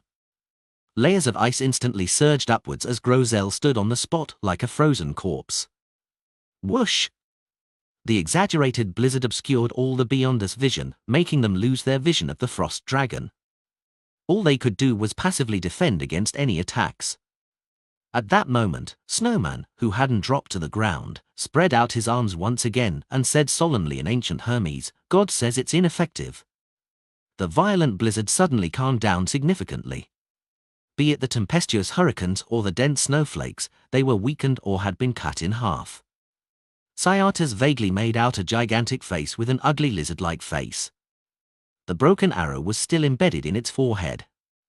Ulyssen had taken the opportunity to close the distance between them. Cyatas didn't panic. The strong wind suddenly changed directions, sending Mobot and her floating backward. Meanwhile, her chilled, pale lips opened as she sang in ancient and abstruse Elvish, "The rocks are destined to be shattered by the waves. The trees are destined to be struck down by the winds. The mountains are destined to crumble by the lightning." As every word in Elvish was rich and filled with meaning, the constructed sentences were extremely succinct. Therefore, the lyrics didn't waste too much of Cyatas's time. Furthermore, from the moment the first word was spoken and from the beginning of the beautiful and forceful rhythm, the winds in the blizzard began to experience changes. The howling sounds of wind turned chaotic as it spread out in every direction. Ulyssen's massive figure once again appeared before Klein and company's eyes. When Cyatas sang the third phrase, disciplinary paladin Frunzier had already pushed out his right palm and profoundly said in ancient Hermes, "Imprison." Instantly, the frost dragon which was about to rush Cyatas and Mobot had frozen on the spot. Surrounding it were layers of transparent walls. And as Frunzier said that softly, Edwina, who had just found her footing, made her light blue eyes turn black. Inside them flowed a sticky liquid that seemed to be the manifestation of all the evil in the depths of one's heart. She gently clenched her right palm as Ulyssen stood up with a roar, instantly ripping apart the effects of imprison. The frost dragon's blue eyes were filled with blankness and pain. It seemed to be still immersed in the emotions of sudden madness and ruthlessness. Even though this was a state it was always in, to have it fully triggered was uncomfortable. Without a doubt, it was a dragon who found it difficult to control its emotions. Seizing the opportunity of Ulyssen's brief pause, Anderson had condensed a burning white spear in his hand. Then, he bent his back and threw it out. Without waiting for the outcome, flames appeared under the strongest hunter's feet, turning the ice into liquid. Sue! The spear accurately struck the frost dragon's half-open mouth, quickly melting the thick armor plates of ice, with the excess force penetrating the upper part of its forehead. Ulyssen let out another tragic cry as its hind legs stomped backward, sending its body lunging forward. It stayed close to the ground as it rushed towards Anderson with a terrifying speed. The only thing in its eyes was this worm that had dealt significant amounts of damage to it. Swing! The snow split apart as a deep and wide chasm opened up in the ground. It emanated all the way to where Anderson was as it continued extending. Bang! With its terrifying inertia, the frost dragon slammed into a boulder covered in thick ice, shattering its outer shell and cracking its interior. If Anderson had collided with it, the strongest hunter was bound to turn into meat paste. Even being brushed was likely to lead to his death. However, in a particular spot in the chasm where Anderson was originally standing, there was a dark hole that led straight down. It was just enough for a person to burrow in. Pa! A hand held onto the hole's entrance. Through the exertion of force, the strongest hunter with disheveled hair jumped out. After he threw the burning spear, he didn't dodge in panic. Instead, he directly used his Beyonder powers to melt the snow beneath his feet, and he burned the underlying soil. Silently, he created a hole that wasn't too deep. Following that, he sank himself into it by crouching, perfectly dodging the King of the North's charge. At that moment, a pure beam of light descended and struck Grosel, quickly melting the ice encasing him. Snowman had used an offensive blow to remove the restrictions placed on the giant guardian. With the explosive light of dawn, Grosel raised his broadsword and charged to the frost dragon with wide strides before cleaving down wildly. Bang! Bang! Bang! Grosel was only a meter shorter than Ulyssen's non-humanoid form. His strength was equally ridiculous. As he clashed repeatedly with Ulyssen's front claws, occasionally wavering and retreating at times, he quickly recovered by taking a step forward and engaged his opponent. With the giant guardian occupying the frost dragon's attention, the others reacted accordingly with relative composure. Snowman maintained his spread arms as a sun-like halo appeared around him. It quickly spread outwards, warming up all his companions and giving them immense courage. Furthermore, he carefully ensured that it avoided the King of the North. Not far from him, Cyaxares' hair flared up as she drew her bowstring. She shot out arrows that appeared to be formed by wind blades or lightning. Due to the massive target, every single one of her arrows had hit her target. Furthermore, all of the arrows struck the same spot, the frost dragon's shoulder. Mobot Zoroast worked with Grosel, occasionally stealing the thoughts the King of the North had and was about to execute, making it pause briefly. At other times, he would attempt to steal its powers, but in the few times he didn't have any success. With the pitch-black sword, Anderson carefully circled to the frost dragon's flank and attempted to strike a particular spot. Disciplinary paladin Frunzier brandished his iron-black sword, using prohibition and imprison to aid Grosel's brawl with the frost dragon. Without his restraints, even if the giant was a guardian, he would have long been sent flying, suffering from a fatal stomp or the spewing of breath. Klein looked at Edwina and raised his hand to point at himself. Invisibility. He didn't know if she had the ability to mimic this power. If it wasn't possible, he needed to consider using other methods. Edwina didn't ask why, as her light blue and limpid eyes immediately reflected German Sparrow's body, which lost its color and turned transparent. Following that, Klein's figure became faint and vanished. After confirming his condition, Klein quickly ran towards the intense clash between the giant and the dragon. With a roll, he arrived by the King of the North's left foot. Then, as he focused on dodging Ulyssen's feet while it did battle, he emanated his spirituality to control the illusory black threads with the spirit body threads vision he had long activated. Right on the heels of that, he would roll or leap around, in search of space beneath or around the frost dragon. Sue! Sue!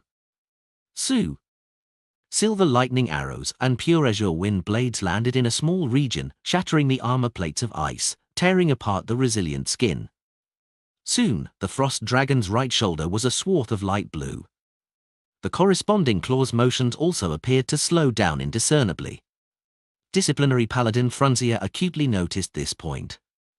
As he dodged the icy blue breath, he pointed in that direction and declared in ancient Hermes, "Death." With a bursting sound, the blue blood flowing from Ulyssen's right shoulder instantly dried up, and the tear allowed its translucent bones to be seen. At that moment, Edwina used a palm-sized brass mirror and reflected parts of Ulyssen's body in it. She reached out her right hand and grabbed at the mirror's surface, pinching the reflection within. Then, she forcefully pulled outwards. Ulyssen's wound instantly worsened. It kept spreading as though it was about to lose one of its front claws. It let out a tragic cry as it suddenly raised its body, standing on its hind legs. Light blue light that was almost white surged out of the dragon. In 100-meter range, the temperature plummeted, followed by a fearsome force. Suddenly, all the beyond us were sealed in ice. Their bodies became extremely cold as they turned very stiff. They couldn't help but tremble. Cyaxares, Mobot, Edwina, Klein, Grosel, Anderson, and Frunzier all shared similar symptoms. The only one who barely maintained his mobility was the ascetic, Snowman, thanks to withstanding the training of being frozen countless times. He maintained his spread arms, half closed his eyes, and solemnly said, "God loves everyone." Sunlight tore through the wind and snow as the warmth began to melt the feeling of being frozen. Visit novelbin.c.om for updates. Bang! Ulysses sent Grosel flying with a claw, severely injuring the giant guardian by leaving a depression in his chest. It temporarily ignored the rest as it targeted Snowman, Blitz rushing him. Snowman has no one protecting him. It's about to move beyond a 5-meter radius. Klein watched this scene, feeling somewhat numb. He had the urge of running into the cave to pray to himself before using the sea god scepter above the grey fog to respond. At that moment, a scarlet fireball appeared beside the ascetic before the frost dragon arrived. Then, it exploded without any reservations, sending him flying. It was from the strongest hunter, Anderson. At that moment, Edwina had produced a fireball in her hand and threw it at Ulysses' back, but she failed to hit it. She was creating a passageway for Klein to phase over with the fire. She had learned from Danitz of this ability German Sparrow had.